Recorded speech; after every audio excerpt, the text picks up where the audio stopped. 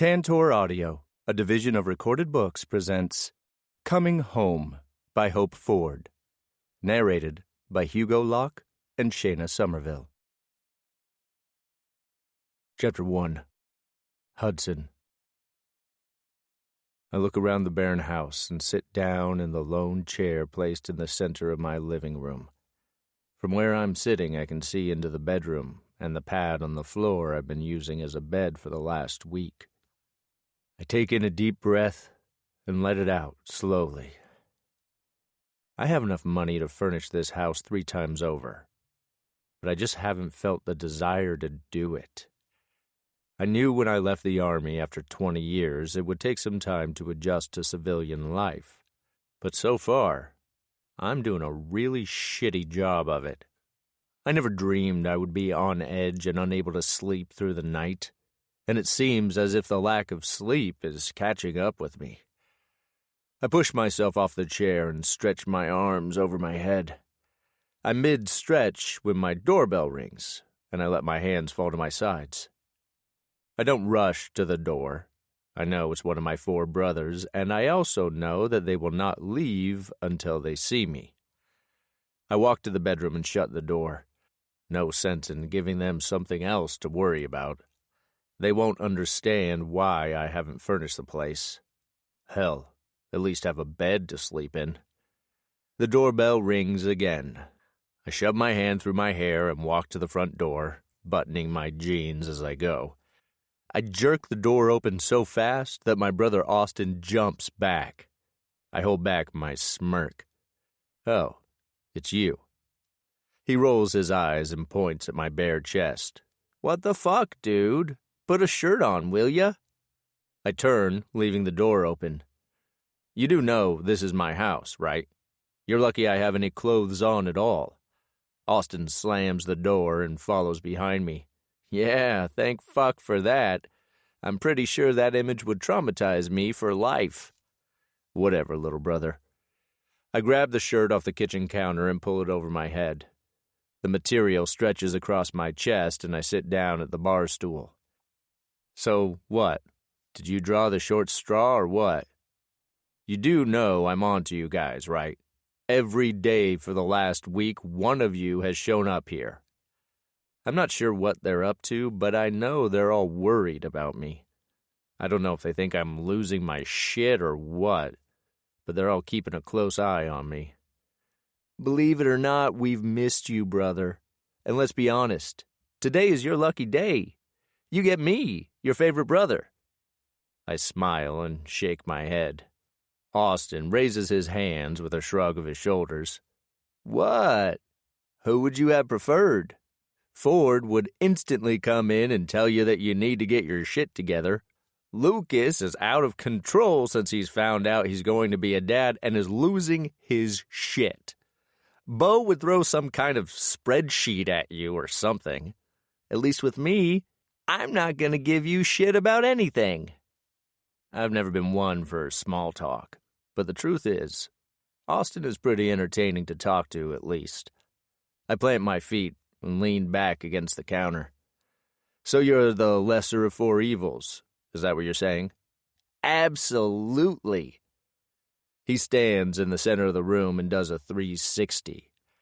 I know he's going to give me shit before he even opens his mouth. What the fuck, Huddy? If you're going for the minimalist look, you aced it. He rolls his eyes as he walks past me into the kitchen. I don't have to turn to know he's going for the fridge. Even when we were little, Austin was a big eater. Not that you could tell by looking at him. He's going to be disappointed, though. I'm about to warn him when he jerks open the fridge. What the fuck? Okay, maybe I should have let Ford come.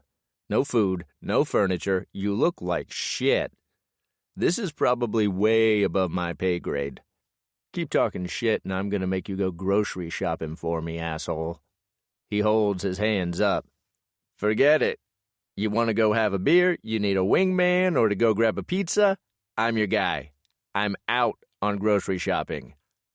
I blow out a breath and sit taller. What are you even doing here? I'm your driver today. I cross my arms over my chest. Oh yeah? Where are you driving me? He walks back into the living room. The truck you ordered is in and they're delivering it to Blaze. While we're there, you may as well sit in on the weekly meeting. I roll my eyes. You guys have this meeting every week. I'm not sure what you think I can contribute at this point. I've been back a week. Hell, less than a week. He throws his hands up in the air in frustration. I don't know. Shit, man. Can't you just come and sit in? We've all been waiting years for you to come home, and now you're here. I don't care if you just sit there and stare off into space. I slowly stand up and tower over my brother. Fine. I walk over and grab my boots before sitting down, putting them on and lacing them up. It's not until I stand up that I notice Austin's smirk. I look down at myself and back at him. Fuck, I haven't gone shopping for clothes either. You think Ford is going to lose his shit if I show up at the office in jeans and a t-shirt? Probably. But hell, dude needs to relax anyway. I laugh and slap my little brother on the back. You still fucking with him all the time? He pulls his keys from his pocket. He wouldn't know how to react if I didn't. I follow behind him and jump into the passenger side of his truck.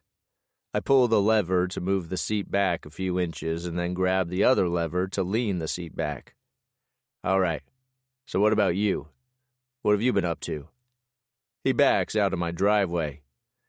Honestly, I work a lot, but I do my best to stay out of the Blaze offices. I go in once a week, and that's one time too many. All my time is spent at the distillery. Why? Something I need to know about? He smirks and looks at my jeans and t-shirt before looking at the exposed tattoos on my arms. No, but there's a dress code at the office. Khakis and button-ups at the minimal. Of course, they all wear suits and ties. My head turns to look at him, and he's pointing at the back seat where he has a pair of khakis and a button-up shirt hanging. You think you should have mentioned that before we left the house? He shrugs as he presses on the gas. Really? You have dress clothes back there or something? Before I can answer, he continues, Yeah, I figured not. And you're sure as shit not going to fit into my clothes. I cross my arms over my chest. I try to relax as I'm being driven around by my brother, but I can't seem to let myself go. I'm used to being the one in control. Even on missions, and even though I was higher rank, I still drove. I know you, Austin, and you don't work all the time. You're always getting into some shit. How's your girl? How's Allie? Austin tenses at the mention of his best friend's name. Interesting. He clears his throat. She's good, he answers before changing the subject. So have you thought about what you're going to do now that you're back? I look out the window. That seems to be the main topic of conversation since I got back. The truth is, I retired because I was feeling my age when I was out on missions. I knew it was time for me to either take on a desk job in the military or retire. I thought about it for a while and knew I wanted to come home. But now I'm not so sure what I want to do with my life. I'm not one that can just sit around idle either. Nope, but I'm sure I'll figure something out. He opens his mouth to say something, but must change his mind. He points up ahead. Check it out. Still pretty cool, right? I look at the offices of Blaze Whiskey ahead of us. Behind that, higher up, is the distillery. The smile comes naturally to my face. Even though I haven't had a lot to do with it in the last 20 years, a sense of pride comes over me. Yep, still pretty cool. Austin parks and we get a few feet away from the truck when I stop. You going to change? He keeps going, but gestures to his own jeans and t-shirt. Nope. I'm going to tell Ford I didn't want you to feel out of place. I laugh. You fucker. As we walk into the building, He's busting my balls about any and everything. A few people wave and say hello to Austin and look at me curiously. I give them each a nod of my head. We don't stop until we're standing at a desk with Ford's fiancée Lillian sitting behind it. As soon as she sees us, she comes around the desk and hugs me. It's awkward, but I hug her back. I only met her a week ago, but it's obvious that she makes both Ford and my nephew Ollie happy. Austin opens his arms for a hug, and Lillian smacks him on the chest. "Stop. I see you every day, and Ford is just so happy to have Hudson home." Austin laughs. "What the hell? I'm home too." I'm ignoring their banter because my eyes are on the woman standing frozen not 5 feet from me. She has long brown hair that curls over her shoulders. She has her arms crossed over her middle, and she's looking at me as if I may pounce on her at any minute. Her clothes are big on her, hiding her figure. She looks as if she may be in her early 30s. Something sparks inside of me. There's real fear on her face, and I want to pull her to the side and have her tell me why. I soften my stance and try to appear smaller, but at 6'4", that's a hard feat. Lillian moves, putting herself between me and Austin and the woman. "Oh, Hudson, this is Elle. She's Lucas's assistant. Elle, this is Hudson. I'm sure you've heard about him coming home. He's the second oldest Blaze brother." Elle's face is white, and the fear doesn't fade, but she does force a tight smile onto her lips. Every protective instinct I have kicks in, and I want to make sure she's okay. I take a step toward her, and she shrinks back with a flinch. I put my hands up to show her I'm not a threat, but she moves behind her chair, holding it out between us. Lillian goes to stand beside her and puts an arm around her shoulder. She points down the hall and waves for us to go. "The guys are probably already in the conference room. Go on, Austin, you know where it is." I don't want to leave, but Austin forces me out of the room and down the hall. It's not until I'm a safe distance away that I turn to look at Elle. She's still standing there listening to Lillian talk, but her eyes are on me. There's a reason she reacted to me the way she did. I should ignore it. Lord knows I've got enough shit to deal with. But even as I pass through the door of the conference room, I can't get the image of her blue eyes filled with fear out of my head. Chapter 2. Elle. I watch Hudson as he walks down the long hallway. Before he goes through the door, he turns to look at me. He is not smiling. His look is more curious than anything. Lillian is talking to me, but it's like I'm in a tunnel.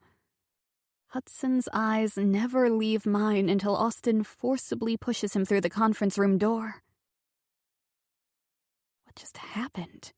I thought I was doing better about being around men I don't know. But obviously not. Not that he's an ordinary man. Heck, there's nothing ordinary about him. He's tall. So tall. And at 5'4", I know I'd have to rest my head all the way back to look up at him. Plus, that beard, those tattoos, and, that body. He's just a lot of man. I groan as I think about the way I reacted to him. He's an owner in the company.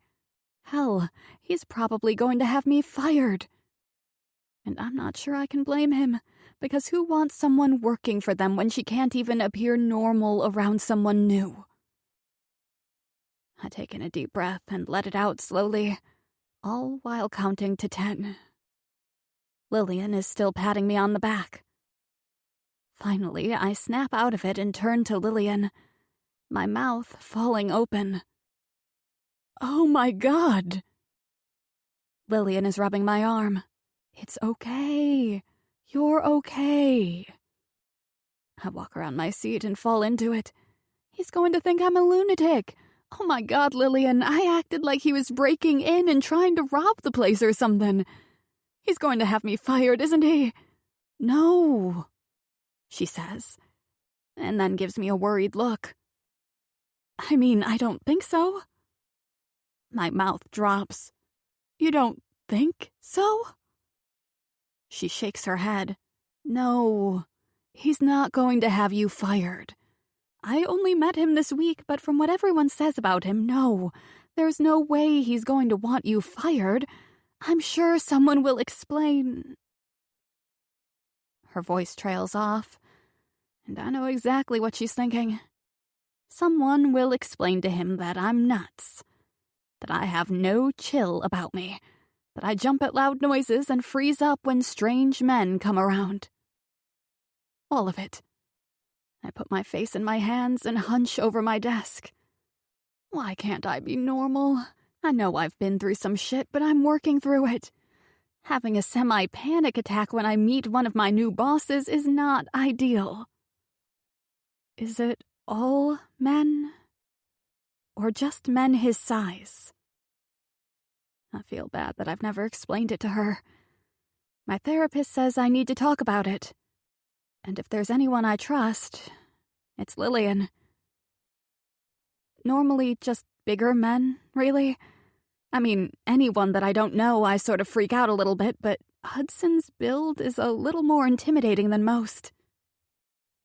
Lillian nods her head, and her forehead creases. It's understandable. He's a giant. I bite my lip, automatically wanting to defend him.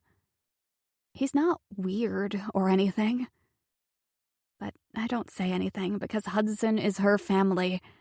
At least he will be when she and Ford marry. I owe him an apology.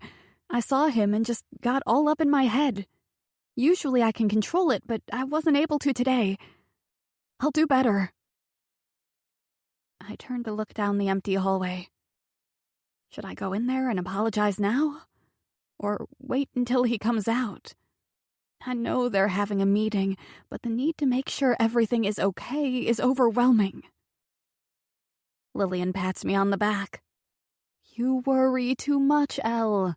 It's not that big of a deal. I'm sure the guys have already forgotten it. I nod my head and force a smile to my face. I know she's wrong. Hell, they're probably in there talking about it right now. I'm fine. Thank you. And I'm sorry for being so... My voice trails off before I say all the things I want to say. I'm sorry for being so fucked in the head. I'm sorry for being a freak. I'm sorry that sometimes I just can't control myself. I let out a deep sigh. I didn't sleep well last night. Since I've been in Whiskey Run, my nightmares have almost completely disappeared. But last night was another story. I just couldn't sleep. And I think a part of it was I was afraid if I did fall asleep, I would have a nightmare. I ended up watching the sunrise over Whiskey Mountain this morning. Lillian walks over to her desk and sits down. Quit apologizing. You have nothing to apologize for, you know that, right? It's obvious you have some stuff to work through, Elle, and I'm here if you ever need to talk. Lillian is beautiful inside and out. She was a little intimidating when I first met her. Honestly, I felt like a fat frump standing next to her. But it's impossible not to like her. She's been a really good friend to me. Thank you, Lillian. I know if it wasn't for you, I wouldn't have this job. Lucas pretty much said so. So, thank you for that, and you're right. I am working through some things, but I want you to know that I'm working really hard not to let it affect my job.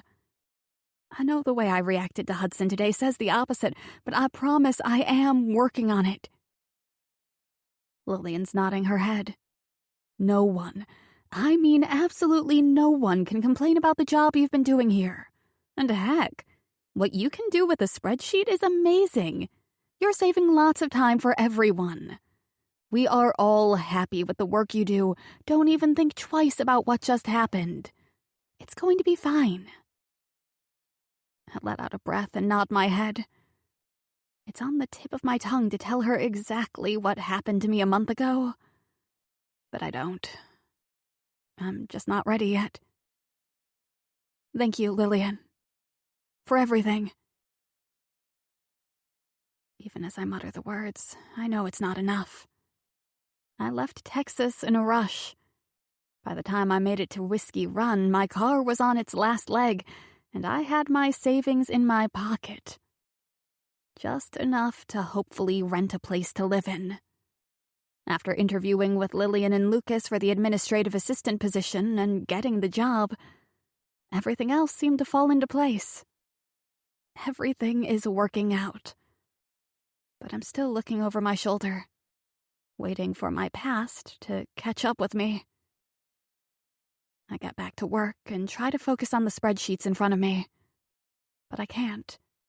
All I can think about is the massive man down the hall. He's not like any man I've ever seen before. He's big and muscular and seems to command the room. At least with me, he did. But what I can't seem to forget is the way he looked at me. There was interest in his gaze, and even now, I can feel the heat of it on my body. He knew there was something going on with me, and it was obvious he didn't want to walk away. Austin had to practically pull him from the room. I look at the blurred numbers on the screen in front of me. I need to get back to work, I really do. But instead, my mind keeps drifting to Hudson. I'll practice what I'm going to say to him when I see him again. I'm going to apologize for sure. And I play the words over and over in my head. I do what I can to prepare myself for when Hudson walks out of the conference room. I won't freak out. He's obviously no threat to me. I can do this. Chapter 3. Hudson. I want to ask more about Elle, but as soon as I cross the threshold of the conference room, my brothers all stand and are coming at me. They act as if they haven't seen me in forever, when in fact I've seen each of them a few times since I've been home this last week. They all gather around me, and I allow each of them to pull me into a hug. They are all staring at me in awe, and at first I want to run. I feel that I'm smothering, and I want to bolt, but I don't let myself. These are my brothers. I grew up with them. We were abandoned by our mother. We've been through a lot together, and there's always the fact that they have held the company together all these years while I went off and did my own thing. After hugging Ford, I slap him on the back and make my way to the seat farthest from the front. All right, guys, we've done the whole hug thing. Let's move on. I swear Ford wipes at a tear as he takes the head of the table. Everyone sits down, and Bo starts handing out sheets of paper. I glance at it, but it looks like a spreadsheet of some kind. I recognize it from the emails that I've gotten through the years. After these meetings, Bo always emailed me to keep me up to date on what's happening each week. Ford starts talking about the expansion of the fruit and whiskey line, and I know I should be paying attention. I really try to listen as they get into work mode. But I keep thinking of Elle, wondering what her story is. They each talk and throw out comments every now and then. I feel each of them eyeing me throughout the meeting, but I'm acting as if I'm completely focused on the paper in front of me. Ford talks about the company he signed in Vegas. Lucas talks about Isabella and the baby. Austin tells us he caught Larry and some woman named Emily getting it on in the janitor's closet, which gets a laugh from everyone but Bo. He gives Austin a lecture on how to handle such an incident, and it's obvious that it goes in one ear and out the other, but at least Austin nods his head as if he agrees. Everyone looks at me. Ford clears his throat and asks me, "What capacity do you want to work in at the distillery? We have your office ready. We can hire you an assistant, whatever you need." I start to fidget in my seat. I don't know that I'm ready to be chained to a desk. Lucas interrupts. Do you remember Walker? Everyone looks at him curiously, and I nod. I do know Walker. I've actually worked with him on a few missions through the years, not that anyone here needs to know that. I think Walker keeps his business dealings and missions on the down low. Lucas picks up his phone and scrolls on it while talking. I haven't mentioned any of this to anyone, but I ran into Walker at a fundraiser right after Bella and I got married. He's setting up a facility next to his compound. I nod as my phone dings. Opening it, I see that Lucas has sent me Walker's contact information. I don't tell him I already have it. I've seen the building, but wasn't sure what it was. Anyway, the facility is for wounded veterans. He's looking for investors and asked if you would be willing to come talk to him when you got back. I think this is something that Blaze would want to get involved in, and I think you're the best person to head it up. He turns to Ford, who is the CEO of Blaze, and Ford is nodding his head. I think it's a great idea, and I think we as a company should be involved. I try to hold back my cringe. Public relations really isn't my thing. Lucas laughs. No shit. But this is different. This is something he's set up for wounded warriors. And it's not a PR thing. Basically, you just need to find out what their needs are and what we can do to help. That does pique my interest. Lucas holds his hands up. All you have to do is talk to him about it. Figure out to what extent we should be or want to be involved. I wait for the uneasy feeling to come, and when it doesn't, I nod my head. Sure, I can do that. Ford claps his hands together. Great, this is a great idea. I like it. Hudson, you can come back later this week and maybe let us know what it's all about and what you're recommending. I know this is his way to get me involved and keep me busy. Sure, Ford, I can do that. The rest of the meeting is more lax. Ford talks about Ollie's last soccer game. I wait for a lull in the conversation before I butt in. What's the deal with Elle? They all turn to me, surprised.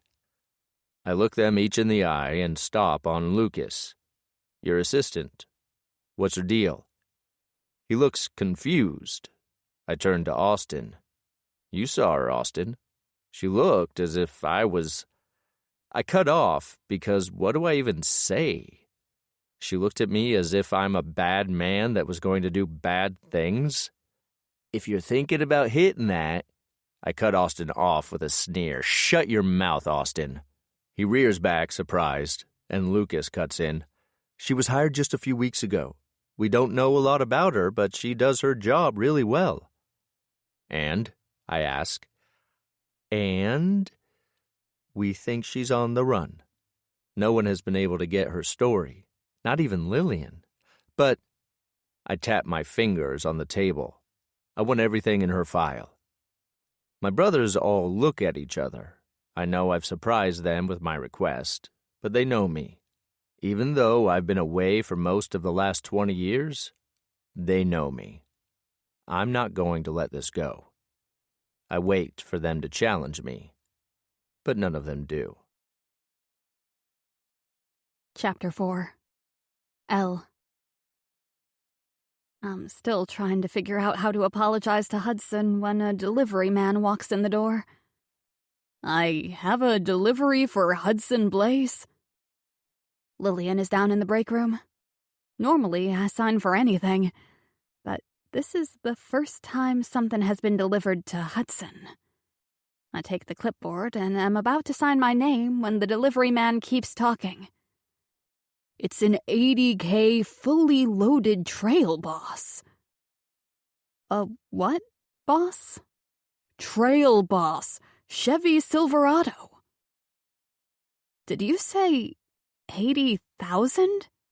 Like in dollars? He nods. I'm guessing. Maybe more, but with the custom wheels, I'm assuming it's 80 minimum. I push the clipboard back into his hands without signing. Right. So how about I go get Hudson and let him sign this? I walk down the hallway to the conference room. I take a breath, pull back my shoulders, knock, and push open the door. Hey, I'm sorry to interrupt, but there is a delivery for Hudson. My voice softens when I say his name, and I avoid his eyes. I don't know what it is about him, and I don't want to think about it. Austin stands up, clapping his hands together excitedly. It's the truck! Let's go look at it! I sneak a glance at Hudson, and his eyes are glued to me. I keep my hands fisted at my sides because if I don't, I'm going to wave them in front of my face. It feels as if the temperature has gone up at least 10 degrees. They all stand, and I back out of the room. I make my way down the hallway and stand next to the delivery guy.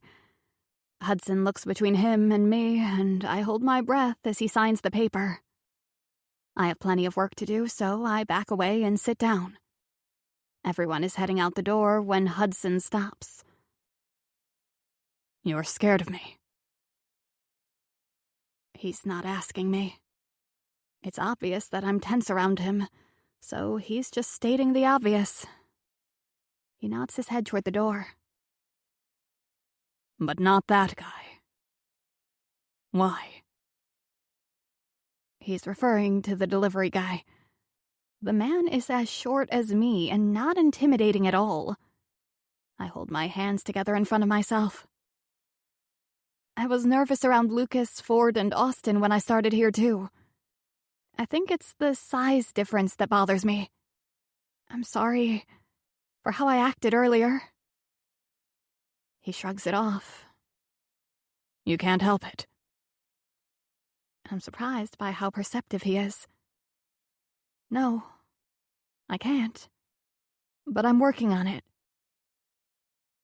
I wait for him to go, but he doesn't budge. His voice is gruff. Why? What happened to you? All the weeks I've been here, no one has asked me that. Not point blank. Shouldn't you go get your truck? I know I'm being rude. I mean, this is his company, and I'm practically pushing him out the door. I'm more interested in staying in here and talking to you. My mouth falls open. Is he flirting with me? Before I can stop myself, I say the first thing that comes to my mind. Why? He takes a step toward my desk, but stops suddenly. Why do I want to stay in here talking to you? I nod with just a small movement of my head. He puts his hands on his hips, and a small smile forms on his lips. Because you interest me. My face heats, and I point at myself. Me? I interest you? His eyes darken, and he leans toward me. Yeah, you definitely interest me. I couldn't stop the smile if I tried. His words make me feel things I haven't felt before. I want to flirt back with him, but I don't even know how. I'm sure I'd look like a fool if I tried. On edge for a completely different reason now, I point at the hallway that leads outside. Your brothers are probably wondering what happened to you. He laughs. I can take a hint. I'll talk to you later, Ellie. I don't know why, but I stop him. The truth is, he can call me anything he wants. But I feel the need to make sure he knows my name. Elle. My name is Elle. He turns and looks me up and down, and I feel that look all the way to my core. Oh, I know your name. But I wanted to call you something special. Something that only I call you. I feel a tiny jolt, and I swear a spot in my lower belly tugs, and my heart does a little somersault. In less than 5 minutes, this man has made me feel more special and protected than I've ever felt in my life. He gives me one last look and makes his way outside. When he leaves, I go to the window to peek out. I watch as he and his brothers walk around the truck to inspect it. It's a huge truck, but Hudson is a big man. I should be looking at the truck, not at Hudson, but I watch him walk around. He's not smiling, which for someone that just got a new truck, I would expect him to be. His brothers are all laughing, happy, and clueless to the introspective Hudson. His eyes flash to the window, and instead of closing the blind, I watch him. He must feel my eyes on him because he finds me and locks his gaze on me. I wish I was a confident woman that could hold my own, but I'm not. I give him a little wave and then go back to my chair and sit down. My heart feels as if it's about to come out of my chest. I put my hand over it as if I can calm myself with just a touch. Will I see him again before he leaves? Just the thought has my heart picking up pace again. Chapter 5. Hudson. I'm sitting at the Whiskey Whistler with my brothers, and Ford keeps looking at his watch, anxious to get home to Lillian and Ollie. Austin has found some of his buddies and is over with them shooting pool, and Bo has had way too much to drink. I can't believe Lucas is missing this. Ford takes a sip of his bottle of beer. Yeah, since they found out Bella is pregnant, he hasn't gone out much. Bo motions to the server. Can we get another round? Ford holds up a hand. Just one for him, please. You want another, Huddy? I'm the only one that has been nursing the same beer since we got here 3 hours ago. I'm good, I tell him as I hold up the piss-warm bottle. Bo looks around for Austin. Fuck, I guess I'm on my own. Bo is staring into his empty glass, and I turn to Ford. So tell me about Elle. He shakes his head. I wouldn't go there. She's got a lot of shit she's dealing with. She definitely doesn't need. I grit my teeth. What? Forget it, he says. I lean forward. No, I'm not going to forget it. Go ahead. Finish what you were going to say. He looks as if he may say it, but stops suddenly. I can't just let it go so easily, though. What? She doesn't need some washed-up soldier with absolutely no clue what he's going to do with his life? Fuck, Ford, I've been home a week. I need a little time to process all the shit I've dealt with the last 10, hell, 20 years.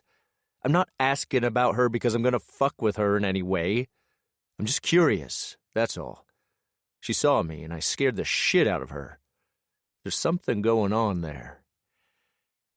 It's only once I shut my mouth that I realize I said way more than I should have. Obviously, I've had that shit pent up for a while. Ford sets his empty bottle down and pushes it to the middle of the table.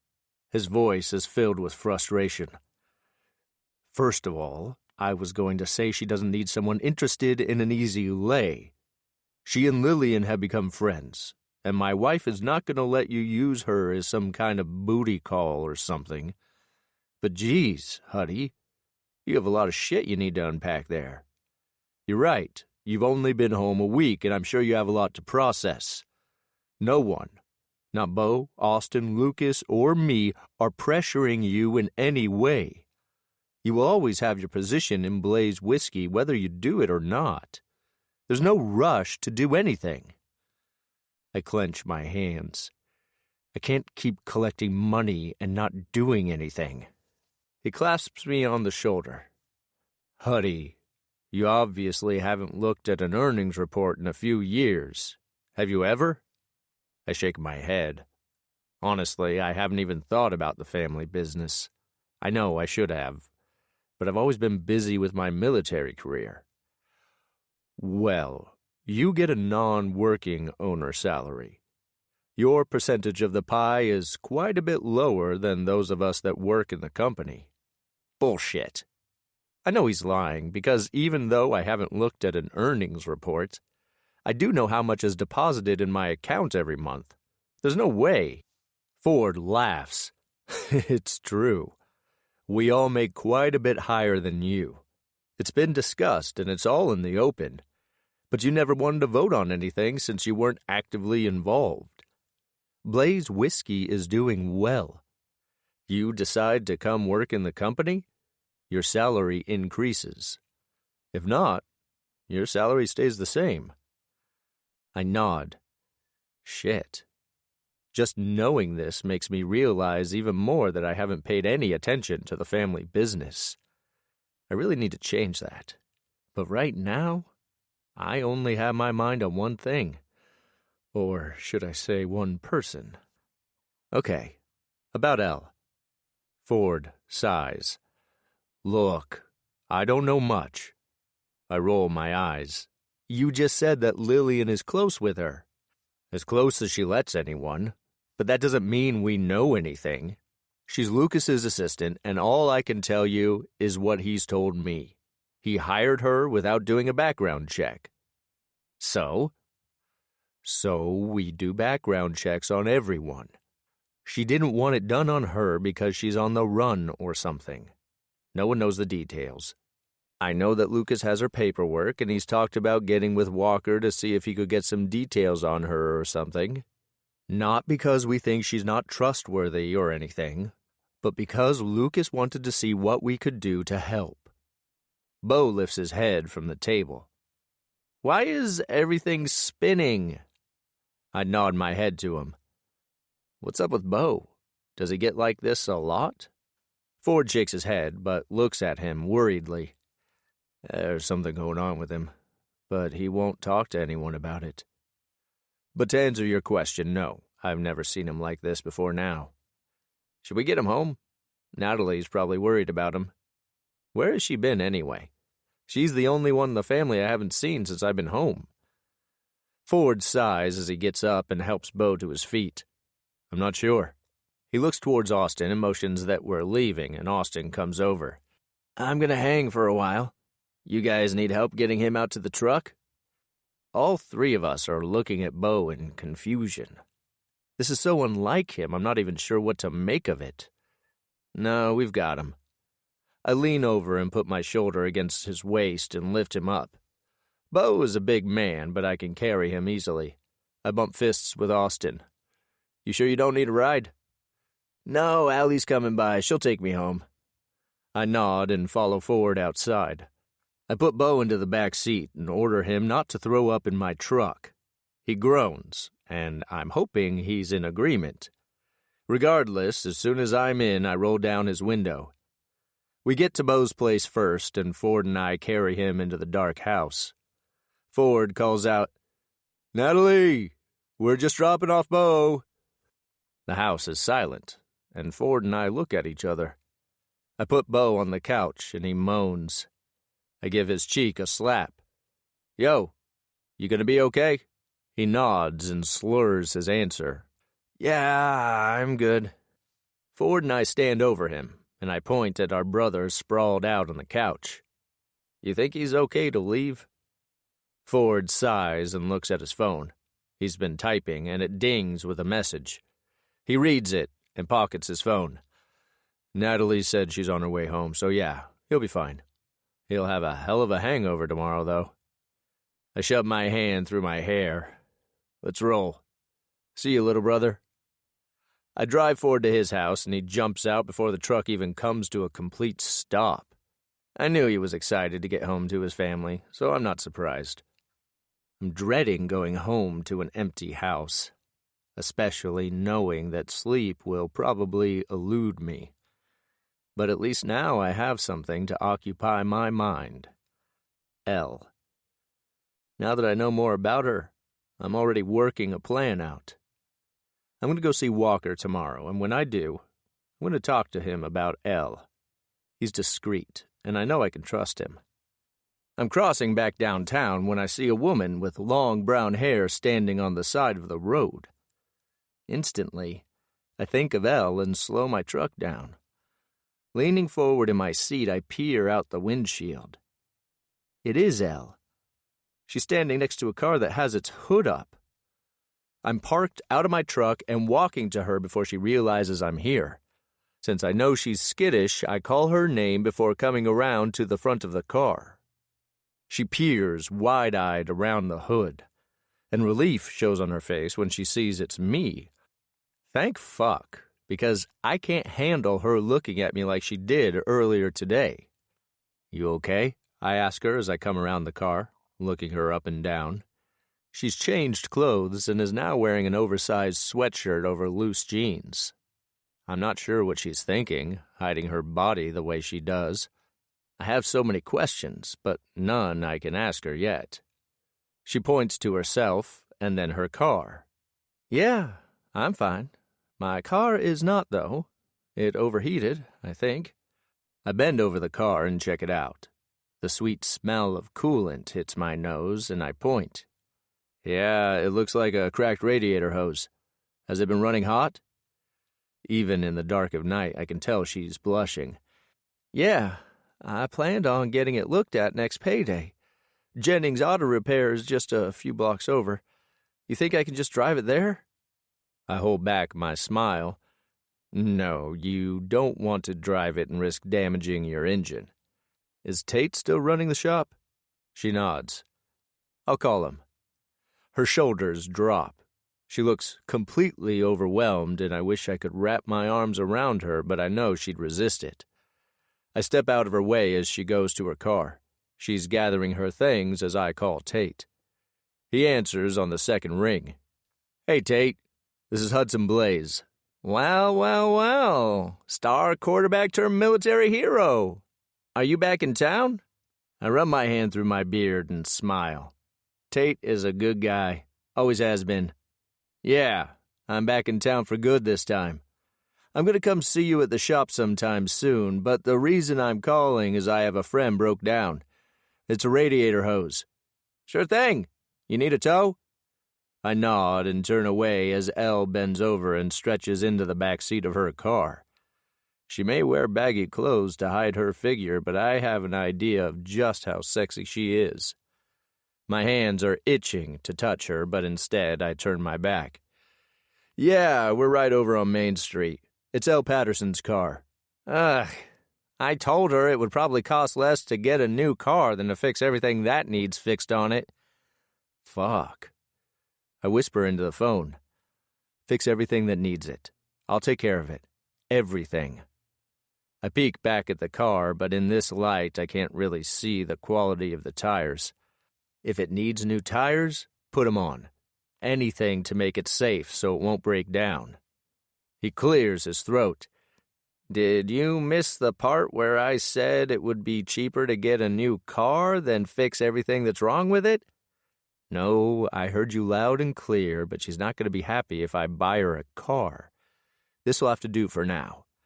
After telling him exactly where it is, I hang up and walk back over to Elle. She's holding a bag over her shoulder, her purse and notebook in her arms. Did you get a hold of him? Can he pick it up? Did he say how much the tow will be? I reach for the notebooks in her arms. No, he didn't mention it, but he's sending someone to come get it. I take off walking back to my truck, and I know the only reason she's following me is because I have her things. Hudson, I'll take those. I'm going to call Lillian and see if she can pick me up. Or, you know what? It's only a short walk to my apartment. I'm smirking as I open the back door of my truck and unload the stack on the back seat. She's crazy if she thinks I'll just let her walk home. This may be the small town of Whiskey Run, but with her, I'm not taking any chances. She's standing next to me now, so I reach for her tote bag and extract it from her arms as well before adding it to the seat with her other things. Nonsense. I can take you home. I'm already here and I don't mind at all. Hudson. I put my hand on her lower back, and when she doesn't pull away, I help her to the passenger side door. Ellie.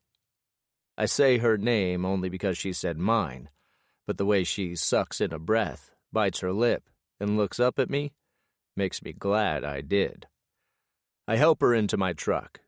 When I'm in the driver's seat, I feel a calm come over me. I know it's because she's near, and I know it will be short-lived since I'm just taking her a few blocks, but I'm going to enjoy it while I can. I act as if I haven't memorized everything about her file. What's your address? She rattles it off, and I'm already pulling in that direction before she finishes. Do you like your truck? I shrug. I've never been into material things, but this is something I knew I was going to get when I got out of the service. For the longest time, I've driven a 20-year-old Chevy. There's a silence for a few minutes, so I ask, do you like living in Whiskey Run? She looks out the window. I love it, actually. I'm hoping... Her voice trails off, but there's no way I'm going to let her get away with not telling me. You're hoping what? Her hands twist together in her lap. I hope I get to stay. That's all. My hands tighten on the steering wheel. Why wouldn't you get to stay? She shrugs and points through the windshield. The duplex is up ahead on the right. Fuck. She obviously doesn't want to talk about what's happening, and I let it go for now. For the first time, I'm wishing Whiskey Run was bigger. It didn't take any time to get her to her house. Okay. I pull to the side of the road and park on the street. She instantly has her hand on the door, and I reach for her. She doesn't jerk away, so hopefully I'm making some progress with her. Talk to me, Ellie. Why are you scared of me? She looks at where my hand is on her arm. I'm not scared of you. Not anymore. I nod.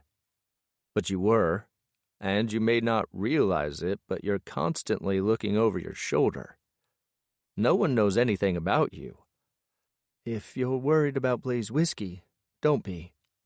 I'm not some kind of spy, and I have no bad intentions. I just needed a job.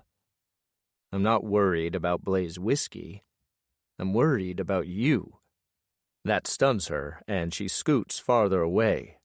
My hand that was on her arm now lies on the console. You don't even know me. I shrug. That doesn't mean I don't want to protect you. Protect me? Chapter 6. L. I shouldn't be surprised. Just looking at him tells me that he's the protective type. He's a military man through and through, and I guess he's bored now that he's home. I don't want to be your little project. He grunts. My little project. What does that mean? I sit taller in my seat. What do you see? What do you think when you look at me? You don't want to know what I think when I look at you. I hold back my groan of disappointment. I don't know what I was thinking. I know what I was hoping for. But I didn't know. With one hand on the door, ready to bolt, I tell him, I know what you see when you look at me. You see a worn-down woman that is falling apart. You think you can save me. But you can't. No one can.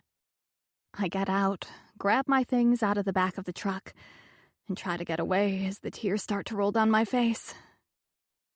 I hear him call my name, but I don't stop. He rushes past me and stops in my path. I can't look at him.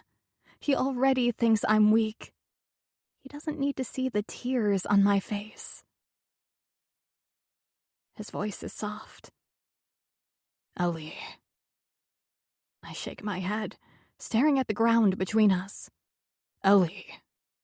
Please. The nickname has me lifting my head. He's a big man, but I swear it's like he's trying to appear smaller to me. He must have made the connection that I'm afraid of larger men. Men that can overpower me. With his hands held out in front of him, he continues. When I look at you, I see a woman that's been through something, and trust doesn't come easily for you. I see a beautiful woman that tries to hide behind her clothes. You're something else, Ellie. You're special. And after only knowing you one day, I know that. I also know that I want to get to know you better. I want whatever you are willing to give. I want to be your friend. Friend? He nods. Yeah. For now. I open my mouth and shut it when I don't have the nerve to ask him more. He puts his hand on my arm again, and I can't stop myself from tensing up. He sighs in frustration, but forces a smile onto his face. How did you end up in Whiskey Run? You don't want to know. He gives me a look, and I know he definitely wants to know. I saw the job opening online and thought I'd be a good fit. Plus, I researched the town a little. I liked that it was on the East Coast and it was a small town, so I came here. You moved here before you even got the job? I know it sounds crazy, but yes, I did. I had to leave Texas, don't ask me why. And I thought even if I didn't get it, I could find something else. It was probably the most impulsive thing I've ever done, but it's worked out for me.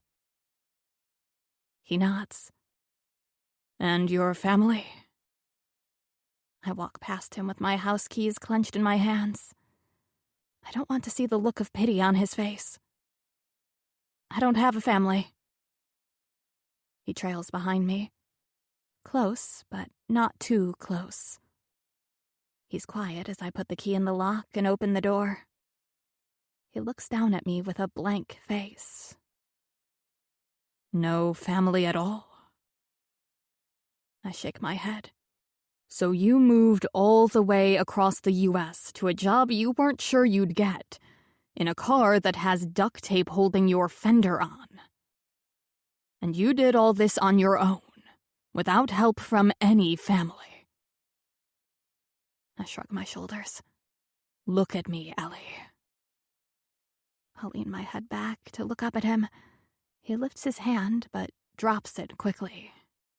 So not only are you beautiful, but you're brave and courageous too. I stutter the words out. I'm not beautiful.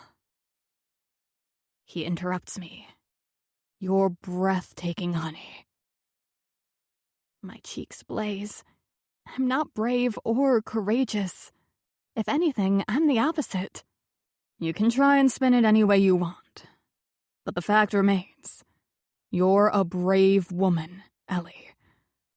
And it makes me mad to think about what you're running from. Panic sets in. I'm not running. He laughs, and the sound does something to me. He lifts his hand, but doesn't touch me. He puts it on the door behind me, beside my head. Oh, you're running, Ellie. You're definitely running. I don't deny it again. The heated look he's giving me almost makes me forget what we're even talking about. He leans in and inhales. Now, are you going to tell me what you're running from? Are you going to let me help you? I suck in a breath. I don't need help. He just smiles at me. I'll pick you up in the morning. My eyes widen. No, I can walk. He shakes his head. You live 5 miles from the office. I shrug. It's not bad. The first week I got into town, my car was in the shop. I walk to work every day. And my brothers let you? I rear back. Let me? I'm a grown woman. I raise my hand up, and before you say something to them about it, they didn't know. He leans back and crosses his arms over his chest. I'll be here in the morning. What time do you normally leave for work? You're not picking me up for work. He laughs as if it's a challenge. Fine. I'll be here at 5 and be sitting in your driveway whenever you're ready. Hudson? He shakes his head. Huddy. My friends call me Huddy. Huddy, you can't. You're the boss. Well, one of them. It won't look right. He grimaces. I don't give a fuck what it looks like. I'll be here at 5. He starts walking down the path, and I call out to him, 7:40. I leave at 7:40. He stops and measures me with a look. Fine. I'll be here. But Ellie, don't try leaving without me. I try to push the fear down, but I can't. Not completely. Or what? If I am gone, what will you do? He watches me closely, and I know he sees more than I want him to. He tilts his head to the side. If I get here and you've left without me, you'll have ruined my morning. I know that from the moment I pull out of here, I'll be looking forward to seeing you. I hope that you'll do as I ask. How can I say no after that? I nod, and my voice is filled with emotion. Okay, Huddy. I'll wait for you. He smiles as if I've truly made him happy. Heck, he's smiling more now than he did when he got his new truck this morning.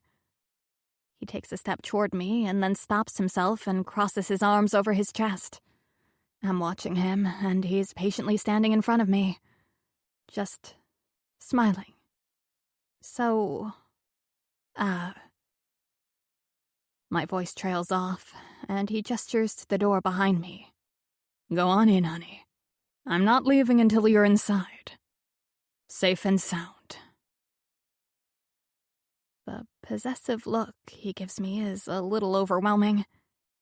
There's a part of me that wants to run inside and put some distance between us. But the other part of me, the one I'm fighting hard against, wants to run into his arms and let my guard down. And even though I have a gut feeling I can trust Hudson, I'm still not ready. Good night, Huddy. Thank you again for the ride. He nods. You're welcome. Anytime. I walk in the door and look at him shyly before closing myself inside. I lean against the door and listen to his boots stomp across the porch. It's only now, when I'm alone, that the past comes to mind. I wish I could be free to do what I want, but I can't. There's too much to think about. I'm running from my past. And there's no way I want to get Hudson messed up in all of it. An overwhelming sadness comes over me, because I know that no matter how I feel, I need to keep my distance from Hudson Blaze. Chapter 7. Hudson. I lean against the front of my truck, waiting for Ellie to come out of her apartment. I'm trying to act like I'm unaffected by it all, but I'm not sure I'm pulling it off. The fact is, I've never felt this possessive of a woman ever, and I've known her less than a day. Unable to sit still, I go to her door and knock 10 minutes before she said she'd be ready. She opens the door. Good morning, Huddy. Her cheeks heat and she turns around. Her voice drops when she says my name, and I want to ask her to say it again. Hey, honey. Her head swings around to look at me, and she stumbles. I reach out to grab her before she hits the ground. With one arm looped around her waist, I pull her to me. Last night and yesterday she was nervous around me. Today, the hitch in her breath is something else. My voice is gruff when I ask her, You okay? She nods but doesn't pull out of my arms. Yeah, thanks. Sorry you have to keep saving me. I lean my head against hers and whisper into her ear. I actually enjoy it. Don't apologize. Her whole body trembles. And it's a good thing she pulls from my grasp, because I'm afraid she'll feel the reaction I have to being this close to her. She puts her hand to her cheeks and smiles as she goes to slide her feet into her shoes. I'm just about ready. Just need to grab my purse. She starts to ramble. You have to ignore the place. I was very fortunate to find something that was already furnished, but it's not really my style. As soon as I'm able to, I'm going to fix it up a little. Make it more homey. I don't even look around the room. I don't want to take my eyes off her. Homey? She nods. Yeah, you know, the kind of place that when you walk in, you feel like you're home. It brings a sense of belonging, and I don't know, it just feels right. The way she's talking about it makes me wish I could experience it. I haven't felt like that since I was little. You like to decorate? She nods and puts her purse over her shoulder. Yeah, I love to, actually. She shrugs as if it's not a big deal. Oh well, someday. I move to the side and let her walk through the door. I make sure it's locked and pull it closed before following her outside. I have to jog to catch up and open the door for her. Her cheeks are still red. She doesn't say much on the way to the office. Do you want to stop at the Sugar Bakery for a coffee and a donut? She shrugs. I'm good, but if you want one, you should stop. I pass by the turnoff for downtown and head toward the distillery offices. I'm finding it hard to concentrate with her lavender scent filling the cab of my truck. When we get there, she looks around, and I try to hold it in. But when I help her out of the truck and she's looking around again, I have to say something.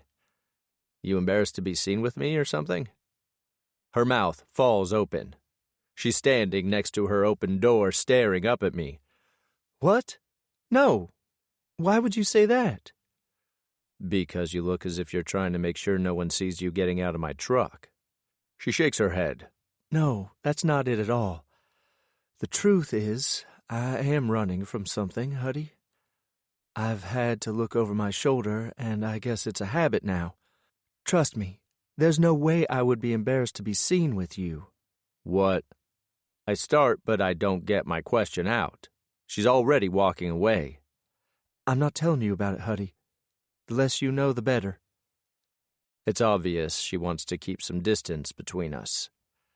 I don't get the feeling she's afraid of me anymore, but I do feel that she's not going to let her guard down either. I'm sorry, I tell her, because I don't know what else to say. For what? You're obviously not comfortable with me, but I sort of keep pushing myself on you and butting into your life. I hope you know I'm no threat. She looks at me doubtfully. What? You think I'm a threat? She shakes her head. Not the way you're thinking, no. But yeah, you're a little bit of a threat to me. Because I can't stop myself from touching her, I tuck a piece of hair behind her ear. I'm not going to hurt you, Ellie. It's obvious she doesn't believe me, but she nods her head. We walk into the office. With a mumbled, "Thanks for the ride," she goes to her desk. Lillian says good morning, and I don't miss the curious look she's giving me and Ellie. I stalk down the hall and walk into Lucas's office. Hey, we need to talk. He laughs and leans back in his seat. Good morning to you, too. I stand with my hands at my side, unable to sit down. I'm on edge, and I know it's crazy. Yeah, good morning. We need to talk, I tell him gruffly. Okay, talk. What's up? In the meeting yesterday, you mentioned wanting to work from home some. He nods. What are you going to do with Elle? He scratches his beard. Honestly, when I let go of my last assistant, Lillian took over everything and worked between Ford and me. We were worried about overloading her with stuff, but Lillian's pretty efficient, and I know she's struggling to find things for Elle to do. You can't fire her. He's surprised at my outburst. I wasn't going to. I was thinking about shifting her around a little, maybe over to the distillery with Austin. No. He seems taken aback. No? What do you mean, no? Fuck. I know I have no rights here. I know I just got home, and I'm trying to tell you how to run your company. Lucas cuts me off. Fuck that, Huddy. This is our company. You have just as much say as any of us in what happens here, so don't sell yourself short. I pull my shoulders back. Fine. When she's not working with you, I want to have her decorate my house. I'll pay her for her time. Lucas crosses his arms over his chest. Do you think that's a good idea? Why isn't it?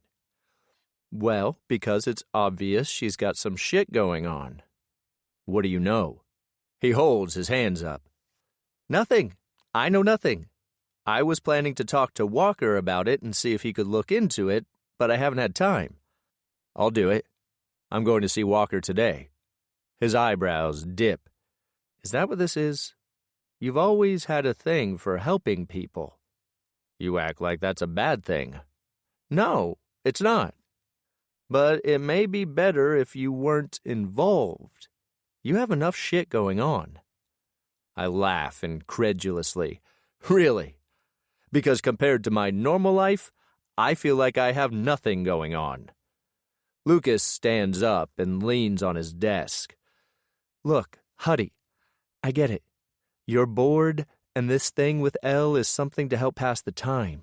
You've only been home a short while.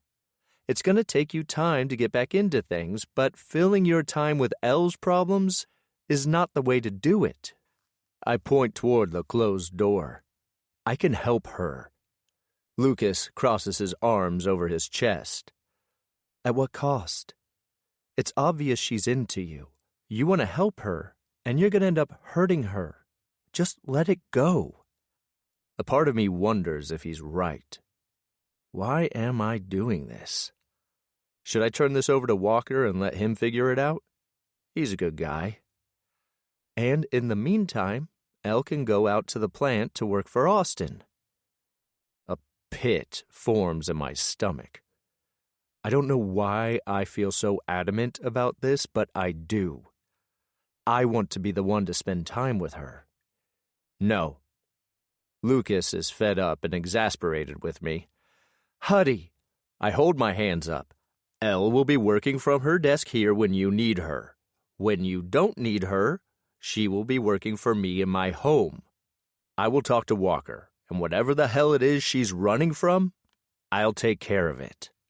Hudson, I don't think... I take a step forward, towering over him. He's my little brother in every sense of the word. Look, I know you're worried about me, but I'm telling you, there's something about Elle. I need to protect her. There's no way I can't.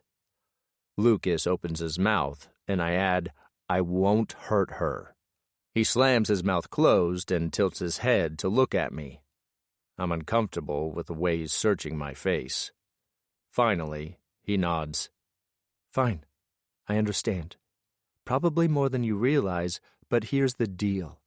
She gets to decide. What I've got from Elle is she's not in control right now, and she needs that. She needs to make the decision. So we give her a choice. I know he's right, and even though I want to do this, I know his way is the right way. Fine. Chapter 8. Elle. It's almost closing time, and I've been on edge all day. Hudson has been in and out all day, and the last time he came in, he looked pissed. Normally, seeing a man that way would have had me running in the other direction. But today, I wanted to comfort him. He disappeared into the conference room carrying a laptop, and I haven't seen him since. Secretly, I was hoping to see him again before I left, but I swallow my disappointment and grab my purse. Oh. Hey, Lucas. I was just about to head out. You need anything before I go? Can we talk in the conference room? He must see the alarm on my face. Everything's fine. I just wanted to talk to you. And Hudson's joining us. It's not like I can tell him no. I set down my purse and walk down the hallway. When I step through the doorway, Hudson is already sitting at the head of the table. I sit down in the chair at the opposite side of the room. Then Lucas sits next to Hudson. He gestures to his brother. Ignore his scowl. He's in a bad mood. Hudson seems to growl, but when he looks at me, I swear his face softens. I clasp my hands together. I figure I might as well get right to it. What's going on? Are you letting me go? No, Hudson says. I nod and look at Lucas, waiting for him to jump in. He is my immediate boss, after all. So Bella and I are in the last trimester, and I'm going to start working from home more. At least until the baby comes, and maybe a little bit more after that. I nod. Okay. Is Isabella okay? He waves his hand. Yes, she's fine. Thanks for asking. I just want to be able to take care of her. That's all. The doctor wants her to rest more. Okay. So what can I do? My voice trails off. Obviously, I'm not going to his house to work. I know that Lillian has been trying to find me things to do as it is. Lucas leans forward. So we've come up with 2 options, and you get to pick which one you'd prefer. I look between the 2 brothers. Hudson is still not smiling. He doesn't even look happy to be here at all. Okay. It's like Lucas doesn't feel any of the tension ramrodding off his brother and just keeps smiling. So while I'm working at home, I'm not going to need you full-time. You will still handle the daily reports and send those to me, and I may have you do a few emails or whatever, but I'll only need you for a few hours in the office each day. Shit. How am I supposed to handle my rent with a pay cut? Plus, my car is in the shop. I'm trying not to panic as I gulp and nod my head. Before I can voice my concern, Lucas continues, So here are your options. Option 1. You can go out to the distillery and work there with Austin. You can learn what happens in the actual making of the whiskey and help manage that. I barely hold in my sigh of relief. Sure, I can do that.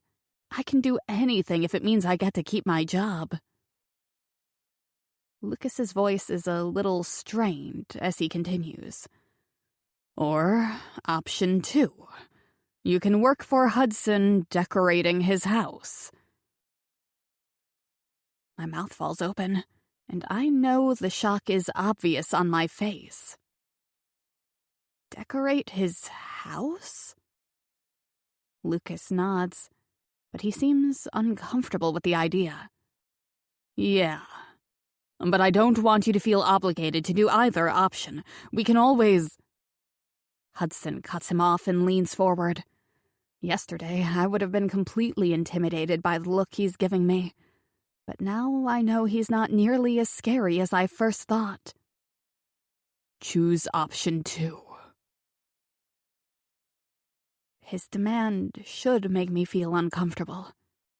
I'm about to blurt out that I can't do option 2 when the silence in the room is interrupted with Lucas's phone ringing. I need to take this. Hudson practically pushes him out of the room. Go answer it. Ellie and I can hash out the details. Lucas walks out the door. I'll be back. Hudson closes the door behind him and turns back to me. He barely lets out a breath. Choose option 2. I'm shaking my head. Hudson, you've created some kind of job for me that you don't even need someone for. I'm not a professional decorator or anything. I'm sorry if I led you to believe I was. It's just something I enjoy doing. He comes across the room and sits in the chair next to me. He's so much bigger than me, which is weird. I've always been a bigger woman, but for the first time, I feel almost small and dainty next to him. Being this close to him affects my breathing, but I try to act as if it doesn't. His voice is deep, and there is something on his face that he's trying to hide from me. Trust me. After you see my house, you'll see why I need some help with it. And I don't want a professional. I want you. I'm shaking my head the whole time he's talking. This is ridiculous. I have to tell him no. Last night, I convinced myself that I need to put some distance between us. And now he wants me to come and work in his home. I can't. I shouldn't. He reaches across the table, and I watch as he stops and clenches his hand into a fist. Ellie, one day I'll want to get married and have a family, and my house is a bachelor pad right now. You would be doing me a big favor.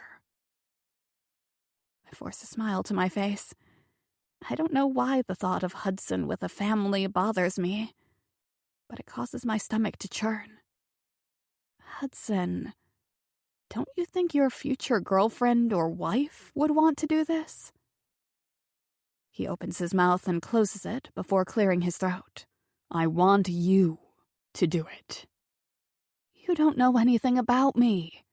What if you hate my decorating and think I have bad taste? I argue. He shakes his head. That's not possible. I lean back in my chair to put some distance between us. Thank you for the opportunity, Hudson, really. But I think I'm going to go out to the distillery and work there part-time.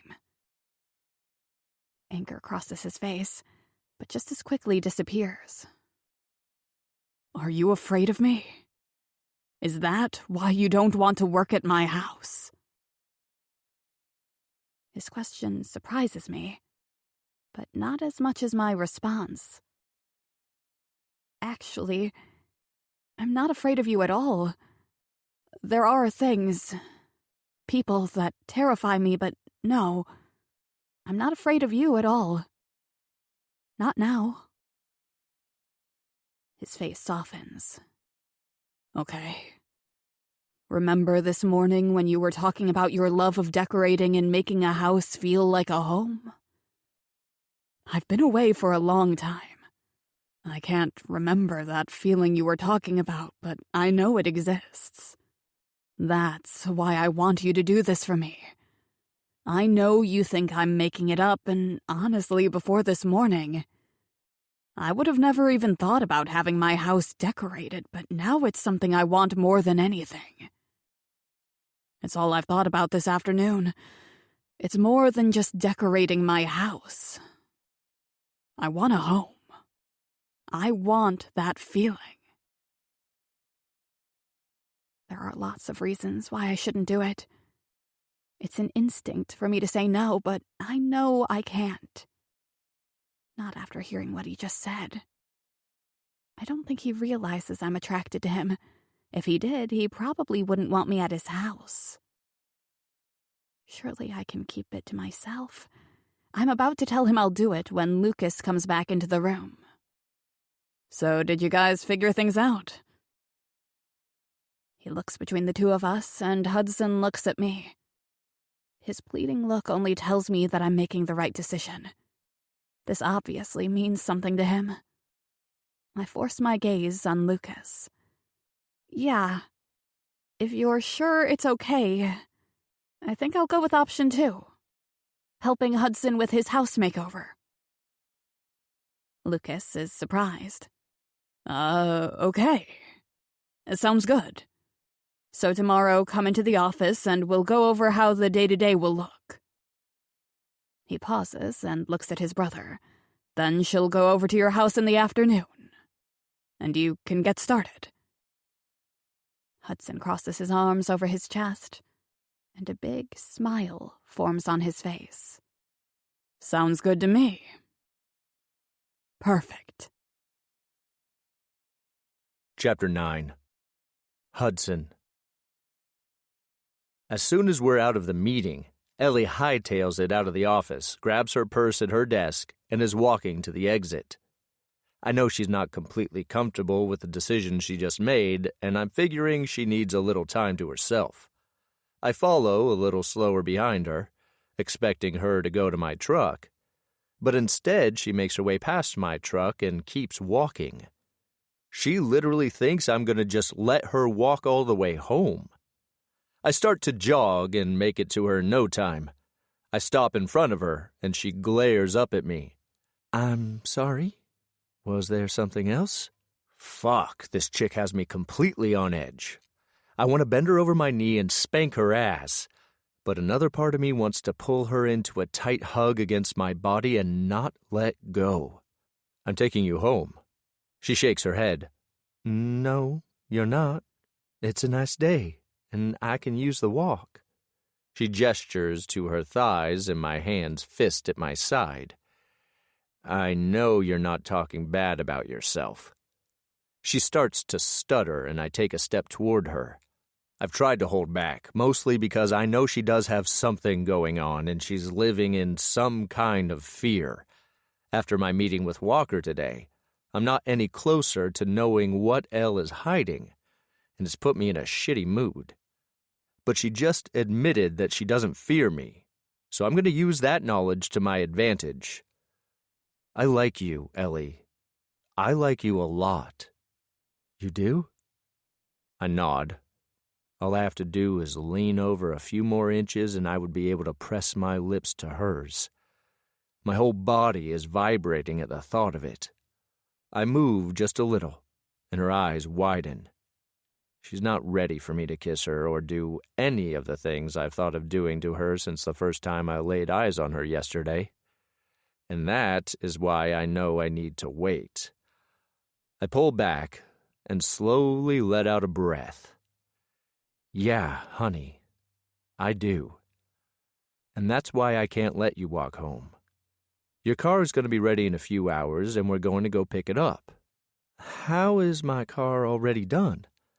Last time it was in the shop for over a week. I shrug as if I don't know the answer, but in fact, I asked Tate to get it done quickly.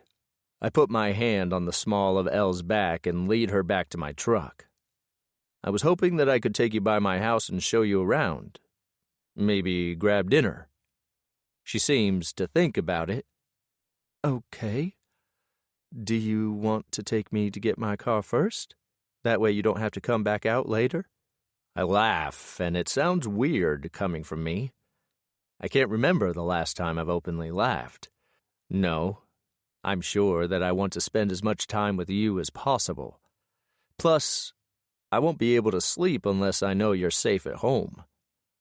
I wrap my hand around her elbow and wait for her to flinch, but she doesn't. If anything, she moves closer to me. I gesture to my truck. Come on, let's go. She doesn't say anything until we're halfway across town. Are you missing the military? My hands automatically tighten on the steering wheel. Parts of it. My voice trails off, and my mind can't help but go back to my last years there. Ellie's voice is soft and compassionate. You don't have to talk about it. I just figured your life here is completely different than the life you lived in the military. I nod and turn onto the road that leads to my house. Yeah, it's completely different, in fact. I slept on a 2-inch pad for a long time.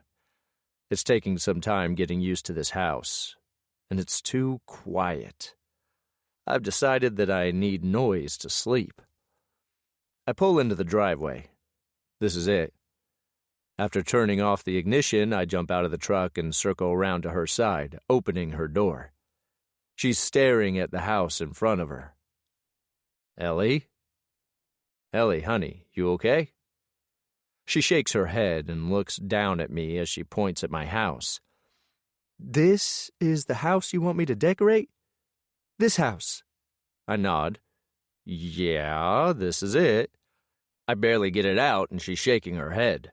I notice her knuckles are white as she clutches her purse. No way. I can't decorate that. I lean against the open door and peer up at her. Why not? That's probably $1 million house, Hudson. I'm not a trained professional. Heck, you don't even know if I'm any good. There's no way. At this point, I've had enough. I reach over and undo her seatbelt before planting my hands on each side of her hips. I pull her from the truck, and when her feet touch the ground, I release her hips only to grab onto her hand. After shutting the door, I pull her up the steps, punch in the code for the front door, and push it open. Are you mad at me? She asks me as I slam the front door closed behind us. No, I'm not mad at you. Not really. I wish you could see yourself the way I see you. She cuts me off. You don't even know me. I shrug and point to the open room before us. It's huge. The living room, dining room, and kitchen are all open into one another. The furniture is sparse. There's a chair in front of a little television, and there are stools at the bar that divides the kitchen from the living area. Other than that, there's not much to it. For a week, I've come home to this. Look at it and tell me what you would do to it. She starts to shake her head. I don't know. Heck, Hudson, I don't know what color schemes you like. Dark wood or light wood. Nothing. I can't just... I cut her off and put my hands on her shoulders. Yes, you can. If this was your house and you didn't have a budget, what would you do? I tug on a stray strand of hair and tuck it behind her ear. I'm so close to her. I want to stay right here. She blinks when she looks up at me. Can I look around first? I nod with a big smile. Absolutely. I point to the rooms around us. The living room, kitchen, and dining room. I walk across the living room and open a door before allowing her to go through it. This will be my office, and there's a bathroom through that door. I take her back across the living room and open another door. This is the main bedroom with ensuite bathroom. I open the door to the closet, and the closet. She pushes the door and walks in with her mouth hanging open. This closet is as big as the living room, bedroom, and kitchen at my apartment. I laugh and put my hand at her lower back. She walks back into the bedroom and looks at the bedroll. Is this where you've been sleeping? I walk toward the door, ready to get her out of here. I'm not comfortable talking about it, and I'm not going to lie either. Yeah, this is where I've been sleeping. Where's your bed? I cringe and point to the bedroll and rucksack that's been stowed in the corner. There. She walks toward it to get a closer look. Hudson, you've been sleeping on an Army-issued pad? I shrug. There's a bed upstairs in one of the bedrooms, but I couldn't sleep on it. This is what I'm used to. She opens her mouth and then closes it again. The way she looks at me with so much emotion shining on her face has me shrugging my shoulders. It's fine. I'm going to get a bed. I just need to work my way into it. It's been a long time. I may have moved up in the ranks, but I still chose to serve missions. I stayed with my men, and if that meant sleeping outside in the elements, in a desert, wherever, that's what I did. And most of the time it was on one of those pads. After my little speech, I gestured to the door, and she takes the hint, leading me through the open doorway. I point across the kitchen. Back there is a mudroom that leads up to the garage. Up those steps are 3 bedrooms, 2 bathrooms, and a bonus room. She nods and walks to the center of the room. I want to follow her. I'm not sure what this feeling I have for her is, but I want to keep her close. She turns in a circle, looking at everything. Do you want to know what I think? Fuck. I'm happy just listening to her talk. Yes, I'd love to know what you're thinking. She nods. Okay, I'll tell you. But you have to promise me one thing. I nod. I promise. She smiles and walks in a circle. Okay. Promise me that if I suggest something you don't like, you tell me. This is your house, and you have to love it. I know whatever she does, I'm going to be happy with it. But this obviously means something to her. I promise. She nods happily. Okay. So I'm thinking a big television so you and your brothers can hang out and watch the game. I nod approvingly, and she keeps going. I follow her around the room as she describes the large walnut wood furniture, the lamps, and the beige color scheme to offset the dark furniture. She talks about how the kitchen should be bright and airy, and I'm just following along, lost in the sound of her voice. We make it to the office, and she points to the wall. I'm picturing a bookcase that runs the full length of the room. Do you like to read, Hudson? I nod. Yes, I actually read quite a bit. She smiles approvingly. Good. So, a bookcase with a big desk. I'm thinking this wall would work great for your medals. My forehead creases. My medals? She nods and moves closer to me. Yes, your medals. And don't lie and say you don't have any. I may have only worked at Blaze a short time, but I've heard all about you. I know you received the Medal of Honor, the Bronze Star, and the Silver Star. You should be very proud, Hudson. I nod, but I can't force myself to smile. I walk to the door and her shoulders drop as she leads me across the living room, stopping at the bedroom door. For your bedroom, I'm thinking a big bed. You're a big man, and you need a big bed. I like a lot of pillows. Do you? I shrug, because the truth is I've mostly used my pack as a pillow for the longest time. But her talking about bed and pillow preferences has my thoughts going south. Sure, whatever you think. She tilts her head to the side and walks to the center of the living room. I'll start with the bedroom, and if you want to let me go afterward, there won't be any hard feelings. I won't be letting you go, Ellie. She stumbles, but catches herself on the back of the chair. She's obviously unsettled by my claim. Maybe she knows I'm not just talking about her designing my house. The truth is, we may have just met, but already I know I'm not letting her go. She's going to be mine. Chapter 10. L. What color scheme do you want for your bedroom? He seems to think about it and then shrugs his shoulders. I don't know. What do you think? I tilt my head and search his face. You really don't care, do you? He's sitting on the stool with his hands on his knees. He insisted I take the lone chair in the living room. No, I really don't. I'm sure I'll like whatever you do. I nod. Okay. I have some ideas. Do you have a laptop? He jumps off the stool and goes into the bedroom. He's only gone for a second, and when he comes back, he's holding it out to me. Password is Blaze1234. I hold my phone up. Okay. If it's okay with you, I'm going to take some pictures of the bedroom. He nods. Sure. While you're doing this, I'm going to order us some food. What are you in the mood for? Oh, I'm not picky. Whatever you order, just get two. He nods approvingly. Sounds good. I disappear into the bedroom and take pictures from different angles. When I'm happy with what I have, I go back into the living room and take a seat, opening the laptop.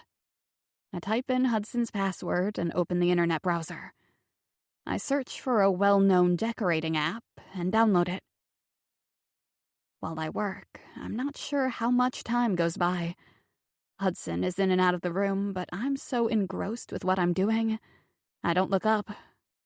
In my mind, I know what I think would look great in his bedroom, and thanks to technology, I can show him before I order everything.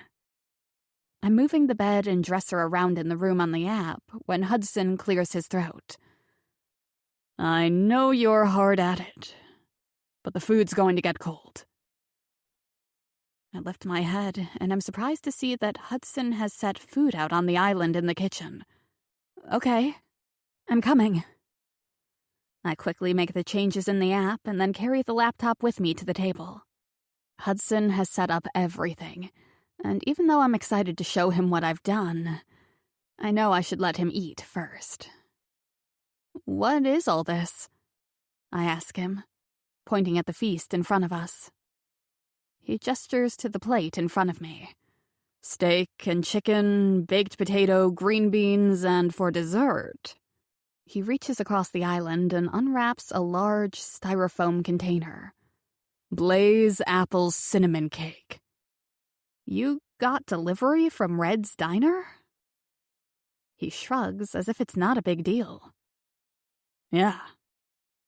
I pick up my fork. They don't deliver. He smiles and places one of the pieces of cake closer to me. They did tonight. I point at the food in front of me. I should have probably asked you what you were getting, or at least assumed you would probably eat twice as much as me. You're a big man. He doesn't take offense. If anything, his chest puffs out a little more. Eat what you want. I wasn't sure if you like chicken or steak, so I got you both. I pick up my knife. I love them both, but it's been a while since I've had steak, so I'm going to really enjoy it. We both eat our food, and a comfortable silence settles over us. So, how's it going with everything? I was in and out, and you seemed into it. You were smiling at the computer while you were working. The way he teases me has me reaching over to slap his arm. Don't make fun of me. I probably was smiling. I told you I enjoyed this kind of thing. He nods, takes another bite, and when he swallows it, he points at the computer. I can't wait to see what you're working on. I drop the fork and clap my hands together excitedly. This is the opening I've been waiting for. I grab the laptop and open it before setting it between Hudson and me on the island. Okay, this is the bedroom.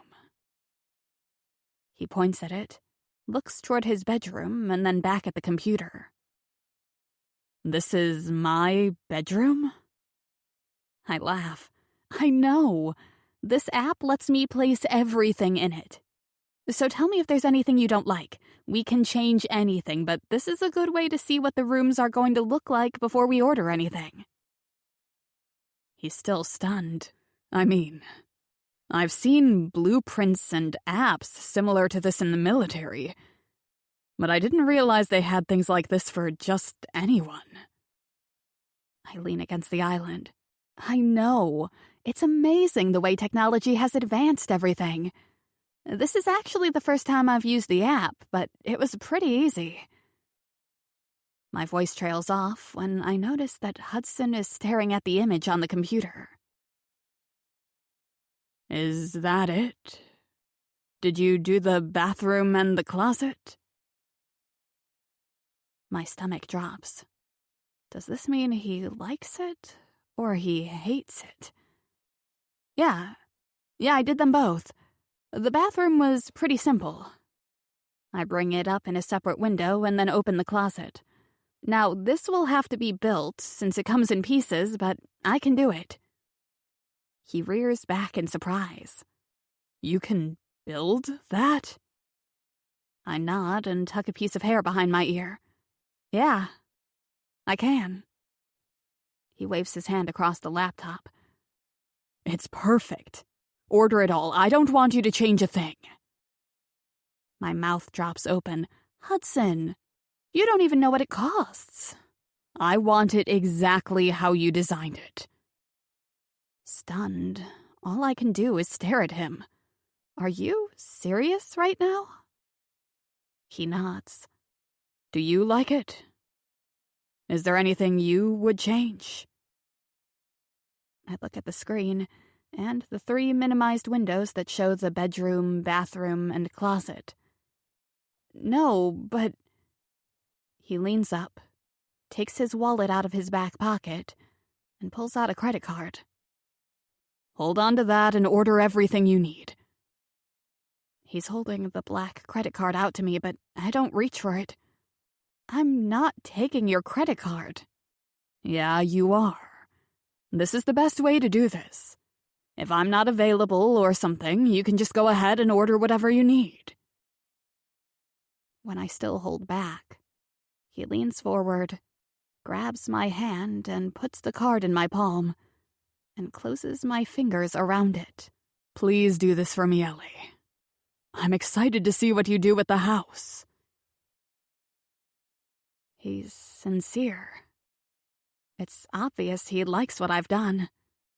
I can go ahead and order everything and wait until it's all set up before I order anything else in case he changes his mind. Fine. I'll do it. He nods and reaches for the cake. Great. Let's eat. You go ahead. I'm going to get this order in. I mean, unless you want to think about it some more. He takes a bite of the cake and swallows it with a moan. Fuck, that's as good as I remember. No. Go ahead and do it. I click the button and add the pieces to the cart. The total sends a little shock through me, and I point at it before I click the submit button. He looks at the number on the screen and doesn't flinch at all. Do it, honey. Then you can enjoy this cake with me. I hit submit and wait for it to say the order is complete before closing the laptop. I don't even have to ask, and Hudson is putting the piece of cake in front of me. I shouldn't be eating this, but I can't resist this cake. He leans toward me. You do know it has our cinnamon blaze whiskey in it, right? I slam my hand on the countertop. It does not. He laughs and nods his head. It absolutely does. The alcohol is cooked, so it's not going to affect you or anything, but yeah, it's in there. I take another bite, and the cinnamon taste that I've come to love hits my tongue. I chew it and swallow it with a moan. How did I not know that? He doesn't answer me. He's watching me closely, staring at my mouth. I lick my lips, and he groans. I wipe at my lips. What? Do I have something on me? He shakes his head. No. You're perfect. I roll my eyes and point at my cake. I'm going to eat this whole thing. Then we should probably go. He nods. You're right. We should probably go. I'm sure Tate's done with your car by now. Finish your cake. I'm going to pack up your food so you can take it with you. I start to get up. I'll help clean up and wash the dishes. Please, sit. Enjoy the cake. I got this. I sit back down and look at the man that is working around the kitchen. It seems since the first minute I've met him, he keeps surprising me. I've never known a man to treat a woman like he does, and I'm not sure what to make of it. He looks up and catches me staring at him. His eyes darken, and the easy smile on his face tightens. I can't be the only one that feels the chemistry between us, and I wonder if he'll do anything about it. He points to my cake. Eat up, and we'll go. I look down at the plate in front of me and finish the cake with a smile on my face. I know I can't let anything happen between us, but it feels good when he looks at me the way he does. Chapter 11. Hudson. I pull into the parking lot of Jennings Automotive, and as soon as I throw it into park, I am taking off my seatbelt. Stay put. I'll get your keys. I might as well be talking to myself because she's out of the truck before I even get the door open. I know she's not going to be happy with me, and I probably should have given her a heads up. She's almost to the open garage door when I finally catch up with her. Hey, Ellie. She stops and tilts her head back to look up at me. Yeah? She looks inside the garage and back to me. She seems anxious, and I hate that I'm going to be adding to it. There's something I need to tell you, but you can't be mad. She puts her hands on her hips. What did you do, Hudson? Huddy, I corrected her. She crosses her arms over her chest. Fine. Huddy, what did you do? I put my hand to my chest. I told Tate to fix everything on your car that needed to be fixed. I've already paid for it. We just need to grab the keys. She shakes her head like she didn't hear me right. You did what? I reach for her because I'm over having her this close and not being able to touch her. I put my hand on her shoulder. Please, don't be mad. She shakes her head. Huddy, I can't let you do this. I can't. I interrupt her, already knowing what she's going to say. I know you're not happy about this, but look at it from my position. I want to make sure you're able to make it out to my house daily, and I need you safe. Her face softens. Huddy, I want to shorten the distance between us, but I stay where I'm at. Please accept this, Ellie. I wanted to do this for you. She leans her head back and looks up at me. You do know you literally just met me, and I've never had anyone treat me like you do, Huddy. My heart feels as if it's about to pound out of my chest. You deserve it, honey. You deserve it and so much more. She takes a step toward me, stops, and then takes another. I hold perfectly still even though it's the last thing I want to do. She's never initiated any closeness between us, and I'm holding steady, ready for whatever she's about to do. She doesn't stop until we're toe to toe. Her head is tilted all the way back so she can look up at me. She reaches up, strokes her fingers along my jaw, and then rests her hand on my chest. You're a good man, Huddy Blaze. I reach up ever so slowly and cover her hand with my own. My voice is gruff and filled with emotion. That means a lot to me that you think so. We're looking into each other's eyes when Tate Jennings comes out of the bay. Hey, guys, you got here just in time. I was about to lock up. I don't want to, but I release my hold on Ellie's hand and step away from her. Hey, Tate. Thanks again for the rush job. No problem.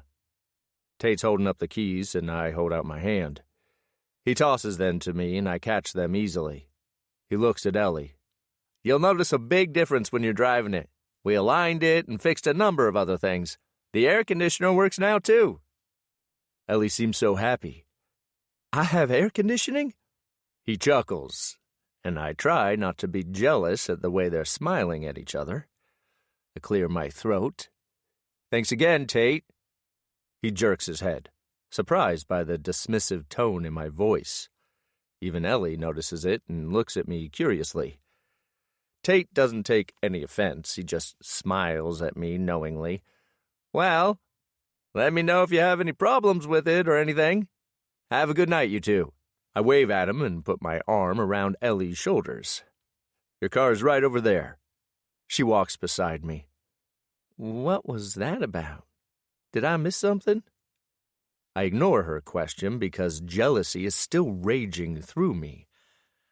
Promise me you'll let me know if you have any problems with your car. Or anything, for that matter. She stops walking, and because I have an arm around her shoulder, I stop too. You okay? She points toward the garage. What was that about? Between you and Tate?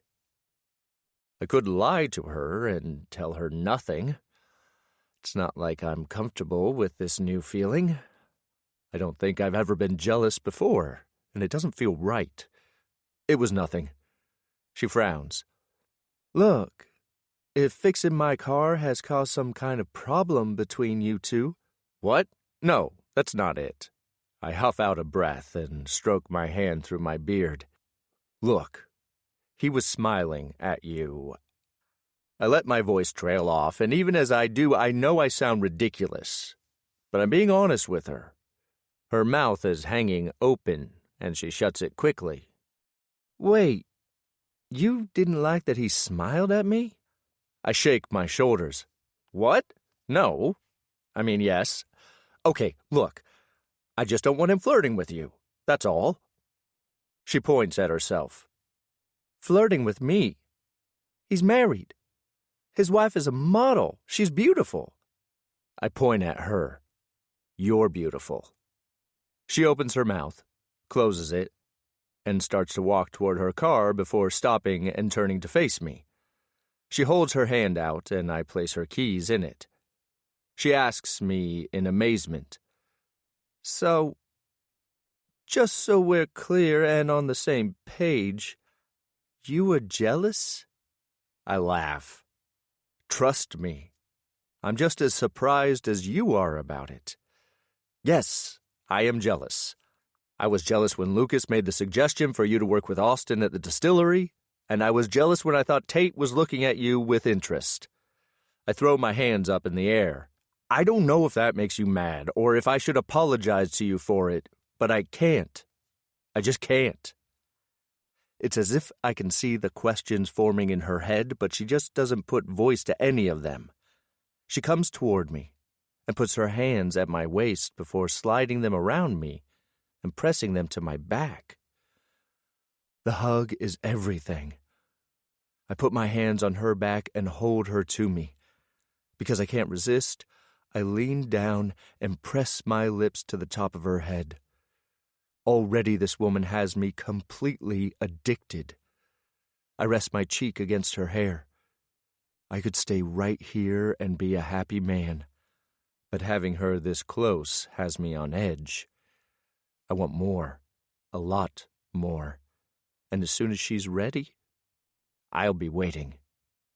Come on, honey. Let's get you home. Her voice is muffled, but I can plainly make out what she says.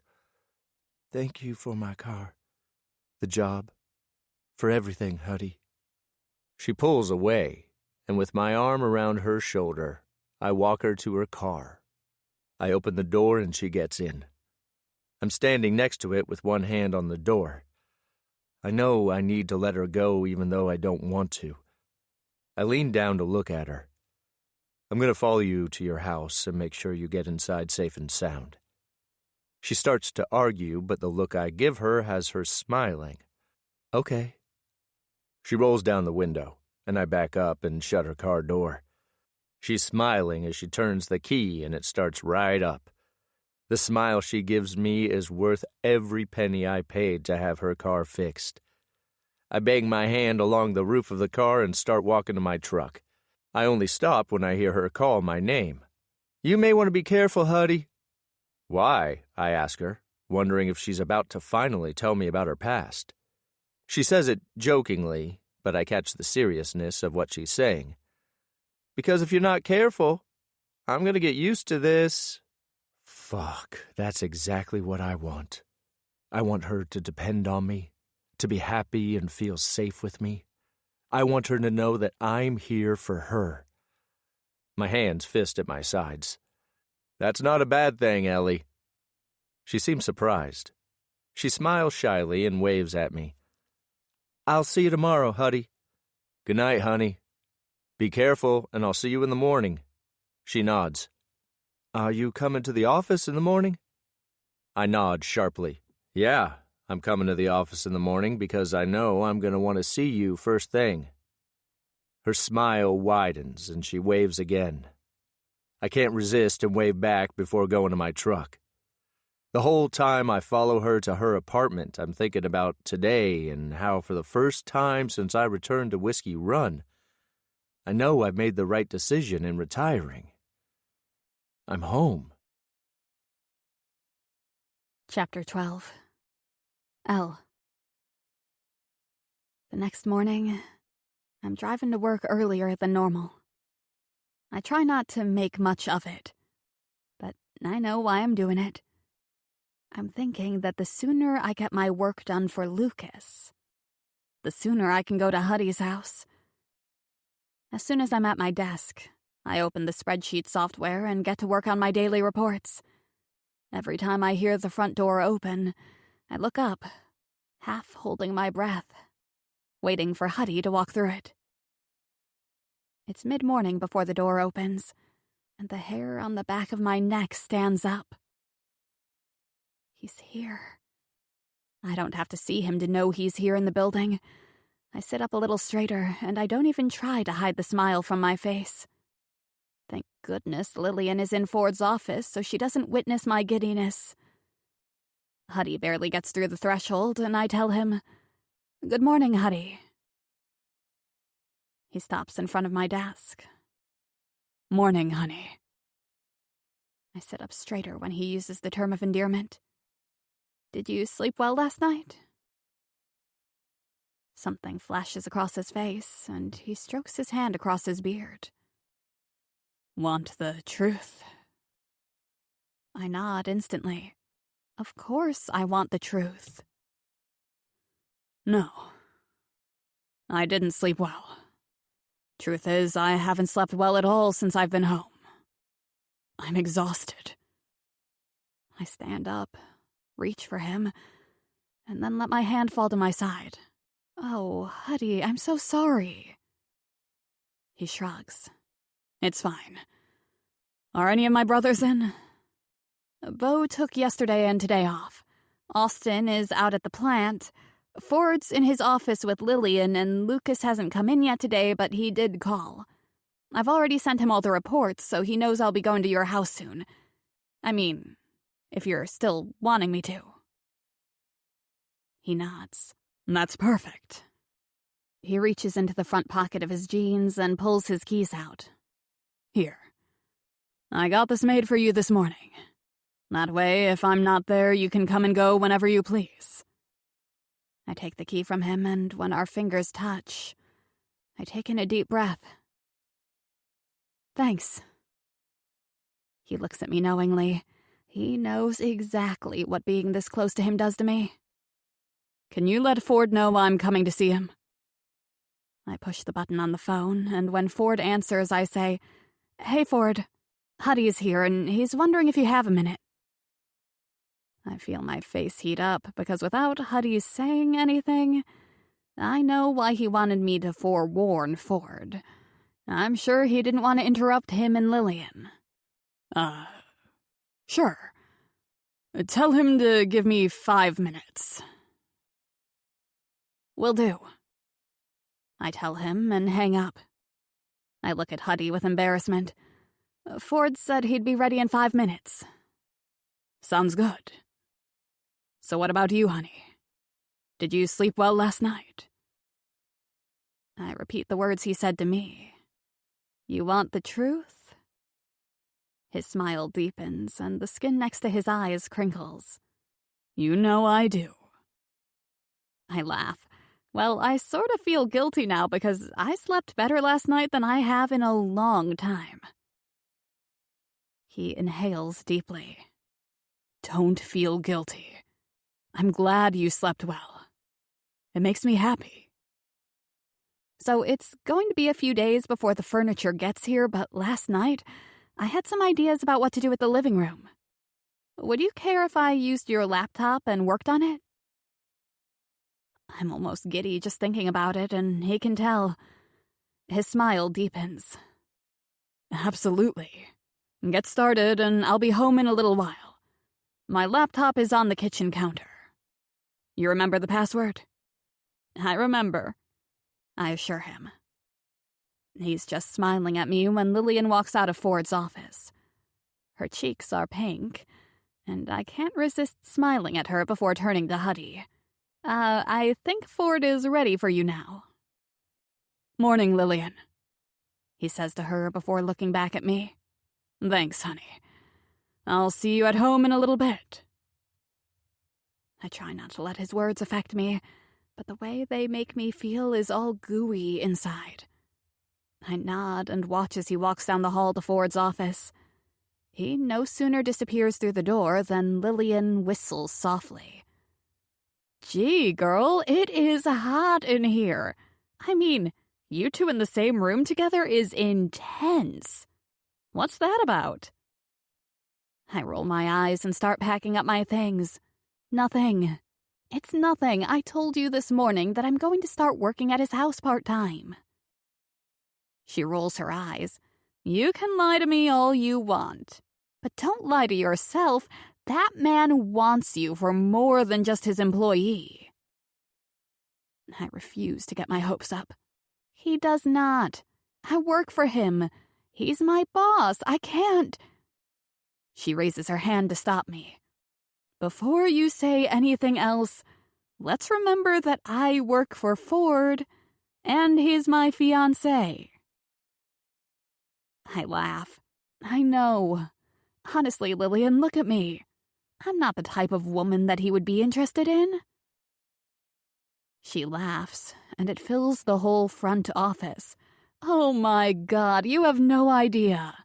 Girl, he's into you. There's no hiding it. He likes what he sees. She's wiggling her eyebrows, and I can't help but laugh with her. Anyway, I'm leaving for the day. That seems to wipe the smile off her face. Oh, Elle, I'm so sorry. I'm going to miss you in the afternoons. I pull the strap of my purse on my shoulder. Oh, really? I'm sure if you have any free time, you can always go take some dictation from Ford in there. Her mouth drops open. I know I've surprised her because for the first time since I've started here, I'm joking around. Normally, I'm no nonsense. She squeals in laughter and points at me. Oh, yeah, good one, Elle. Dictation. I get it. She laughs, taking the joke even further. I'm laughing as I walk out the door. I feel lighter and happier, and for the first time, I've let myself forget about my past. It feels good, and I try to soak in the feeling. I know it won't last, but right now, I'm going to bask in it. Chapter 13. Hudson. What's up, brother? I think I'm falling in love. I'm worried about whatever this is going on with Elle. I'm not sure where I'm going to fit in with Blaze. Shit. I know I'm in love. These are all the things I'm thinking, but I don't say any of them. I'm sure these are all things I could talk to my brother about. But I've never been one to just open up about things. Nothing much. I thought I'd touch base with you on my meeting with Walker yesterday. He leans up in his seat. Oh yeah, sure. How'd it go? I sit down in the chair across from him with his desk between us. His project is impressive and is going to change people's lives. I have so many friends that could benefit from the services he's going to offer. Plus, he didn't shortchange anything with the technology, the machines, nothing. Ford is nodding his head the whole time I talk. Yeah, I knew it would be amazing. Did he tell you that Lucas's Isabella met with them and made a list of everything they'd need? I nod in agreement. Oh, he told me. He sang her praises and talked about what a lucky man Lucas is. If I hadn't met Walker's wife and seen the two of them together, I would have thought he'd be giving Lucas a run for his money. Ford laughs. Yeah, that would have been fun to watch. So what do they need from us? I shrug my shoulders. Honestly, he's good right now. But he knows that when he opens and starts accepting clients, there are going to be things that come up. I told him we would do a donation and that I'd get with you guys and figure it out. It's all nonprofit, and the money goes straight to helping wounded warriors. On a personal level, I'm going to set up a quarterly donation. Ford nods. Blaze Whiskey will do the same. We'll all meet and Bo will give us a number. There's more, but I don't say it. I just sit here, and finally, Ford says, Go on. There's something else? I nod. Yeah. Walker offered me a job. Immediately, I see Ford tense. He tries to hide it behind a fake smile, but I see it anyway. You don't think that's a good idea? He puts his hands on the desk and pushes back before shooting to his feet. He paces back and forth before stopping in front of me. I'm not saying that it's not a good idea. Well, you're not acting like it's a good one, that's for sure. He crosses his arms over his chest and he doesn't try to hide the anger from his face. We just got you back, Hudson, and you're telling me that you were offered a job as a hired mercenary? How did you... He throws his hands up. Yeah, not a lot of people know what Walker and his crew do, but it wasn't too hard to figure out. So are you going to take it? I smile as I stand up. Aw, you love me, big brother. He shakes his head. Fuck you. I can't help but laugh. He offered me a job at the Wounded Hero facility. I won't be a mercenary. All at once, Ford looks as if a weight has lifted off his shoulders. Are you going to take it? I shake my head. I asked him to give me a few weeks to get settled in with my responsibilities here, and I'd give him a decision. The facility is not opening for another few months. Ford nods. And the other thing you were going to ask him about? Elle? He said he'd look into it and get back to me today, but I haven't heard anything from him yet. I'm going to hang out here a little bit, okay? Elle's using my laptop, and I wanted to look into a few things. Sure, there's a computer in the conference room. You know you have an office here. It's empty, but I'm sure we can fix that quickly. I hold my hands up. Let me figure out what I'm doing before we go there. Sure. No pressure. I walk to the door. See you later, big brother. His voice softens. See you later, brother. I get almost out the door and stop. Hey, Ford. Yeah? I just want you to know I'm not leaving again. I'm home. And I hope you all know that I missed you too. I'm glad to be back, to be with you guys again. Ford visibly chokes back his emotion. He's my older brother, but the two of us were really close growing up. He nods and I walk out of his office, closing the door softly. My phone rings, and I look down the hall. Elle is already gone, and Lillian is typing at her desk. When I look at the caller ID and see Walker's name, I step into the conference room. Hey, Walker. Hey, he sighs. I swear it's only 11 a.m., and I feel like I've put in a full day. So, I looked into what we talked about. Honestly, there's not much I can find on Elle. She was born in Mulberry City, Texas. No family. She worked at a textile plant. Nothing that raises any flags. Well, until after my tech guy did a little more research and discovered that there is someone searching for her.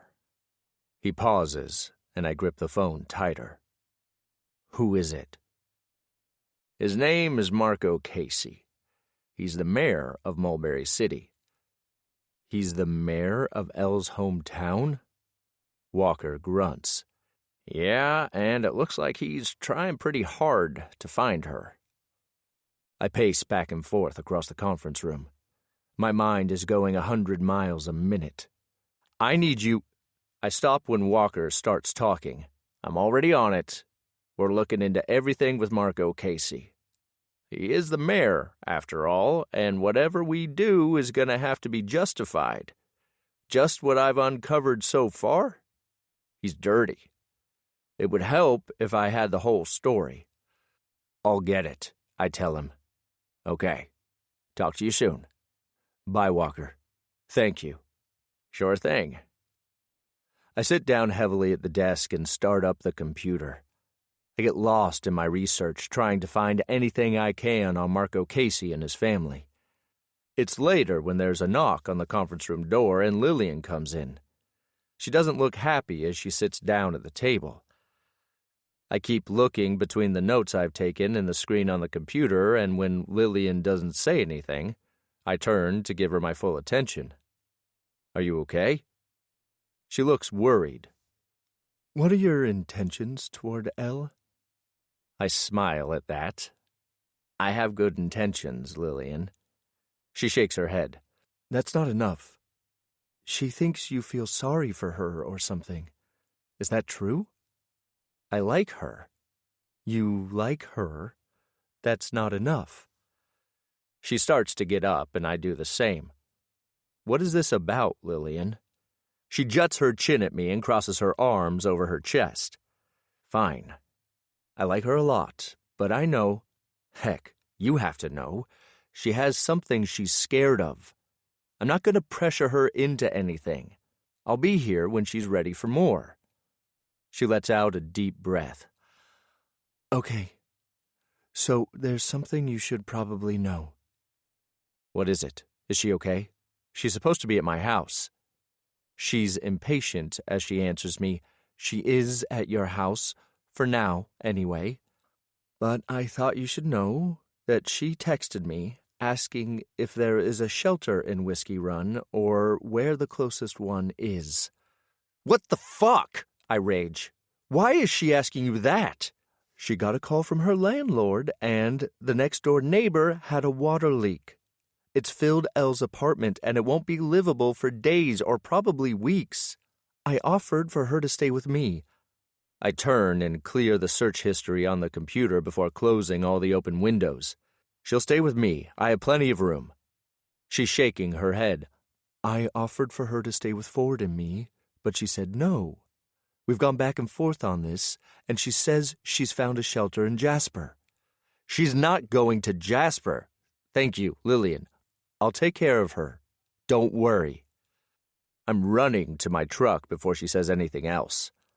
I don't know how I'm going to do it or what I'm going to say, but there's no way I'm letting her go to a shelter. She's mine to protect, and that's exactly what I'm going to do. Chapter 14. Elle. I'm trying to focus on the screen in front of me, but it's hard to think of anything when I'm not sure where I'm going to be sleeping tonight. I've tried calling the shelter at Jasper, but no one is answering the phone. I'm not going to panic. I figure if I keep telling myself that, I'll eventually believe it. First my car, now this. What could possibly be next? My whole body fills with dread just thinking about what could be next. I look at the blank screen in front of me. I've taken pictures of the living room space and loaded it into the app, but I haven't started any designs because I'm having a terrible time concentrating. I'm about to give up working when the front door opens. I wipe at my tear-stained cheeks and force a smile onto my face. Hey there. I'm glad you're home. I'm going to call it an early day, if that's okay. I don't have a lot to show you, but I'll be sure to have the living room done for your approval tomorrow. I set the laptop on the countertop and reach for my purse. I'm looking everywhere but at him, and when he puts his hand on my shoulder, I can barely keep it together. Ellie. Look at me, honey. I shake my head. I can't look at him because I know I won't be able to hold the tears back. He reaches for my chin and lifts it, searching my eyes. Honey, you're not going to a shelter. I gasp and try to pull away from him, but his hands go to my shoulders. Lillian told me, and she's worried about you. I can't stay with Lillian. She just got engaged and... He shakes his head. You're not staying with Lillian either. You're staying with me. I inhale sharply and put my hand to my chest. I can't stay with you, Hudson. He smiles and brushes his finger along my cheek before pushing a piece of hair behind my ear. It's Huddy. And yes, you can. I should be pulling away from him, but all I can do is plant my feet to the floor to keep from swaying. Huddy, listen, I know you think... He grabs the purse off my shoulder and pulls the strap down before putting it on the counter. I don't think anything. I know. He gestures to the house. Look at this, Ellie. It makes perfect sense for you to stay here. You're working here. There's a bedroom upstairs with a bed already. It's a perfect solution. I shouldn't, but I want to give in, and that fact scares the hell out of me. I'm going to be in your way. What if you want to bring someone over, or if... He interrupts me. I'll bring them over. I do pull away from him now. There's no way I can be here and him bring a woman home. I have no claim on him, and I should be keeping my distance anyway, but just the thought of him with someone has me ready to run. No, I really need to stay somewhere else. Who do you think I'm going to bring over? My face flushes, and I can't answer his question. It's your house, Huddy. You can bring in whoever you want. He nods and comes to stand in front of me. Yeah? But who are you thinking I'll bring over? I roll my eyes. Of course he's going to make me say it. Huddy, you're a single, handsome, genuinely kind man. Of course you're going to want to bring women over. I can't believe there haven't been women standing in line at your door to bring you meals or whatever else. I mean, geez, what's wrong with the women of this town? He's shaking his head. Nope. There's only one woman who's not related to me that I want here. That stops me. My mouth hangs open and I stare up at him. I point to myself. Me? You're talking about me? He pulls his truck keys out of his pocket and holds them up. Yes. The one and only. Have you picked up the things you'll need from your apartment? I point to the laundry room. Yeah. Most of it's in my car. I hope it's okay. Some of my clothes were wet, so I washed them here. That's perfect. The bed needs sheets, so let's go to the store and we can get dinner while we're out. I sigh, feeling myself give in. You don't have to do this, Huddy. First you take care of my car and now this. I know it doesn't seem like it, but I can take care of myself. I'll be fine. He points at my shoes by the front door. You'll be fine here with me. Put your shoes on. I'm starving. I give up. It's obvious this is a battle I'm not going to win. I'm not even sure I want to win it anymore. Okay. But as soon as my apartment is fixed, I'll be out of your hair, I promise. We'll see. I go to get my shoes, and he follows me. Wait. I try to hide my disappointment. If you've changed your mind... He smirks at me. I haven't changed my mind. I look up at him, waiting for him to continue, but he's just watching me. Under his scrutiny, I start to fidget. What is it? He reaches for me, putting his hands at my shoulders and pulling me to him. Can I hug you? Our bodies are so close, I can feel the heat coming off his. You want to hug me? He looks almost sheepish. Yes, but if that's weird for you or it makes you uncomfortable... His voice trails off, and it's in this moment that I realize that I'm not scared of Hudson at all. He's a big man, but he's a gentle man.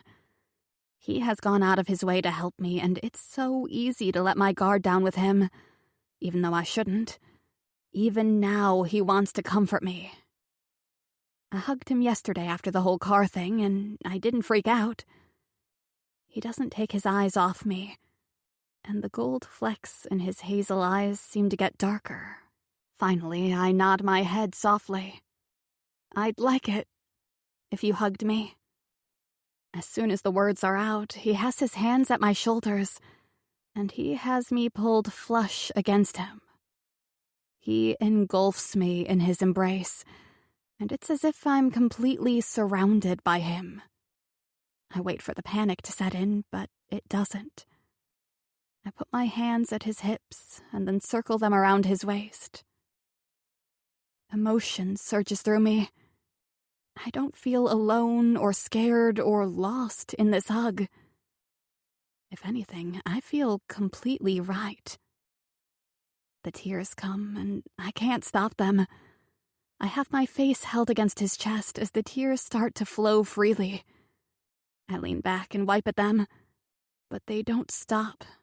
It's as if a faucet has been turned on and the knob is broken. I'm sorry, I tell him with a sob. He leans down and puts one hand behind my knees and the other behind my back. He lifts me as if I don't weigh a thing, and then carries me to the chair in the living room. When he sits down, he cradles me in his lap, all the while soothing me with his words. It's okay, Ellie. Let it out, honey. I'm here. I'm here, and I'm not going anywhere. The sobs come harder, and his arms get tighter. Oh, honey. He's rubbing my back in big strokes, and I take deep breaths to calm myself. We sit here just like this for I don't know how long, but I've completely melted into him. His warmth surrounds me like a cocoon, and I don't want to ever move. I take another deep breath. Take this brief pause to let your mind settle. The journey ahead awaits with new emotions and new discoveries.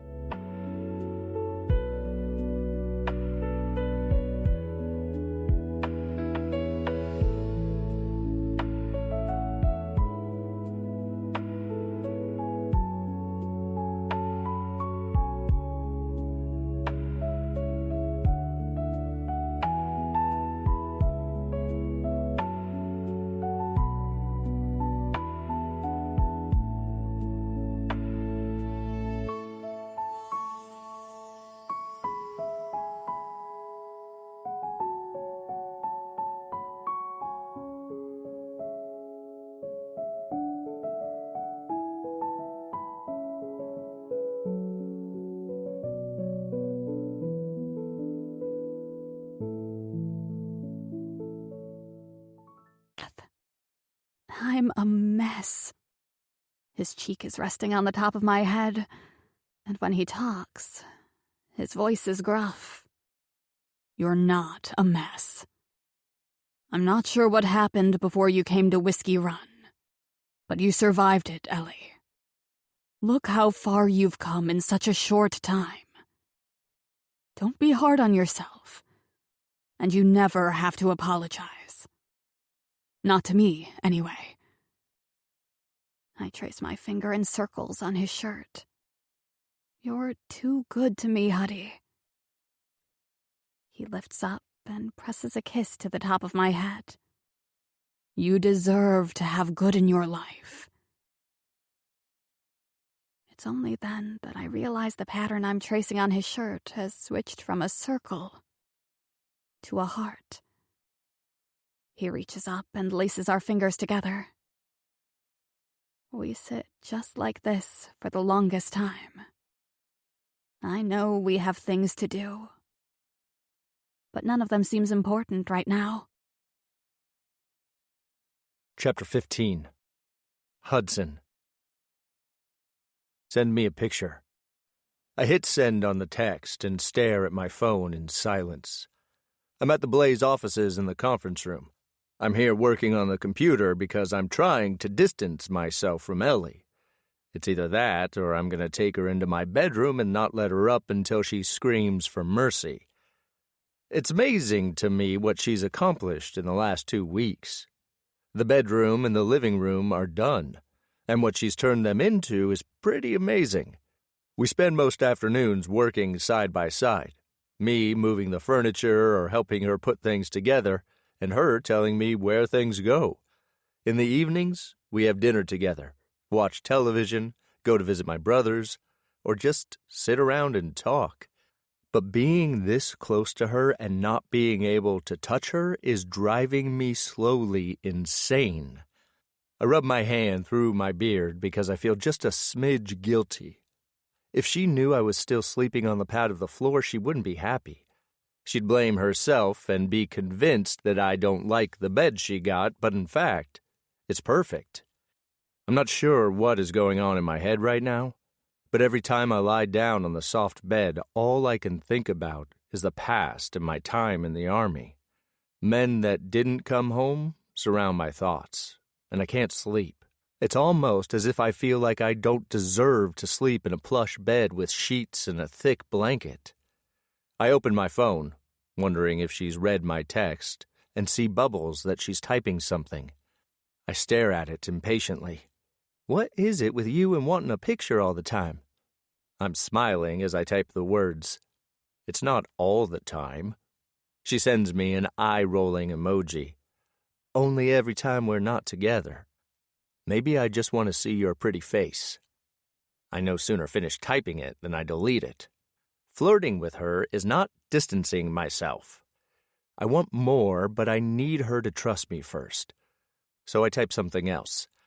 Maybe I just want to make sure you're okay. She doesn't respond, and I send another text. This time, I try to be nicer about it. Send me a picture, please. A few minutes go by, and finally, I get the picture. As soon as I open it, I can't look away. Her smile is shy, but her eyes are lit up, telling me she knows how this picture will affect me. I take it all in. The curve of her neck, the way her lips curl up with her smile, the blue of her eyes, and the stories hidden behind their depths. I could look at her all day, but my phone pings with another text from her. Your turn. Pay up. I want a picture of you. I sit up a little straighter. All the times I've asked her for pictures, she's never asked me for one. I don't think about posting or anything. I am just thinking of her when I take the picture. I inspect it, and sure enough, I look like a man in love. I'm a goner for sure. Will she see it when she looks at it? I hit send before I can talk myself out of it. She puts a heart on the picture and replies, Thank you, Huddy. I swear I can hear her soft voice saying my name, and my cock twitches in my jeans. I'm bringing home dinner. What would you like? I made dinner, and I have a surprise for you. Dinner and a surprise? You better watch it because I may not want to ever let you go. You spoil me, you know that, right? She sends a laugh out loud emoji. Really? I think it's the other way around, but don't get too excited. It's only lasagna, but the surprise is pretty cool. When are you coming home? I'm up and out of my seat in an instant. I holler to my brothers I'm leaving as I walk down the hall and text her back, I'm on my way. I toss my phone into the cup holder, and it rings as I pull out of the parking lot. I recognize Walker's number on the screen on the dash and hit the answer button. Hey, Walker, what's up? I'm driving across town, and even though I'm thinking about Ellie, I'm trying to focus on what Walker has to say. Hey there, I'm just following up. Were you able to get any more details from Elle? I shake my head. No, I haven't gotten anything else. The truth is, I haven't wanted to push her. It took her a while to get comfortable at the house. She felt like she was in my way, and I've tried to reassure her every step of the way that I love having her there. I just hadn't wanted to go backwards by forcing her to talk about things she wasn't ready to talk about. Walker sighs into the phone, and my stomach drops. What? What are you not telling me, Walker? Well, the mayor is still looking for her. I started tracking him and his son. It seems he's as shady and probably more dangerous than his father. His name is Alan Casey, and he's had 15 arrests in the last 10 years, but they've all been dismissed. It seems that 5 of the women he intimidated have disappeared. I pull to the side of the road, knowing I need to pay complete and full attention. What do you mean, disappeared? I can hear the anger in his voice. I mean, disappeared. Vanished. 3 have missing person reports on them. 2 have shown up dead. Fuck. He agrees with me. My sentiments exactly. but I wanted you to know because I have someone tailing the sun now. Thanks, Walker. Whatever it costs, keep an eye on it for me. You got it. But you do know it would be a lot easier if we knew exactly what we're dealing with here. Fuck, I know. I'll work on it the next few days. I was hoping she'd come to me with it, but if she doesn't, I'll talk to her. Good. I'll keep you in the loop. Later.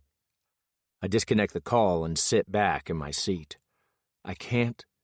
I won't let anything happen to her. I pull out onto the road, and by the time I pull into the driveway, I'm so mad I could punch something. Not knowing is the worst. I force myself to sit here and take deep breaths. Going inside to face Ellie pissed is not the answer. She hasn't done anything wrong. When I've finally gotten myself together, I walk inside, toss my keys into the dish next to the door, and walk into the living room. The Italian spices hit me instantly, and my stomach growls, reminding me that I didn't have lunch today. Ellie is sitting on the couch, cross-legged, and she smiles up at me. She holds her hand up. Okay, I know I have a surprise for you, but ever since I sent the text, I've been second-guessing myself, thinking maybe you aren't going to like it as much as I do. I think maybe I've overstepped without really meaning to, but... I sit down next to her and put a hand to her shoulder. You can't overstep. You can do anything here, Ellie, and I'm fine with it.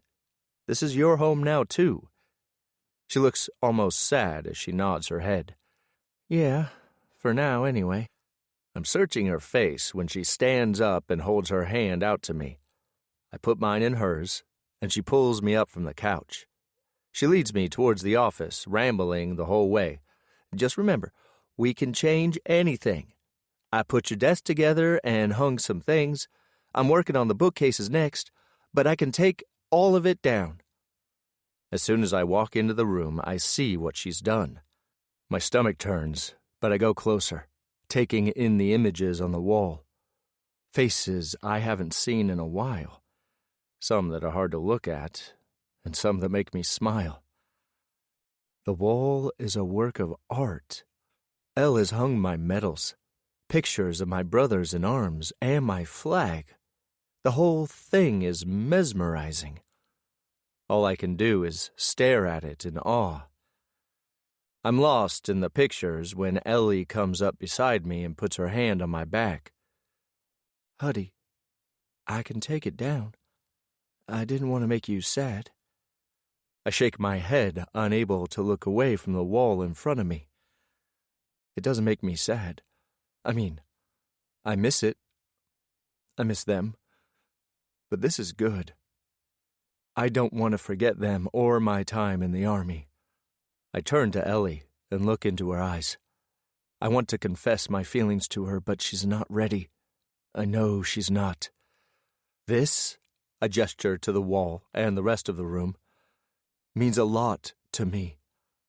This is a great surprise. Thank you. You're welcome, Huddy. I pull her in for a hug. It's a temptation I don't need, but the desire to have her in my arms is too strong. This woman gets me better than anyone. Now if I can just convince her that she can trust me with her past. Chapter 16. L. The sound pulls me out of my sleep, and I lie here, my whole body tense as I try to let my eyes adjust to the darkness. I know I heard something. I lie as still as I can and listen. The house is quiet, and I start to think that I was imagining things when I hear it again. This time, I throw the covers off and tiptoe out of the bed. As I get close to the door, I hear it again, and I make out that it sounds like a groan. I make my way down the steps, and when my feet hit the bottom floor, I slow down.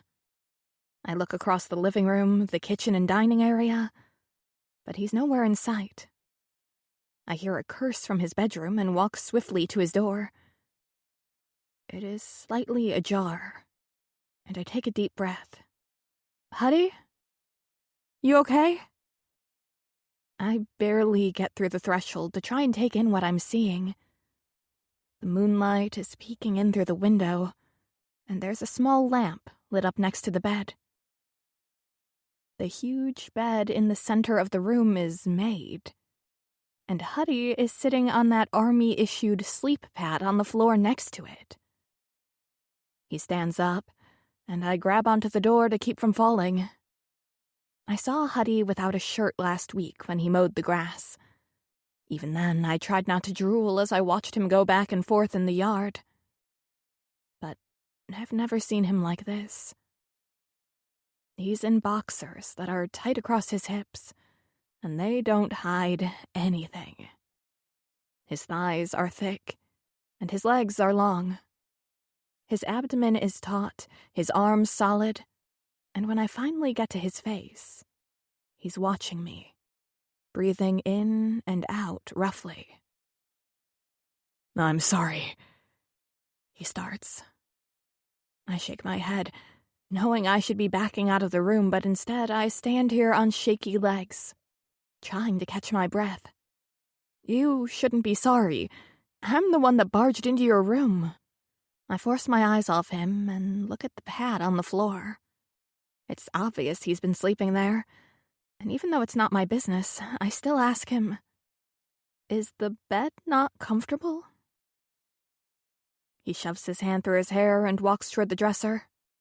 I glance down at his butt and force my eyes up, only to find his gaze on me in the mirror. Yep, he caught me looking. I'm so embarrassed I can feel the heat envelop my whole body. "I'm sorry. I heard a noise, but I shouldn't have." "I had a nightmare," he says, as he pulls a pair of shorts on. When he turns to face me, his hands are on his hips, but this time, my eyes are on his. "A nightmare?" He shrugs and sits on the end of the bed. "Yeah, I have them every now and then. I'm sorry I woke you up." I move toward him and stand in front of him. I have them sometimes too, but I haven't had one since I moved in here. "Do you want to talk about it?" He shrugs. "I would, but it's not a big deal. Sometimes I hear gunfire in my sleep. It doesn't happen a lot." I bite my lip as I think about it. Did I cause this? The wall, did that bring back? He cuts me off and grabs both my arms. "This is not your fault." I nod and look between him and the makeshift bed on the floor. "And the bed?" He winces. "I didn't want you to know. Sometimes when I lie down in bed, my mind wanders a little too much. I feel guilty."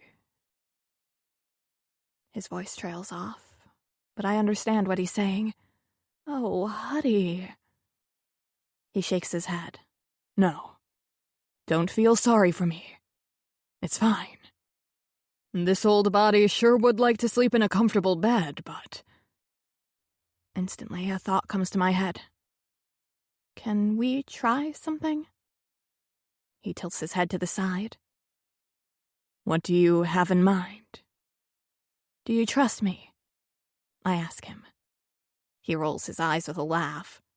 "You have a key to my house. I've given you free rein on design here. You probably know me better than anyone. Yeah, Ellie. I trust you." I put my hand on his shoulder. "Okay, we're going to do this." To the side of the bed and pull the covers down before patting the bed. "Come on. Get in." His eyes go wide, and he looks between the bed and me. "You want me to get in the bed?" I put my hand on my hip. "Yeah. You told me you trust me. We can try it, and if it doesn't work, you can go back to the bed on the floor." He walks toward me slowly, and the closer he gets, the more my breath comes out in little pants. He smiles at me, and it's obvious he can tell what being this close to him does to me. "You okay?"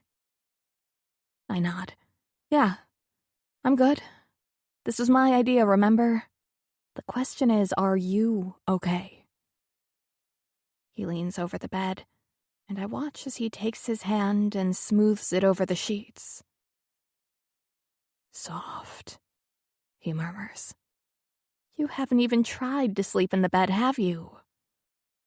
He gets into the bed and scoots to the other side. On top of the covers, yes. Not under. I sit on the bed next to him and roll my hand at him. Roll over. He looks at me curiously. You want me to roll over? I nod emphatically. Geez, Huddy, yes, roll over. Lie on your belly. He does as I ask, and the muscles of his back are pulled tight. I hope I know what I'm doing. I pull the cover up to his lower back and then lay my hand on his shoulder. He jerks, lifting his upper torso off the bed. What are you doing? I laugh and use both hands to push him down. I'm going to rub your back. It will help you fall asleep. He turns, and the look he gives me is filled with doubt. If you think I'm going to be able to go to sleep with your hands on me, you're sorely mistaken. The heat of his words hits me in the very core. I wish they were true, but there's no way. I've put off vibes since I've been here, letting him know I'm interested, but he's either not interested in me, or the fact that I work for him makes it too complicated. I swat at his back and laugh. Yeah, whatever, nice try. Just give this a chance, okay? If nothing else, you get a back rub out of the deal. He lays his head back down on the pillow, and I start to rub my hand up and down his back. He's tense, and I can feel the knots resist under my palm. I get up on my knees, sliding closer to him. He eyes me warily, but he doesn't say anything. I lean over him, pressing my hands into his back. You're tight. Your muscles are so tight, Huddy. No wonder you can't rest.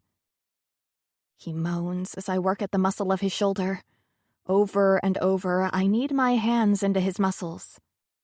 Every now and then, he lets me know what feels good, and I go deeper, applying more pressure. His eyes are closed, and I use the time to explore him as I work. Since I've met him, I've wanted a closer look at the tattoos on his arms and back, and now I have free rein to inspect them. He's so quiet, his breathing evened out, and I wonder if he's fallen asleep. But I keep rubbing him until I feel the muscles of my arms and hands revolt. When I seem to have worked out all the knots, I let go. He doesn't open his eyes and doesn't move, so I slowly start to move off the bed. His arm comes out, and he puts his hand on my bare knee. Stay. His voice is deep and commanding. He's looking up at me with his hazel eyes, and I know I can't deny him anything. You want me to stay? He nods. Yeah. I think I can sleep. If you're here. Speechless, I nod. I reach for the lamp and turn it off before lying down. I pull the covers up over top of us and sigh at the comfort of the bed. Even though we're not touching, I can feel the warmth of his body next to me. I turn to look at him, blinking until my eyes adjust. Can you sleep? He shrugs his shoulders. Do you want me to rub your back some more? Instead of answering me, he asks his own question. Do you trust me, Ellie? I barely resist rolling my eyes. You've saved me countless times. Heck, Huddy, I feel more protected with you than I've ever felt in my life. I trust you. He's watching me closely. He opens his mouth and closes it. I know he's wanting to ask me something but doesn't. We lie here quietly for the longest time before he continues. Can I hold you. I'm about to answer him when he holds a hand up. No funny business. I just want to hold you. That's all. I try not to let my disappointment show. A part of me wants him to want more. Yes, Huddy. You can hold me. I scoot closer to him. As soon as my body touches his, he wraps me up in his arms. One is slid under my pillow and touching my neck. The other is over my waist, pulling me against his chest. My whole body ignites at his touch. I rest my cheek on his chest, and he pulls me until I'm sprawled over top of him and our legs are tangled together. Even though I don't want to move, I also don't want to hurt him in his sleep. Huddy, you can't sleep with my weight on you all night. He moans and somehow pulls me tighter into his embrace. Yes, I can. Fuck, this is perfect, Ellie. I lie here and try to control my breathing. My nipples are pebbled, and I wonder if he can feel it against his chest. My core is pulled tight, and I know there's a slickness between my legs. Heck, since the day I met him, I've been this way, but this, in his arms, held against him, is a whole other level. His hands go up and down on my back in big, soothing strokes. When he doesn't stop, I bite my lip to hold back my moan of pleasure. My voice is shaky as I stutter the words out. I'm supposed to be helping you sleep. He widens his legs, and I try to adjust to him. His manhood is hard against my outer thigh. I wonder what he'd do if I lifted my leg and shifted so I could feel him against my core. The need to do just that is overwhelming. But I lie still, frozen in place. Breathe, honey. I let out a breath in a big whoosh. You're really going to be able to sleep like this? He grunts his answer to me. Eventually. Yeah. I nod and let my body nestle into him. I fight back a yawn, but he's so alert to me and what I'm doing, he nuzzles his chin along my hair. Sleep, honey. I got you. My voice is drowsy and my words slightly slurred. But I'm supposed to have you. He kisses my head. We got each other. Chapter 17. Hudson. I wake up with Ellie sprawled on top of me. Her legs are on each side of my waist, and my cock is hard at her center. I should move. I know it's the right thing to do, but I can't force myself. All I'd have to do was pull her shorts and panties to the side, and I'd feel her honey warmth coating my cock. Just thinking of it has me lifting my hips. She moans and jerks her head off my chest, looking at me with wide eyes. She fidgets her hips side to side, and I put my hand to her lower back. I wouldn't do that, honey. She twinges her hips again, and I throw back my head as I tried to hold my hips down in the bed. Fuck! Her cheeks are red. Did you sleep? I brush her hair off her face. When I wasn't thinking of fucking her, I slept, but I can't say that. Yeah, I slept. It was good. How about you? Did you sleep okay? She raises up over me, the cleavage of her breasts in my face. I could tip my head up just a few inches and kiss her there. She doesn't realize it, though. Yeah, I slept really good, actually. I'm sorry, Huddy. I wasn't planning this. I didn't try to get you into bed for this. She stammers through it as she starts to move off me, but I can't let her go. Instead, I flip her over onto her back.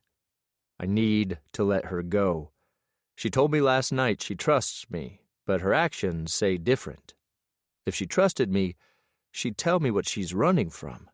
but no matter how many times I ask, she tells me nothing. I know you were trying to help me. Is there something I can help you with? Before she can say anything, I position my leg between her thighs, lift my knee, and press into her pussy. She grinds her hips as she looks up at me in wonder. With a satisfied moan, she lifts her arms to my shoulders and holds on to me. Yes. There's something inside me that spirals. Her satisfied whimper echoes through my mind, and I want to hear it again. I want to make you come, Ellie. Her blue eyes darken until they are almost navy in color.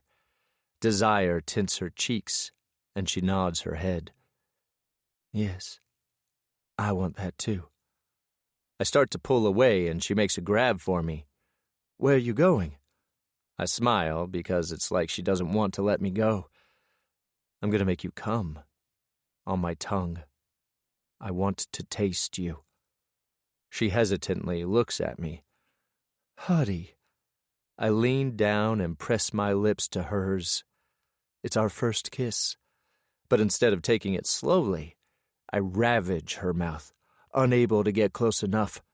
Our tongues slide against each other in a duel, and I tilt my head to the side to kiss her more deeply.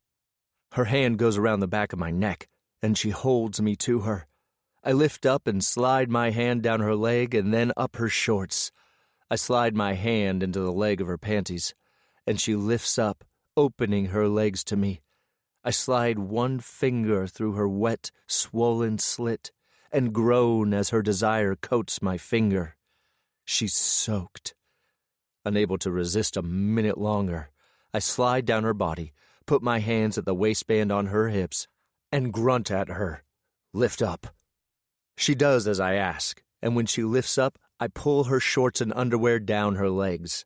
One of her hands goes to her lower belly, and the other covers her pussy. I place my hand over hers and cup her mound. What do you think you're doing? She looks around the room that is now bright with the sun shining through the curtains. It's too light in here. I nuzzle my nose against her belly. I want to see you. I kiss the hand that's on her belly, and then I wrap my hand around the one that's at the V of her legs and lift it up. First, I kiss the palm, and then I move down, fitting my shoulders between her legs. Huddy? Her hips are lifting up and then lowering down softly. She wants this. You gonna let me taste you, baby? All at once her body goes limp, and she lets her legs fall to the side. She may be shy, but she's not gonna deny she wants this. Yes. I kiss her mound, and because I can't wait another minute, I slide my tongue through her womanhood. Her hands grip the sheets on the bed, and her hips lift up, giving me better access. I'm relentless as I lap my tongue at her. Her thrusts are frenzied, and I put my arm over her waist to hold her in place while I suck her clit into my mouth. The scream that comes out of her has me intensifying the pleasure. Ugh, don't stop, Huddy. Please, don't stop. I change direction on her clit as I shake my head side to side. I push my finger into her and pump in and out. Her feet plant into the bed, and she jerks uncontrollably as the orgasm rolls through her body. My cock is hard, and I thrust my hips into the bed. It's an unbearable pain, but I'm not stopping until she's completely come undone. Her legs are around my neck, but I don't stop. Over and over she comes, her pussy pulsating on my hand, and her desire flooding from her. I take her over the edge until she's lying limp on the bed. I lay my head on her belly and try to catch my breath. I count to 10, and then silently recite the alphabet, doing anything I can to will my erection away. I climb up her body and hover over top of her. She's searching my face, and she reaches up and brushes her hand across my chin. With a crinkle of her nose, she says, "You have me on your beard." I shrug and nuzzle into her hand, I like having you on me. She reaches for me then, her hand sliding down my side. It's your turn, Huddy. I freeze over top of her.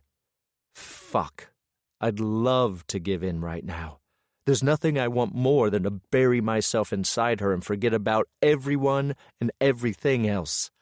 I'm barely hanging on as it is, and I know all I have to do is nod my head, and I can pull my shorts down and be inside her in an instant. But something tells me I shouldn't. I need her complete trust before I take her completely. It practically kills me, but I know it's the right decision. I lift up and put my hand on hers to stop its movement down my body. I grip onto her tightly, probably tighter than I should. Today was for you. The smile is gone from her face in an instant. She looks up at me with surprise. But I shake my head. It's fine. I wanted to do that. For you. She averts her eyes and looks everywhere but at me. Ellie. She sits up, pulling the sheet up her body, effectively pushing me off her. She pulls her shorts on under the sheet before sliding out the other side of the bed. Ellie. She pushes her hair off of her face and fake smiles at me. Thank you, Huddy, for everything. I better get ready for work or I'm going to be late. Ellie. I start, but barely get her name out before she's walking out of the bedroom. She practically runs across the living room, and I watch as she disappears up the stairs. I fuck that up. I stand up and then lean over the bed. My cock is still half hard and the pain is overwhelming. I breathe in and out, and only when I feel I can function do I start to make the bed. I pull the sheet up, and I'm about to draw it up the bed when I see it. Her black panties are lying where I took them off. I reach for them before I think twice about it, and bring them to my nose and inhale. Fuck. In an instant, my cock is hard again. I walk across the room and drop them on the dresser. I put my hands on the hard wood and lean over, staring at the silky material. I would give anything to have stayed in bed with her all day. I know I'm doing the right thing, but it doesn't feel real good right now. Eventually, she's going to be mine. She's going to know we are meant to be together. Chapter 18. L. All right, what's wrong? I glance up from my computer and over at Lillian. She's looking at me knowingly, and I try to act as if nothing's wrong. Nothing's wrong. She first rolls her eyes and then, while sitting, walks her rolling chair over to my desk. You're not telling me the truth. If you don't want to tell me, just say so. I lean my elbows onto my desk and rest my head in my hands. I'm fine, I mutter. She scoots closer. Okay, so first of all, you're only supposed to work mornings, and it's almost closing time and you're still here. Second, Hudson has been in and out of the office all day, and each time he's looking at you like he's about to pick you up and carry you out of here over his shoulder. Third, you're sad. Like really sad, and I've never seen you like this before. She rolls a few feet away, holding her hands up. You don't have to tell me, but if there's anything I can do, I'm here for you. I lift my head and look at her. Lillian has been amazing to me since I got here, but she is going to be Hudson's sister-in-law soon. Lillian, I do want to talk to someone, but he's your family. I can't put that on you. She doesn't hesitate and interrupts me. Yes, he's going to be my brother-in-law, but you're my friend, Elle. You can talk to me.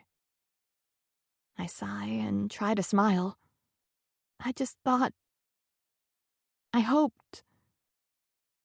When I stop, she rolls back to my desk and leans her elbow on the edge. You hoped what? I thought he liked me. I thought he wanted something more with me, but he doesn't. She looks taken aback. You think he doesn't like you? I shake my head. Not the way I want him to. She holds up one hand. Okay, this is just what you've told me and I've witnessed myself. She holds one finger up. 1, he fixed your car. He did that so you'd be safe when you're driving. She holds up another finger. 2, when he found out you may go out to work in the plant with Austin, he shut that down with quickness. He didn't want you spending time with another man. I shake my head. You don't know that. She lets out a breath. Honey, it's plain to everyone except you. That man is crazy for you. I lean back in my chair and cross my arms over my chest. I can't tell you how I know, but I know. He's just not into me. Not like that. Lillian does a whole eye roll that even includes her head. She's fed up with me, and the theatrics are strong as she gets exasperated with me. Okay, we're going to prove it. I should just give it up. I need to finish the design for his house, and hopefully my apartment will be ready soon and I can get out of his hair. There's nothing to prove. She gives me a measured look and then jumps to her feet. Come on. She grabs my hand to pull me up, but I'm not budging. Where are we going? She yanks harder until I'm standing up. Ford and Ollie are watching some kind of soccer game on TV tonight. You and I are going out. I'll see if Isabella, Allie, or Natalie want to go too. We can have a girls' night out. My instinct is to say no. I'm used to being on my own, but the more I think about it, the more I wonder if maybe this is a good idea. I hope to stay in Whiskey Run, and I know I should try to make friends while I'm here. Okay? I'm in. She looks at me with surprise. You're in? She doesn't wait for me to answer. Instead, she reaches for my purse under my desk and practically throws it at me. Forget it. I'm getting you out of here before you change your mind. We're halfway out the door before I cut in. Where are we going? Shopping. Dinner, and then the Whistler. I curl my nose up at her. The bar? She puts her hand on her hip.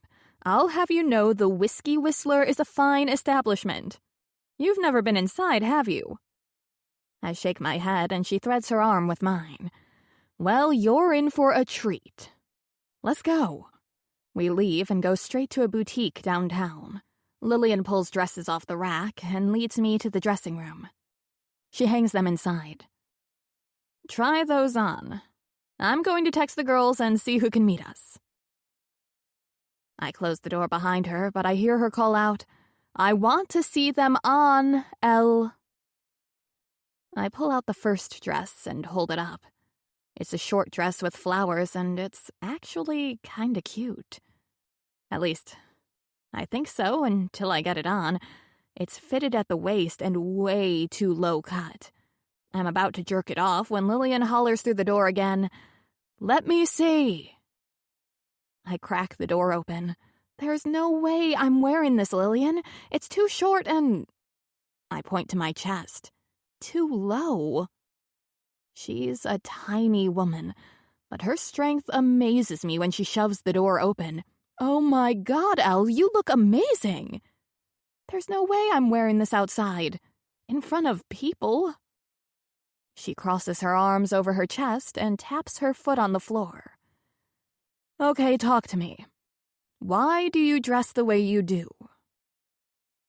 I point at the clothes I removed. What's wrong with my clothes? She looks at me. You really don't know? So they're a little big. Lillian waves her hands up and down my body. A little big? Your clothes hang off you and hide this beautiful body. I'm not beautiful. I insist. Lillian is shocked. Elle, you are beautiful. And more important, you're beautiful inside and out. I grab the oversized dress shirt I took off and hold it in my hands. Growing up, my mom always had me on a diet. No matter what I did, she thought I was too big and needed to lose weight. I hold the shirt up. Eventually, she gave up on me losing weight and convinced me that I needed to hide my body. Lillian comes toward me.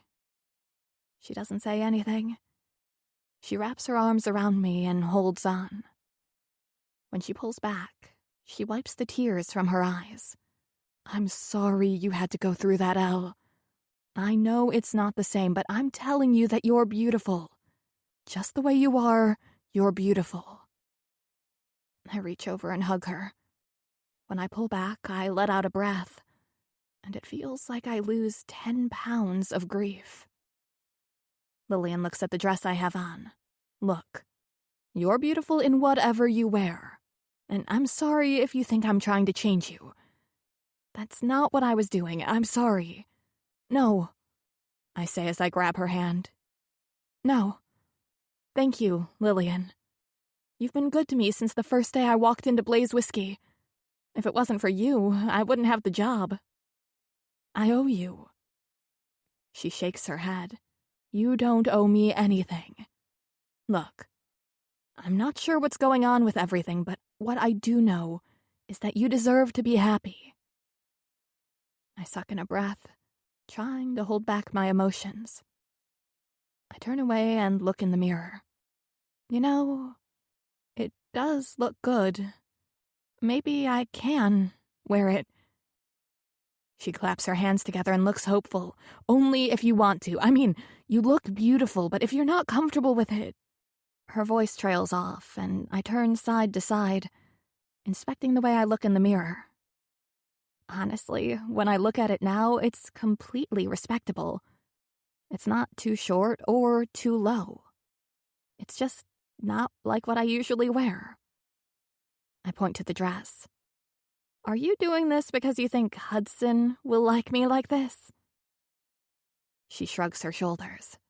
I'm doing this because I think you're beautiful, and I want you to feel beautiful. That's all. I run my fingers along the silky material of the dress and look at myself in the mirror. Even the sandals I'm wearing look good with this. It does look good, doesn't it? Lillian smiles. It looks really good. I pull back my shoulders. I'm getting it. Lillian just smiles widely. Good. You deserve it, Elle. I do, I tell her. And for the first time in a long time, I believe it. Chapter 19. Hudson. I type out a text and send it to Ellie. Send me a picture. This is the third time I've texted her today, and each time she sent me some bullshit picture. One was a pencil on her desk. Another was a picture of the parking lot at Blaze Whiskey. And one was out the window. Of the three, the last one was probably the best because I was at least able to make out her reflection in the window. I know there's something bothering her. She was out of the house this morning before I was out of the shower. She stayed and worked at the office today, telling me she had some reports she needed to get done. But now it's after work hours and she's not home. I've tried not to worry, and the only thing that is stopping me is the fact that she at least texts me back. I stare at my phone, and when it shows she's read my message, I breathe a sigh of relief. I don't know what it is, but I've been on edge today. Even after I jacked off in the shower this morning, I still have a healthy case of blue balls. But it's not that. It's something else, and it has me on high alert. I know this feeling, and it means something bad is coming. I'd probably feel better if Ellie was home, but it's not like I can make her do something. My phone dings, and this time she sends me a picture of a wine glass. I enlarge the picture and read the printed name on the coaster under the glass. The Whiskey Whistler. 100 questions come to mind. Who is she with? What is she doing at the bar? Is she okay? There's a part of me that wants to drive into town just to see what she's up to, but I know I shouldn't, so I text her back instead. Are you driving? Can I come get you? I send the text and drop my phone on the table on the kitchen counter. I pace back and forth while glancing at the phone. When it dings again, I grab it and read, "It's actually Allie's wine. Don't worry, I'm not drinking." I sit down on the couch in the living room and read the text again. She's with Allie, Austin's best friend? Is Austin there? All these thoughts are going through my head and I have no answers. I text my brother, "What are you doing?" He texts me back almost immediately, "I'm at the gym. You want to hang?" I want to say no. I want to sit here and stew about what Elle's doing and when she's going to be home. But even knowing that, I'm not going to turn down hanging with my brother. "Sure, I'll order a pizza. Bring a 6-pack. He sends me a thumbs up, and I send him the middle finger before setting the phone down. I could just continue staring at my phone, waiting for Ellie to text me, but I know she won't. She's never once initiated a call with me. Instead, I call in for pizza to be delivered, take a quick shower, and then pull out a beer from the fridge and take a swig. From where I'm standing in the living room, I can see my bed, and all I can think about is Ellie sprawled out there this morning. One taste wasn't enough. I'm completely lost in thought when there's a knock at my front door, and then it opens with my brother walking in. I throw my hands up in the air and move behind the couch so he doesn't see the semi I'm sporting from thinking about Ellie. "Don't you knock?" He sets a case of beer on the counter. I did knock. I grip the couch. I mean, knock and wait for someone to let you in? He laughs. "If you don't want someone to walk in, you lock the door. So what's up? Where's your girl at?" Fuck. I wish she was my girl. My girl is out with your girl." His forehead creases. "I don't have a—" I don't let him finish. "What the fuck ever, man. How long you going to deny it? There's something going on with you and Allie. You've been best friends for as long as I can remember." "She's out with Allie?" I nod and take another drink of my beer. Mid-swig, I set the beer down. Maybe I shouldn't drink tonight. If Ellie ends up needing a ride, I can't leave her hanging. "Yes, she's out with Allie. They're at the Whistler."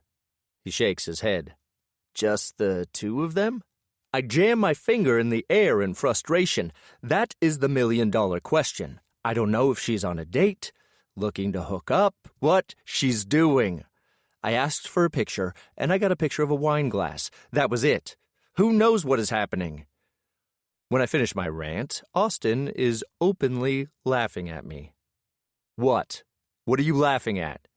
He points at me. "You. You're a mess.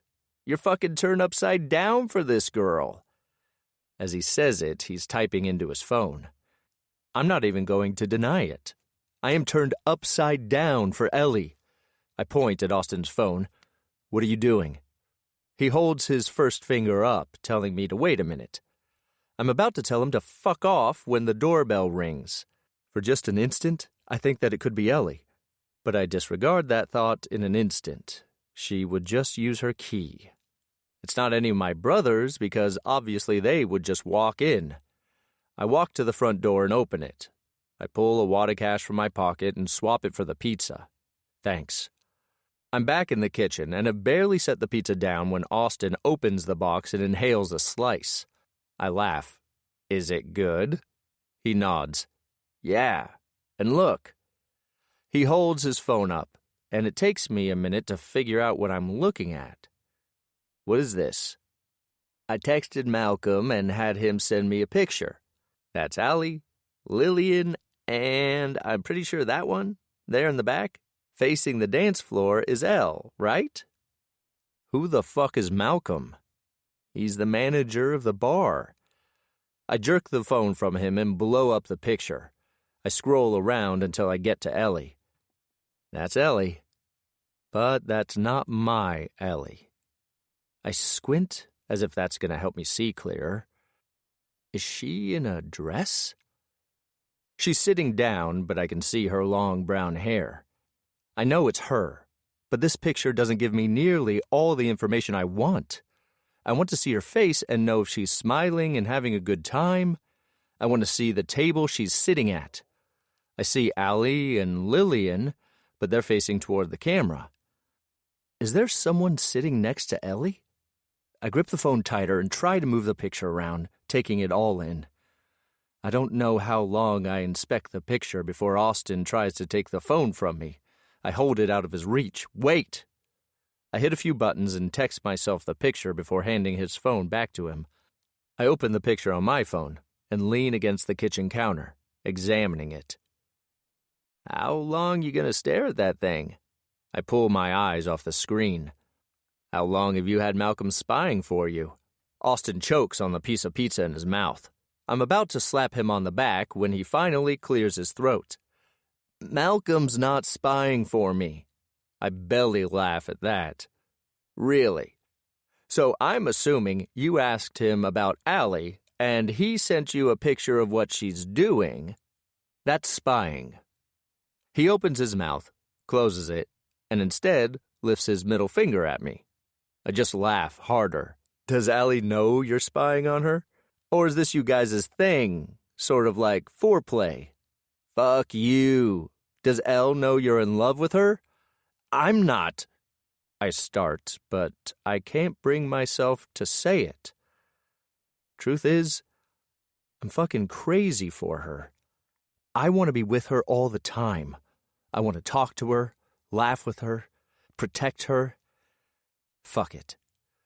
Fuck. Yes, I'm in love with her, and no, she doesn't know it. Worse than that, she doesn't feel the same way. At least I don't think she does. She's mentioned that she may have to leave Whiskey Run. I don't think she's looking for anything serious. Austin's nodding his head. And you want more? Fuck yeah, I want more. Austin slams his beer down on the counter. Then go get it. Chapter 20. L. My phone vibrates in my pocket. I tell myself to ignore it, but I know I won't. There's only one person that would text me, and that's the man I can't stop thinking about. I pull my phone out and look at it. Send me a picture of you, please. I'm smiling at the phone, and Allie leans over. Okay, what's the smile about? I try to pocket my phone. Nothing. It's nothing. Allie grabs for it, though. Bullshit, nothing. She reads the text and leans in. Is this some of that freaky shit? You need to go to the ladies' room and take a picture? She does this thing with her eyebrows when she says picture, and I can't help but laugh. No, it's very innocent. I scroll through them. See? Just normal pictures. She looks a little disappointed, but then shrugs her shoulders. Okay, so let's send him a picture. She looks around the room and stops someone passing by. He has a cowboy hat on and smiles when Allie calls his name. Jason, come here. Do me a favor, will you? Stand here next to Elle and let me get a picture. He looks at me and moves to my side. How come I feel like you're setting me up? Is a boyfriend or husband going to be coming to break my neck? Allie just laughs. Nope, nothing like that. You're safe. It's just an innocent picture. Just don't touch her. I try to interrupt. Allie, I don't think... I turn to Jason. I'm sorry about this, but we don't need a picture. It's as I'm apologizing that Allie waves Jason off. Thanks. I got it. My mouth drops and I reach for my phone. What did you do? I scan the text message she just sent. Allie? She leans over my shoulder. What? It's a candid picture. You guys are talking to each other. It's honestly not a bad picture. But why would I send Huddy a picture of me talking to some strange man? Jeez. Lillian leans in and looks at the picture. Oh. She looks surprised for just a minute and then smiles. Yep, that will do. I look between her and Allie. What will do? What are you guys talking about? Allie just laughs. Look, he either needs to fish or cut bait. My eyes widen. What does that even mean? Lillian has filled Allie in on my Huddy drama, and obviously she has thoughts on it. She leans toward me. Look, if he's not here in, say, 20 minutes, then we're finding you a new man. She starts muttering something, and all I can make out is, these damn Blaze brothers. He's not going to come here. No sooner are the words out of my mouth than Lillian nudges me. Oh, you don't think so? Look who just walked in.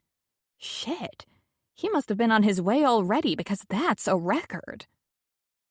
Allie smirks and takes a drink of her wine. Or he was sitting outside stalking her.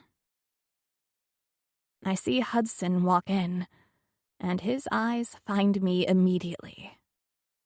The whole way he's watching me until I'm squirming in my seat.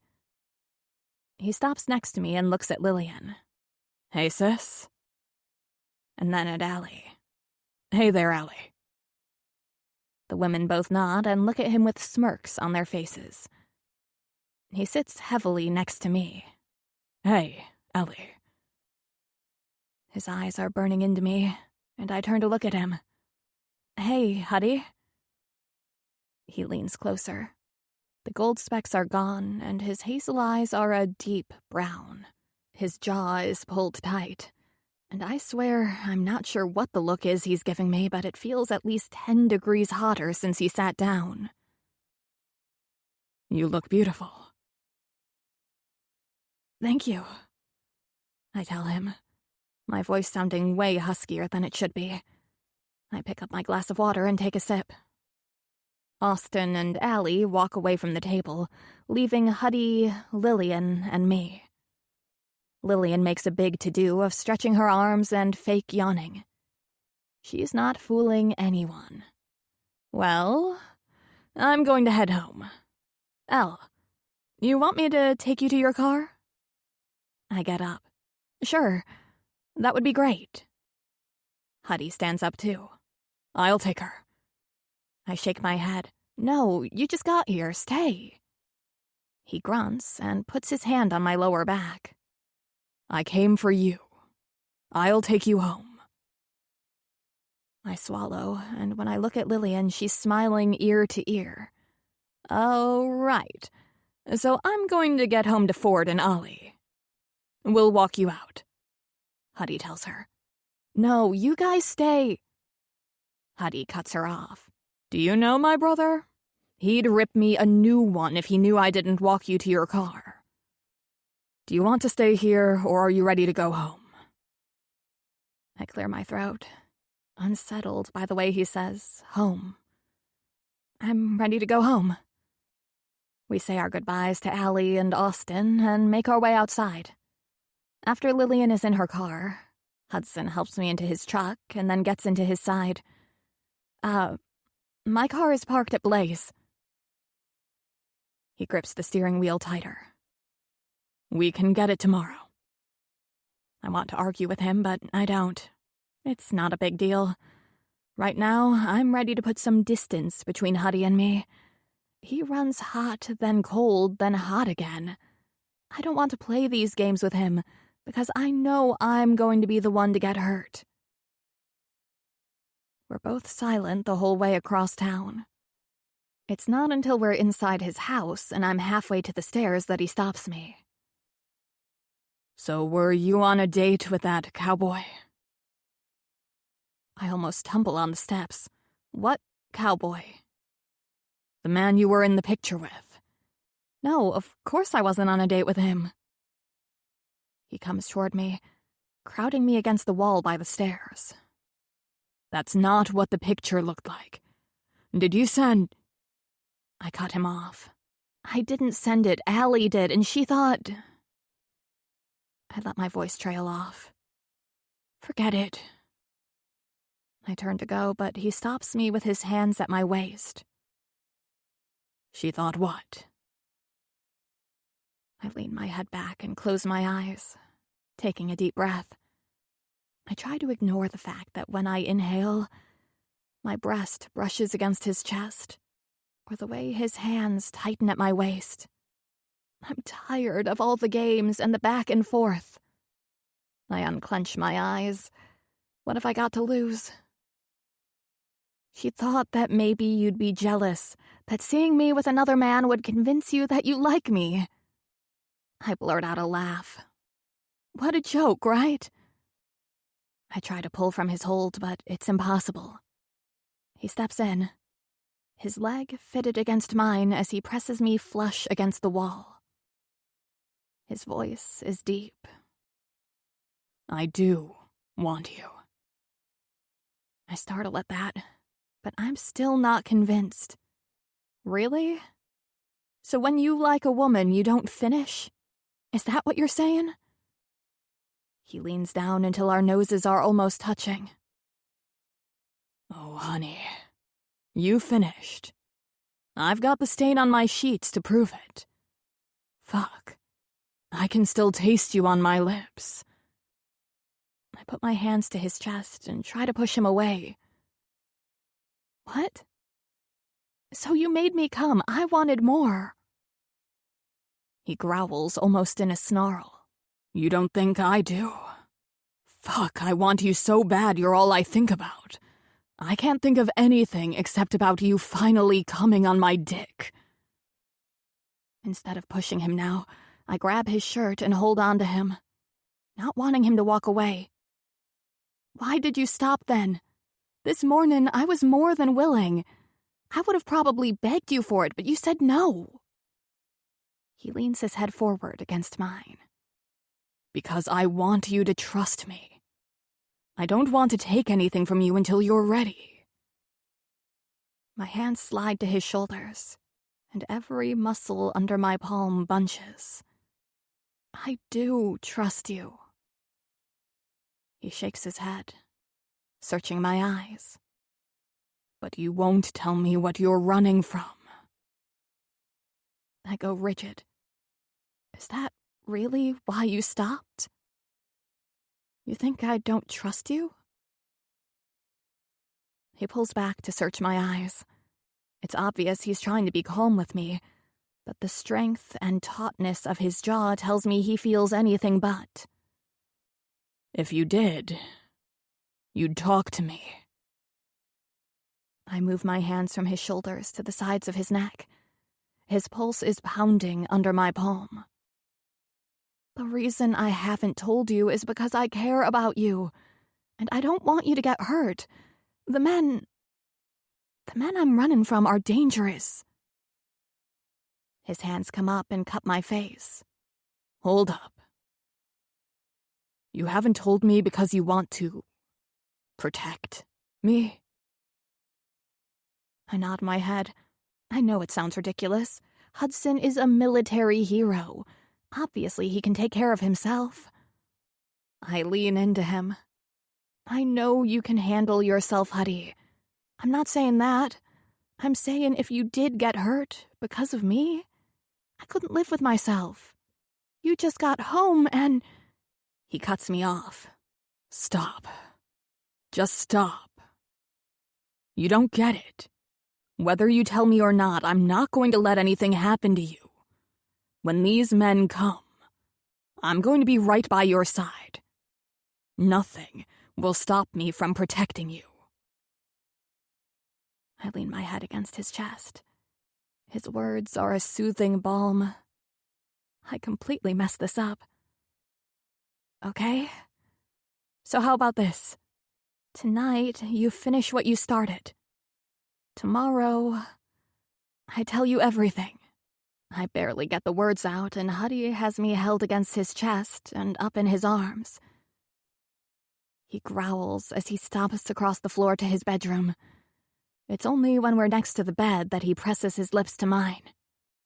The kiss is savage. Our lips, teeth, and tongues mash against each other in a frenzy. When he pulls away, I'm panting. Take your clothes off. No. He looks at me with surprise, and I continue, "It's my turn, Huddy. I want what you wouldn't give me this morning." His hands go to my shoulders, and he squeezes. He laughs, but it sounds strangled. "You don't know what you're asking." He puts a finger at my mouth and traces my lips. "I won't last a second with your lips wrapped around my cock. I want to come here." He reaches between my legs with his other hand and cups my mound. Like a magnetic pull, my hips thrust toward him. But I stay strong. I wrench away from his hold and fall to my knees. "Let me do this, Huddy." He threads his hands through my hair. "Fuck, baby. I can't tell you no. Ever again." I undo the button on his jeans and pull down the zipper.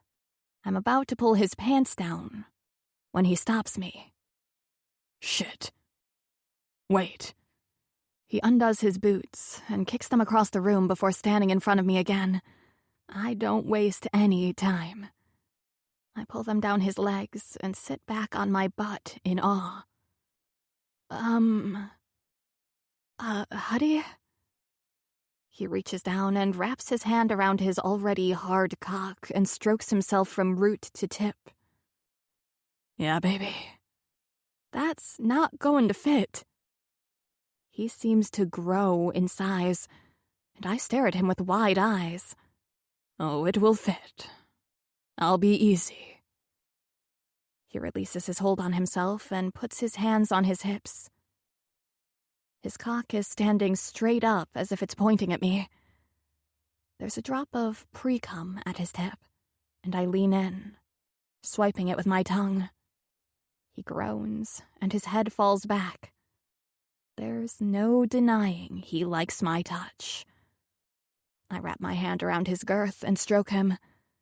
I kiss his tip before opening my mouth and sliding my tongue along his length.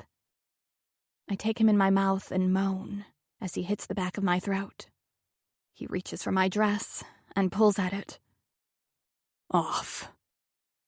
I lean back just enough to pull my dress off, and he reaches for my back to undo my bra. When he unclasps it, I let the straps fall down my shoulders. He cups my breast and squeezes my nipple between his fingers. When I reach up to cup his balls, he can't handle it. He pulls me up off the floor. He's stepping out of his pants, and as soon as his legs are free, he's pulling my underwear down my legs. Everything is happening so fast, but I don't want it to slow down. He lifts me up and lays me on the bed. I can't help but laugh. If I'd known changing my looks would do this, I'd have done it sooner. He's hovering over me. "Is that what you think? You think a new dress makes me want you more?" I reach up and put my hands on his shoulders. I'm sure it doesn't hurt. He leans down and whispers into my ear. "I want you, Ellie. You. Don't ever doubt it. You do it for me. Not your clothes, makeup, or anything else. It's all you, honey." I want to tell him I love him, but I don't.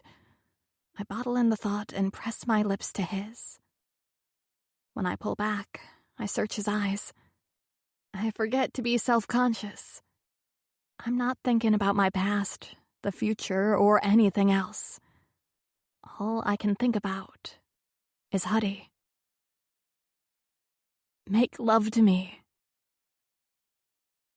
His smile lights up his face. "With pleasure, honey."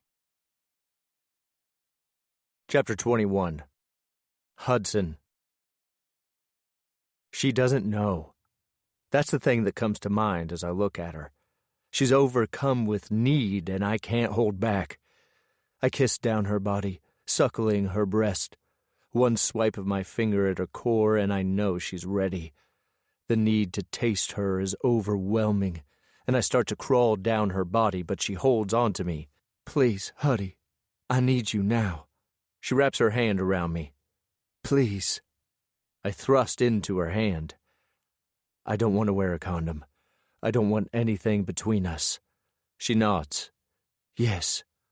I'm circling her clit with my finger, and she's gyrating her hips up and down. Yes, she says again. Yes, I ask her. She nods, pushing herself into my hand. Yes, I'm on the pill. I'm clean. I lick her navel. Are you going to ask me? She leans up on her elbows and looks at me. I trust you. You're clean. You wouldn't want me bare if you weren't. That's right, honey. I'll always protect you. I go to my knees between her thighs. She widens her legs, and fuck, I can't get enough of her. I lean into her, my hand wrapped around my rod, and position myself at her entrance. I'm doing my best to hold back and give her time to adjust, but she pumps her hips. Please, don't make me wait anymore. That's all it takes. I push into her slowly. I don't stop until I have her completely impaled on me. Her eyes are wide, and I can feel the sweat rolling down my neck as I try to hold back. She feels good, the way she's wrapped around me, but it's not enough. It won't be until I can feel her pulsating around me. You good? She nods her head, and I start to move in and out. Her hands go to my chest, and I thrust harder, needing to go deeper. Oh yeah, don't stop, Huddy. Fuck, as if I could. I'm relentless as I thrust in and out of her. Already I'm close to filling her up. Her pussy is soaked, and the only sounds in the room are our breathing and our bodies slapping together. I reach between us, pressing my thumb to her clit, circling it until I can feel her pussy pulsate on my cock. Come for me, honey. Let me fill you up. Give it to me. I don't even know what I'm saying, but right now I'd plead, beg, and sell my soul to come. But I won't let it happen until she does. Her pussy is hot and starts to gush. Her body goes taut, and she has my cock in a vice. My strokes are quicker, more intense. Fuck, let me in. Don't stop me. I push her legs wider and pull her hips up, hitting her at that secret spot deep inside. Ugh, she screams. I pummel in and out of her, shooting my seed deep into her womb. I don't stop until she's completely spent. Her legs fall to each side of me, and she lies limp on my bed. I look down where she's still connected, and I swear my dick twitches. She jerks her head up and looks down between us. What? She doesn't get the whole question out. I need you again. She's shaking her head side to side. There's no way. You can't. I pull out of her slowly and stand up beside the bed. I lean over to plant a kiss on her lips. Trust me, I always want you again, but don't worry. I'm going to let you rest. For a few minutes, anyway. I walk into the bathroom and turn on the hot water at the sink. I clean myself up, and then after wetting a cloth, I take it back to the bedroom. She's covered herself with the sheets, and I try not to smile. Standing over her, I gesture to her. What do you think you're doing? She glances down at her covered body. Nothing? Waiting on you to get done in the bathroom? She points at her dress on the floor. Can you hand me my dress? I reach for the sheets and start to pull it, but she holds tighter. What are you doing? I don't release my hold. I'm going to clean you up, then I'm going to climb into bed and hold you in my arms. We're going to rest a little bit, and then I'm going to have you again. She leans up. Again? You weren't joking about that? As if on command, my cock twitches. No, I wasn't joking about that. And let's go ahead and get something straight, okay? She looks at me hesitantly. What? You don't hide your body from me. I love the way you look. Every curve, every dimple, every bit of it. She looks as if she doesn't believe me, and I call her out on it. You don't have to believe me if you don't want to. But by the end of the night, I'm going to have kissed, licked, and tasted every inch of you. And you won't have any doubt then. She opens her mouth and her chest heaves as if shocked. I nod my head. Yeah. So release the sheet. She lets go, and I pull the sheet down. I reach her thighs, and she jerks with a laugh. Oh, that's cold. I swat her hip with it. It wasn't. I toss the cloth into the laundry basket and lean over to pick her up. Okay then, we're going with plan B. She's staring at my cock, licking her lips. What's plan B? I put a hand on each side of her head on the bed. Plan B is taking a shower together, a hot one, and then we come back to bed. She circles her hands around my neck. You want to shower with me? I chuckle. I want to do everything with you. She leans up and kisses me before biting my lower lip. I like it. Let's do plan B. She starts to sit up and I pick her up instead. She squeals with laughter as I bring her against my chest. The smile on her face is everything. You know I can walk, right? I stalk proudly across the room with her in my arms. Yeah, I know. But why would you when I'd rather have you in my arms? She tightens her hold on me. Right. I agree. I'd rather be in your arms, too. I pick up the pace. The sooner I get her clean, the sooner I get to go back to bed, hold her in my arms, and have her again. Chapter 22. L. After waking up with Huddy's head between my legs, I've been on a high ever since. 2 orgasms later, I eventually fell back asleep. And now I stretch my arms over my head as the smell of bacon fills the room. The door pushes all the way open, and Huddy comes in with a plate and a cup. You're up. I sit up in bed, not bothering to cover myself. It seems he's proven himself to me because I'm sitting here topless, without a care in the world. Yeah, I'm up, and I'm starving. He sits down on the bed next to me and sets the cup on the nightstand before handing me the plate. I take a bite of the bacon and moan. This is either really good or I really am starving. He's watching me closely. There's no way life gets any better than this. I take another bite and smile as I chew. Oh yeah? He nods. Yeah. You topless in my bed and bacon. I mean, how can it get better? I hold out the plate to him, and he bypasses the toast and goes straight for the strip of bacon before inhaling it in one bite. I take another bite, and it's the perfect, chewy, crispy way I love my bacon. This is good, Huddy. He nods as he searches my face.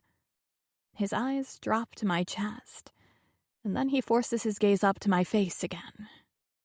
So when you're done, we're going to talk, okay? I knew this was coming, but I try to sway him anyway. I push out my chest just a little and don't even feel guilty doing it. You sure you want to talk now? I can think of a few things we could be doing instead of talking. He groans, takes the plate away, and sets it on the nightstand before climbing into the bed next to me. He covers my body with his. We're going to do all those things too. But after we talk. I let out a sigh. Okay. He wraps his arms and legs around me and pulls me flush against his body. Talk to me. I rest my head on his chest. I hate to talk about this, but the truth is, I felt like I haven't had anyone I could talk about it to. Now I have this man that is determined to get it out of me and wants to, what? Protect me? I take a deep breath and start talking. It was 3 months ago. I had just gotten off work and had stopped at a little corner market. I didn't live in the best part of town, and I didn't usually stop at places close to my apartment, but I was exhausted after a 12-hour shift. I thought I'd grab something for dinner and go home. No big deal. I pause and try to collect my thoughts. "And?" he asks, his hand trailing up and down my back. I take a deep breath. And I came out of the store. I had just made it to my car and was about to get in when a man grabbed me from behind. He was strung out and wanted my money. He wasn't happy that I only had $15 in cash. I take a shuddering breath. He was mad, and he hit me in the face. I try to gather my thoughts and force the rest of it out. I think he liked it that he was stronger than me, that I was weak. He kicked me in the stomach, the back, and then he punched me again. Every time I cried, he laughed. I pause and clench my eyes, trying to shut out the memories. Huddy's hand has stopped trailing my skin, and now it's like a warm balm pressed between my shoulder blades. Somebody came out of the store and scared him. That man saved me, and my attacker ran away. Huddy kisses the top of my head.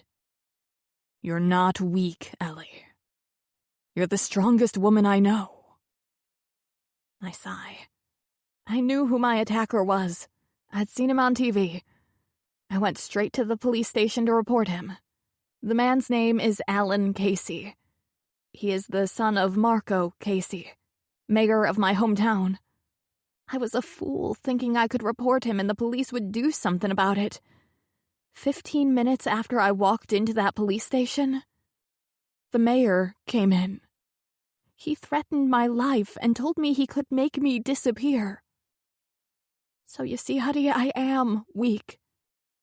I disappeared on my own. I couldn't fight them. So I ran. Huddy lifts my chin up and searches my eyes. "That's not weak, baby. That's survival. You survived all on your own. You took care of yourself. But you don't have to run anymore. I'm going to take care of you." I grab onto his shirt and pull it. "I don't want you to get involved, Huddy." He cups my jaw. "There's something I need to tell you." The fierce look on his face has me pulling back a bit. "What is it?" "Have you heard of Walker? Do you know him?" I nod. "Yeah, he's been in the office before." "When I knew you were running from something, I asked him to look into it. He told me that Marco and Alan were looking for you. He wasn't able to find out what happened to you, but he did find out a number of other things that Alan has done. We have enough to put him away. Him and his father." I sit up in the bed. "Don't go after him, please. I'm telling you, they don't fight fair, Huddy." He sits up too and pulls me into his lap. He's leaning against the headboard and turns me to look at him. "We don't have a choice. Walker texted me this morning. He's been tracking them and they're both here. They're in Whiskey Run." I try to bolt. I need to go. Huddy is holding on to me, but I wrench from his arms. "I have to go. You stay here, but let me go." He's up out of the bed and holding on to me. "You're not going anywhere. Walker's crew is outside. Until the Casey men are caught, you don't leave my side." I know he can see the fear in my face. "I can't ask you to—" "You're not asking me to do anything. I'm doing it. I'm going to protect you, Ellie." I sigh and put my forehead on his chest. "Fine. As long as you do it here with me. Let the police or Walker and his crew handle this." His hands go down to my back, and he cups my ass. It's then I realize that I'm still completely naked. He needs my plump cheeks, and I put my chin on his chest to look up at him. Well, it looks like you're stuck with me for a little while longer. What should we do to pass the time? His eyes darken, but he doesn't give in. Are you okay, Ellie? I know this is a lot. You don't have to hide your feelings from me. I shake my head, not sure I know how to explain everything I'm feeling right now. Since I ran, I have felt so alone. I've looked over my shoulder this whole time and have been scared that at any moment I'd have to leave again. For the first time, I feel free, which is funny, because it looks like I'm not going to be leaving this house today, but yeah, I feel free. I feel good. All because of you. He picks me up, and my legs go around his waist. His cock is hard, and the bulge in his jeans is pressed against my core. I bet I can make you feel better. I have my arms wrapped around his neck, and I can't stop smiling. Oh, I have no doubt you can make me feel better. He lays me back on the bed and hovers over me. He pushes the hair off my face and looks at me with worry. I know he's feeling the weight of everything right now, and I wish I hadn't brought it to his door. But I'd be lying if I said it doesn't feel good to have someone on my side. He undoes his belt buckle and lets his pants fall to the ground, and then takes off his shirt. What do you want, Ellie? My tongue? My hand?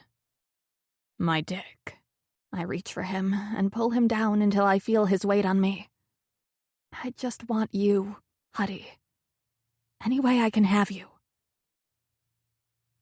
He kisses me until I'm breathless and then rolls over, taking me with him. I'm on top now, and he positions me so I'm straddling him, and his cock is pressed against my womanhood. He reaches between us, and I lift up before settling on him, impaling myself on his cock. I rock my hips back and forth, and he leans up, stilling my movements. I'm yours, Ellie. You can have me any way you want me. There's so much meaning behind his words, but I try not to read anything into them. I'm not going to get my hopes up. I'm going to enjoy this. For as long as it lasts. Chapter 23. Hudson. I grab onto her hips, pushing and pulling her. She leans back, and fuck, I go deeper. She must like it like this, because her pussy starts to contract around me. I press a finger to her swollen clit and roll it with my finger. She groans, and I keep going. Her thrusts are erratic, and I'm trying not to come. Shit, this woman has me on the edge just looking at her, but seeing her like this, completely unabashed as she rides my cock, has me ready to shoot cum deep inside her. Her fingers dig into my thighs as her body starts to convulse. I come full force, exploding inside her. I'm barely able to catch my breath when my phone starts ringing. Fuck, I gotta get that. She tries to get off me, but I hold her where she's at and answer the phone on the nightstand. I barely register that it's my brother Ford before I answer. Yeah, I'm busy. He grunts, yeah, I can see that. Can you tell your security detail to let us in?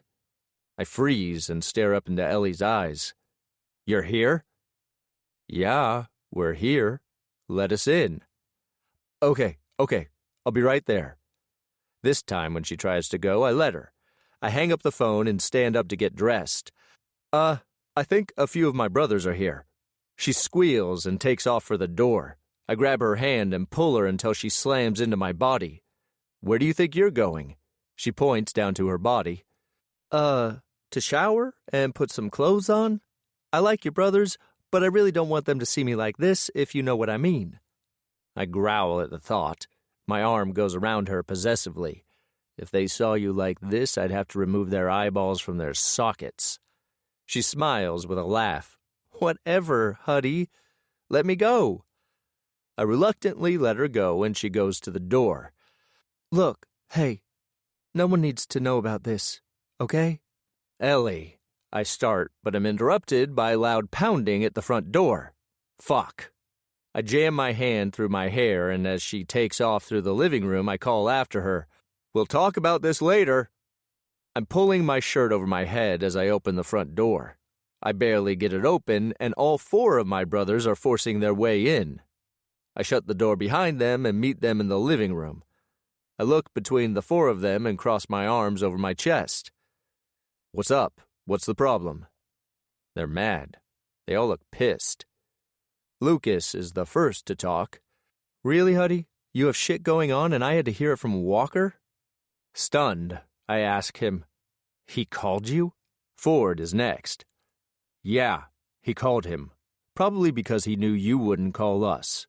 What the fuck is going on? You were right when you hired Elle, Lucas. She is running from someone and they've found her. I give them the lowdown on what's happening. Bo shakes his head. And you didn't think we needed to know any of this? In my defense, I got the text that they were in town this morning. I leave out the fact that I've known for a few days that Walker thought they were headed this way. Ford claps his hands together. Okay, so what's the plan? My mouth drops open, and I close it again and smirk. The plan is you'll go home to Lillian and Ollie. Lucas, you go be with Isabella. Bo, you go home to Natalie. And Austin, hell, you go do whatever or whoever it is you do. I got this. Ford is the first one to laugh. Forget it, brother. We're here to stay until we know you and Elle are safe. I'm about to argue with them, but then an idea comes to my mind. Good. I need a favor. Anything, Austin says. They're all worried looking, and I don't know how to convince them that I can handle this. I'm trained to do this. I need you to stay here with Elle. Ford groans. And where are you going? I walk over to the gun safe and type in the number before extracting my .22 caliber. None of my brothers look surprised. We were raised shooting guns, and sometimes when I came home to visit, we would pass time by going to the gun range. I point to the safe. The code is Granny's birthday if you need it. I put the gun in my waistband and cross my arms over my chest. They're gonna go to her apartment. We have someone in town planted to give them the address. I need to be there when it all goes down. I need to know that they're both apprehended. That's the only way Elle is going to be truly safe. Lucas steps forward. Walker can handle it. I don't know how else to say it, so I try to explain it to him. If someone was after your wife, would you just hunker down and wait for them to come get her? Fuck no. I nod. Right. I'm doing what I have to do. I just need you guys to stay with her until I get back. Austin bangs his hand on the kitchen counter. He's sitting on the stool, all laid back and relaxed, but if you knew him, you'd know he's unsettled. Let me go with you. I shake my head. No, Austin. I can do this on my own. He crosses his arms over his chest. You think we don't know that? We know you can do this on your own, but the whole point is that you don't have to. You're home now, Huddy. All of us, he says, pointing at the 4 of them, are here for you. I walk over and clasp his shoulder before pulling him into a tight hug. I know that. I do. But I'm trained for this. You staying here with Elle is what I need. I can concentrate on what needs to be done because I'll know she's safe. Bo rubs the 5 o'clock shadow on his chin. I don't like it. You know me, Bo. I don't take unnecessary risks. I look up the stairs, but Elle isn't coming down yet. I'll be right back. There's leftover pizza and beer in the fridge. Steaks, too, if you want to grill something. Bo grunts. This isn't a fucking party, Huddy. I shake my head. I'm not used to having people worried about me, and it feels good. I know. I'm going to be fine, Bo. I promise. I'll be right back. I walk up the stairs, and when I get to the top, I go straight to the guest bedroom. I hate for her to be up here. I want to keep her in my room, but I know that's a conversation for another day. When I go into the bedroom, I hear the shower going in the bathroom. The door is ajar, and I can't resist. I push it open gently and instantly wish I'd gotten here a little sooner. I can barely make out the curves of her body through the steamy glass. Her back is to me, and she's washing her body, but she says my name. I walk into the bathroom and close the door behind me, stopping at the shower. "Yeah, honey?" She finally turns toward me, and I open the door and lean into the opening. She's beautiful anyway, but with the water flowing down her body, she's something else. She crooks her finger at me. "You coming in?" Fuck, I want to. No, I need to go somewhere. But I wanted to let you know that my brothers are going to be downstairs until I get back. I've asked them to stay with you. She turns off the water and grabs the towel off the hook before hiding her body from me. "Where are you going?" I tilt my head because I know she already knows the answer to that. "I'll be back before you know it." "Let someone else go." I pull her into my arms. You do know that I'm trained in infiltration, defense. You name it, I've done it. She looks up at me with so much sadness on her face. "I know, but you aren't supposed to be doing it anymore. You're retired." It hits me that I hadn't told her about the job Walker offered me. I still haven't decided what I'm going to do about it, but right now is not the time to make a decision. I caress her jaw and lean in for a kiss. "Will you do me a favor?" She nods. "Anything." "Please stay here. I can't do what I need to do if I'm worried about you." She grits her teeth and shakes her head. There's anger shooting out of her eyes as she stares at me. "See? This is exactly what I didn't want. This is why I didn't want you involved." "I'm involved, Ellie. I was involved the second I laid eyes on you." Her frown deepens. "Please, don't go." I shake my head. "I'm going, honey." She sucks in a deep breath and tips her chin at me. "Well, then let me go with you." Her hair is in some kind of knot on the top of her head, and a loose strand is hanging in her face. I tuck it behind her ear. "You're not going. Promise me you'll stay put." She crosses her arms over her chest and pulls out of my arms. "This isn't right, Huddy." I let my hands fall to my sides. The truth is, I need to look at this as just another mission, and if I keep touching her or holding her, then I'm never going to leave. I'll be back as soon as I can. Stay here.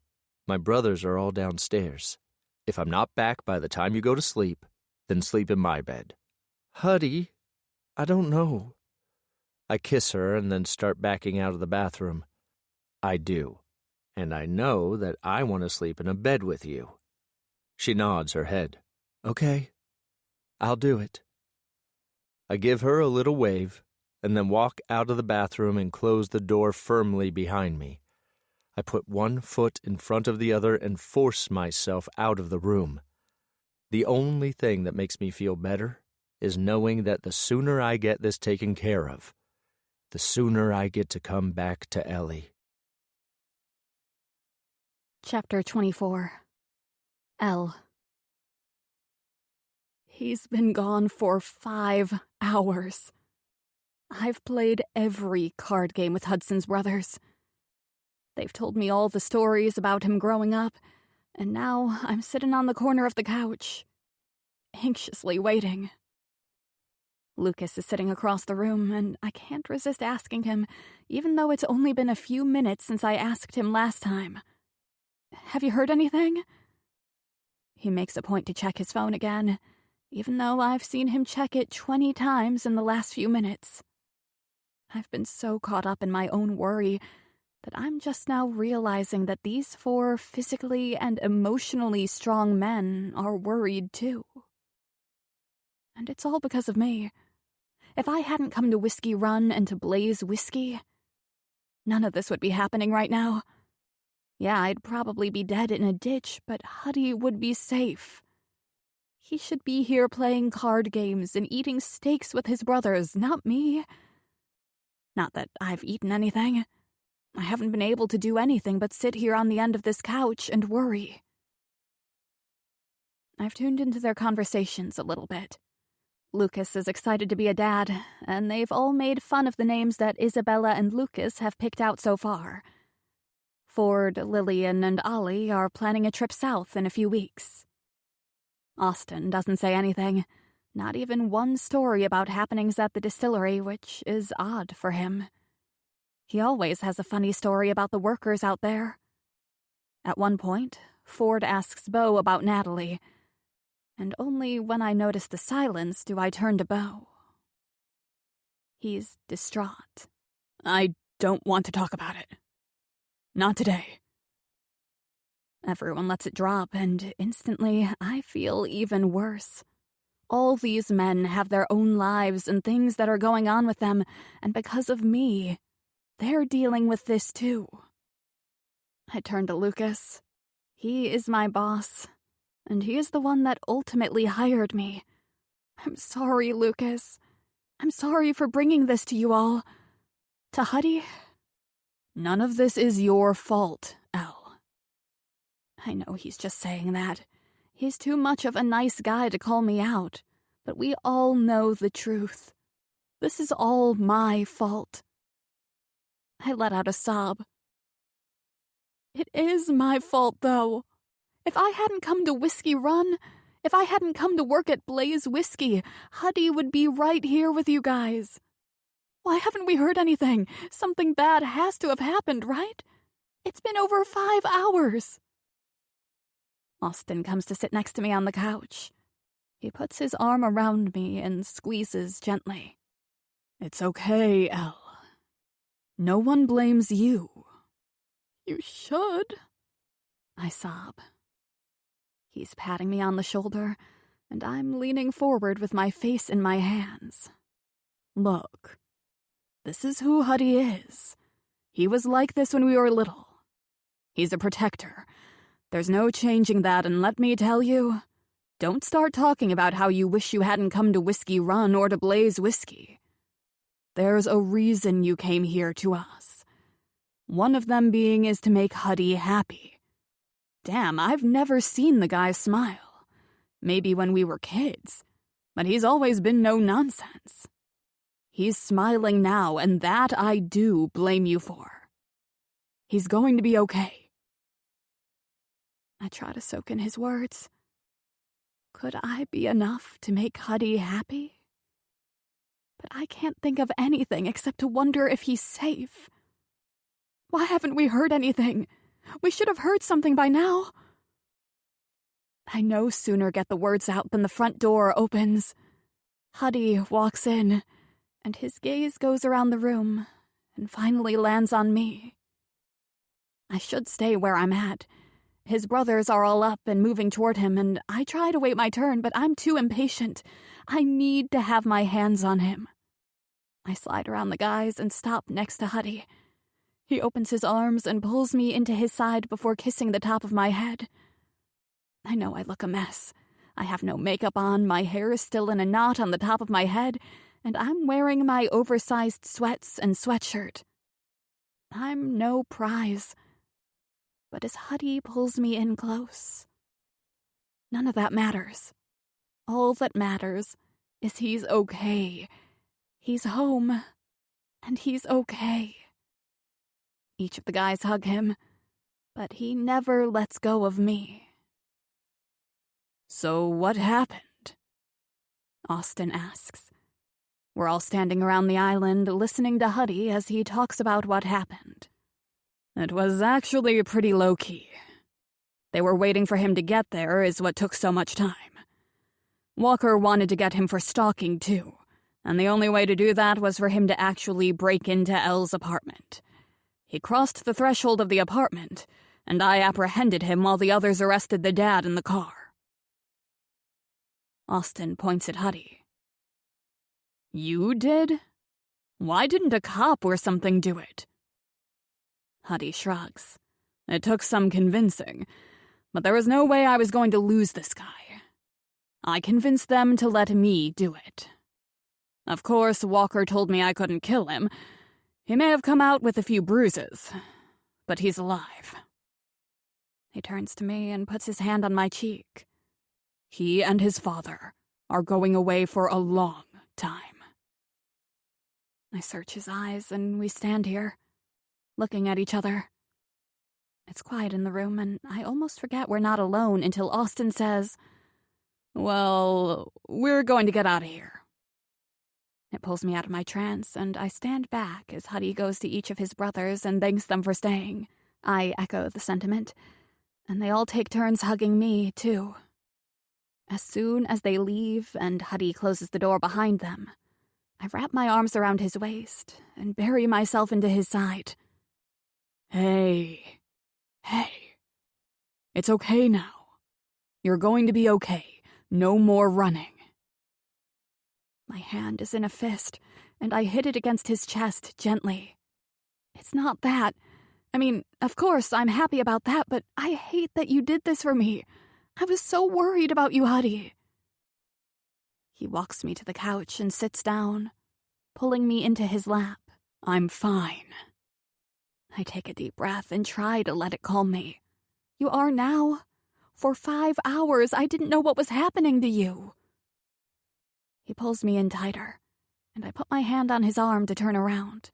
He lets out a small grunt, but what is most noticeable is the way I can feel his body as he inhales deeply.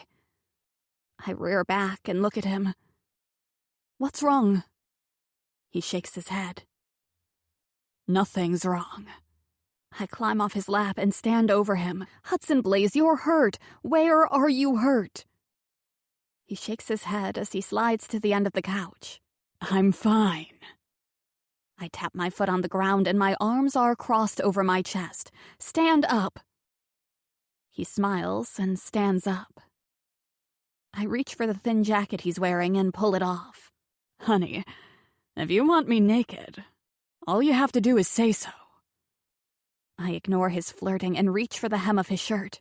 I tug it up as high as I can until he has to help me get it off his arms. When he lowers his arms, I see it. His upper left arm has a white bandage wrapped around it. I gasp and cover my mouth with my hands. You're hurt. He reaches for me and I take a step back. Ellie, honey. Come here. I don't move. I can't. He takes a step toward me, and I still don't move. I'm frozen in my spot, my gaze locked onto that white bandage. He reaches for it.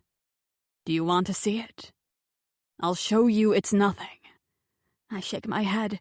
Just imagining what's underneath has me wanting to pass out.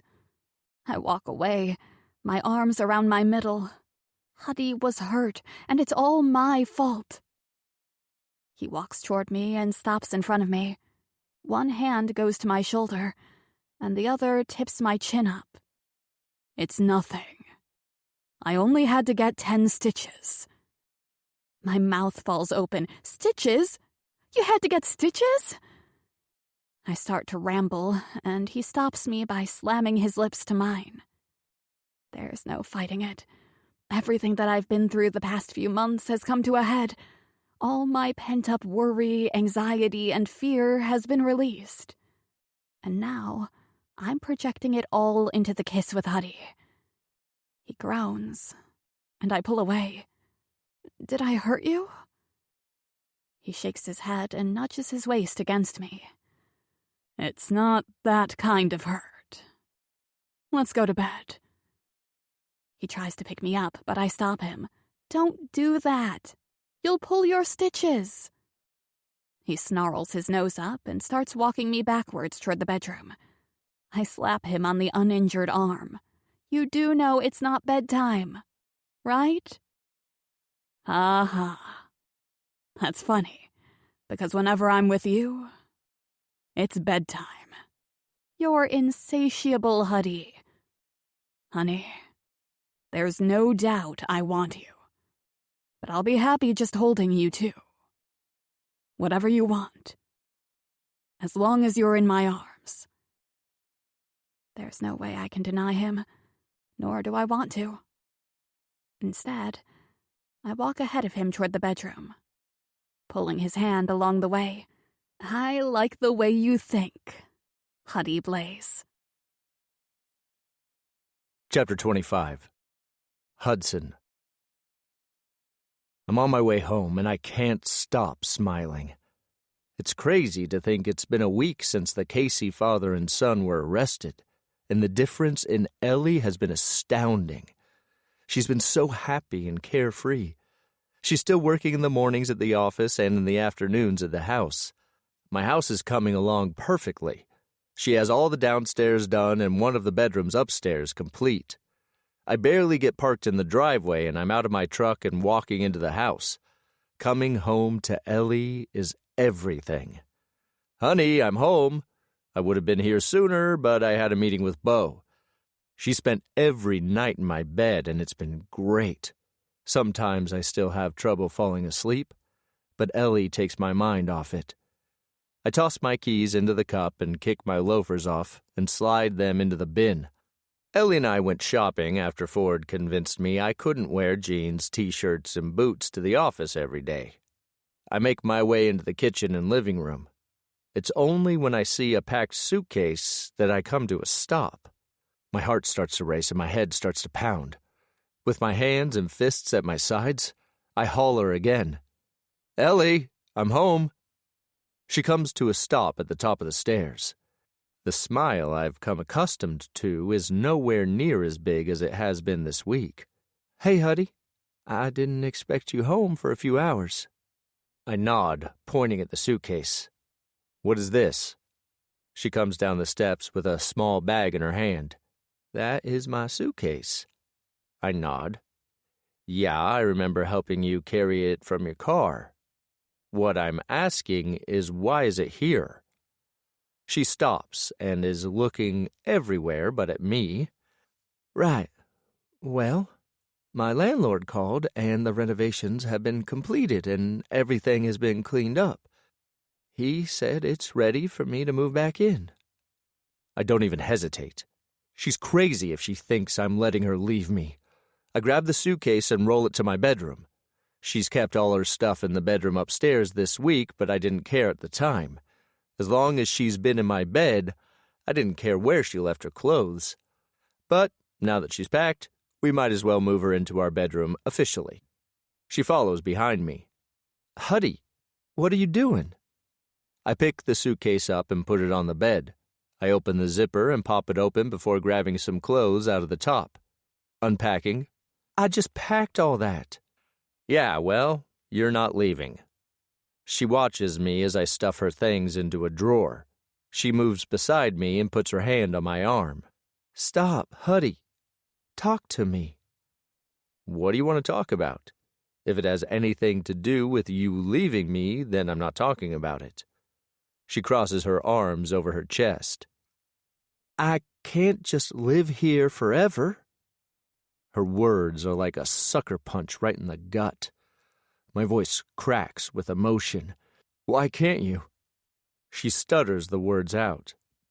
Why can't I? Well, I guess there are a bunch of reasons. This was supposed to be temporary. You have a home and a life.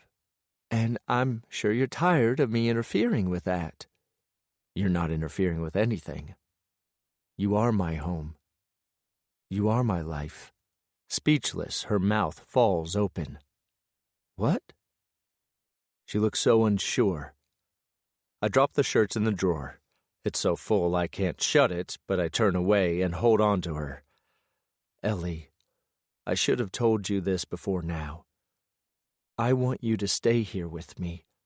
I want you to sleep in that bed with me every night. She opens her mouth, but I stop her. Wait, let me finish. I've fucked up. I should have told you all this, and I didn't. I thought I was giving you time, hoping that you were adjusting to life here with me, but I should have told you. You know how you keep asking me about the bedroom upstairs? The one you haven't designed yet? She nods her head. Yeah? At first, I thought I wanted it to be a nursery, but there's no way we could have our baby all the way upstairs and us down here. So then I thought we should move my office upstairs so the nursery could be down here, close to us. You want to have a baby with me? I lean down and kiss her forehead. I want to do everything with you. I love you, Ellie. I want you in my life. Always. Her eyes light up. I see the hope build on her face, and then just as fast, the light goes out, and in its place is worry. Huddy, I cut her off. So help me, Ellie, don't you dare say you don't love me too. I know you do. The way you look at me, the little things you do for me, the way your breath hitches when I touch you. You love me. I do. I do love you. But are you sure this is a good idea? Maybe we should date for a while to make sure I'm what you want. I pull her into my arms. My cock is hard pressed into her belly, and I try to ignore it. I already know exactly what I want, and that's you. You're mine now, and you'll be mine tomorrow. I love you, Ellie, forever. I lean my forehead against hers and groan. Fuck, I wish I had a ring. She slides her arms around my neck and curls her fingers through the hair at the base of my neck.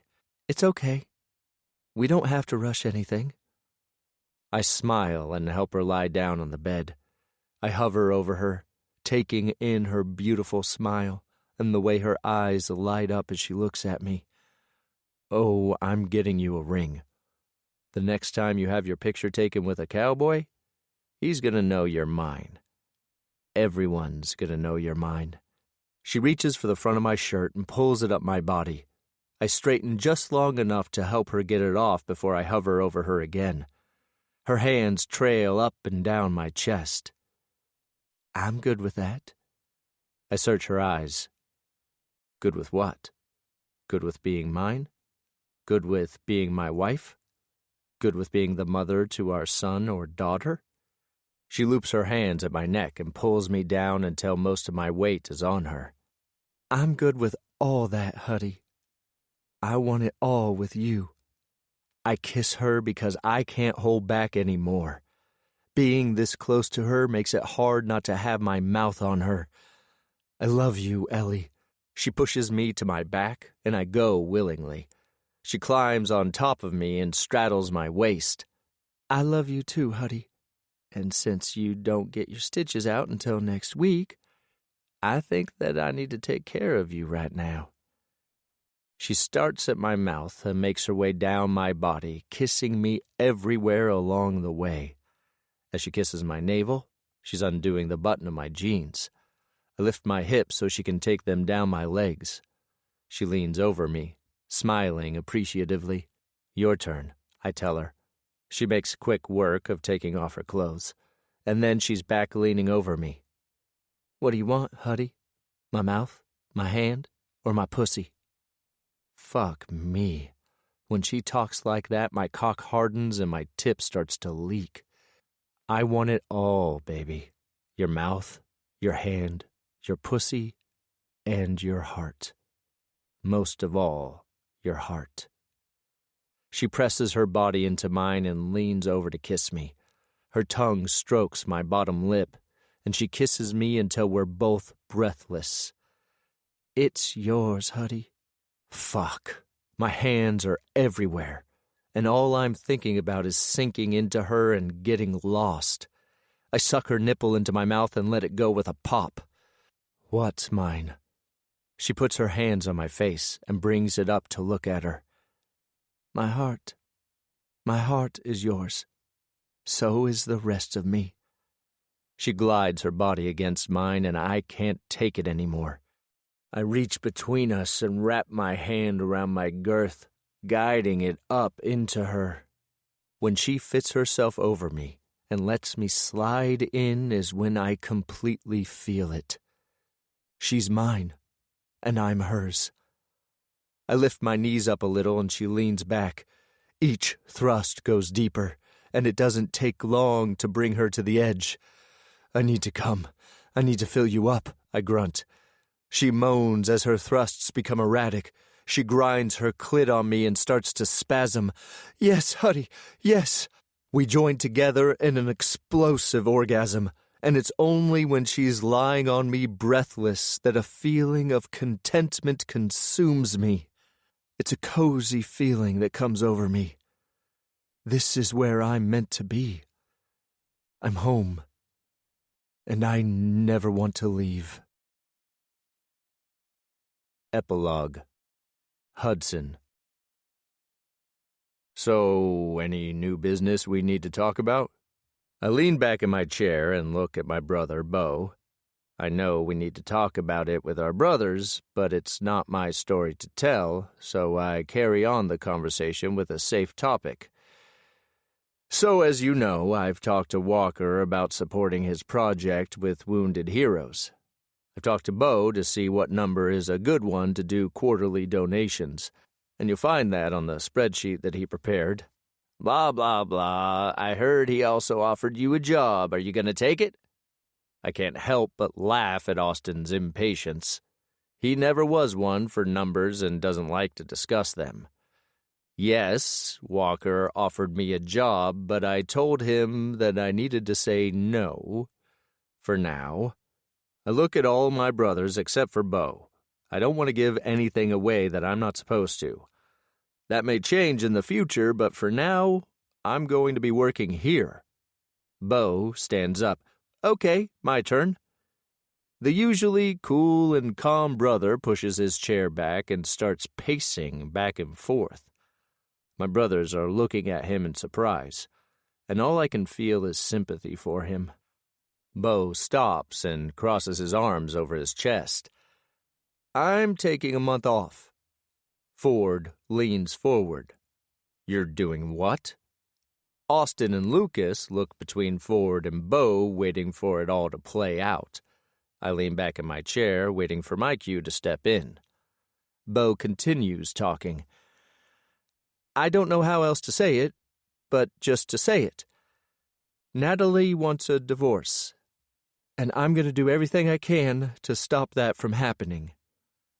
Ford is shaking his head. Damn, brother, I knew you were having problems, but I had no idea. Bo cuts him off. Yeah, it's bad, but I can't lose her. I won't.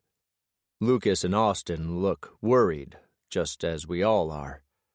It's hard to see our brother hurting and not knowing what we can do to help. You're not going to lose her, Bo. You're going to work it out. He nods. Are you going to tell them, or am I? What? Ford asks. I look at Bo, and he nods his head. I'm going to take over for Bo until he comes back. I wait for that bombshell to settle in, but my brother's only reactions are raised eyebrows. Another time, I'd probably laugh at their expressions, but now's not the time. He's been working with me on the spreadsheets and showing me where I need to plug in numbers. Ellie is a whiz in spreadsheets, so she's going to be helping me. But if anything comes up, I can reach Bo for help. I promise not to fuck it up. Ford nods his head. Good. Sounds good to me. I rear back. Sounds good? Ford rolls his eyes. Huddy, you don't get it. We all believe in you. To us, you can do anything. Of course we know you can handle this. He turns to Bo. Now for you. I'm sorry that you couldn't talk about this with us. Bo has never been one to talk about his emotions, and this is no different. It's sort of hard to tell you all that my marriage is failing, that I've fucked up. Austin's voice raises in the room. Bullshit. Did you cheat on Natalie? No way. I don't believe it. Bo looks almost pained when he answers. No, of course I didn't. But I did fuck up. Now I'm going to make it right. I have to. I've never seen Bo look the way he does right now. Truth is, he probably wouldn't have confided in me, but I cornered him yesterday.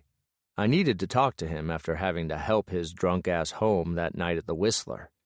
I knew then that something wasn't right. And I get why it's hard to talk to Lucas, Ford, or Austin about it. Lucas and Ford are in brand new relationships and involved in their own lives.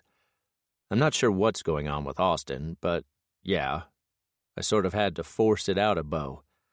So we're good with this? I ask, trying to get the attention off Bo.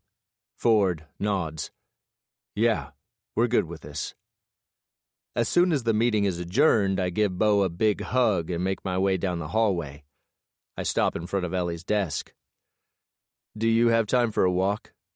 She smiles up at me. A walk? I nod, and I must not be very good at hiding my worry because her smile drops, and she stands up. Yeah, sure. I'll just transfer the phone to my cell. Lillian waves her off. You guys go. I have the phones. I grab onto Elle's hand and thank Lillian. Neither one of us says anything until we're outside. Ellie tugs on my hand. What's wrong? I wrap my arm around her. Nothing. I just wanted to be with you. She leans into me. Well, that's sweet, but you're lying to me. There's something wrong, but we don't have to talk about it if you don't want to. I stop walking and pull her into me. You're right. I don't want to fuck this up is all. I mean, I'm gonna fuck up, but you can't leave me, Ellie. You don't ever walk away from me. We stay and fight for each other. She looks surprised. Where is this even coming from? I blink. Bo's all fucked up. He loves Natalie so much, but I don't know if he's going to be able to fix this. If they love each other, they'll work it out, Huddy. I know it's hard to see your brother like this and just stand by, not knowing what to do for him. You're helping him so he can concentrate on his relationship and not have to worry about work. All you can do is be here for him, and you're doing that. I'm quiet as I take it all in. Already I can't imagine my life without Ellie in it. I move in front of her and put my hands at her waist. You're going to marry me, right? She laughs and playfully swats me on my chest, but I don't budge. Huddy, stop. I grab onto both of her hands and lace our fingers together. I'm not playing, Ellie. More than anything, I want you to be my wife. I want to start our family. I want to know that no matter what, we have each other. She wants to say yes. Clearly, she does. Huddy, maybe now's not the best time. Your brother is about to take leave to try and save his marriage. Your other brother is about to have a baby. Ford and Lillian. I stop her. My family knows. They know I love you, and they know I want you to be my wife. She searches my eyes. You're serious? I nod my head. Yes. She finally nods her head in agreement. I love you, Huddy. Yes. Yes, I'll marry you. I pick her up in my arms and swing her around. When I stop, I let her body slide down mine and capture her lips with mine. We're both breathless when we pull apart. With our foreheads against each other, I tell her, You're my home, Ellie. She sighs softly, burrowing into me. And you're mine. This concludes Coming Home by Hope Ford, narrated by Hugo Locke and Shayna Somerville. Copyright 2023 by Hope Ford. This unabridged audiobook is published by arrangement with Hope Ford, care of SBR Media, and was produced in the year 2023 by Tantor Media Incorporated, a division of Recorded Books, which holds the copyright thereto. Please visit tantor.com for more information on our growing library of unabridged audiobooks.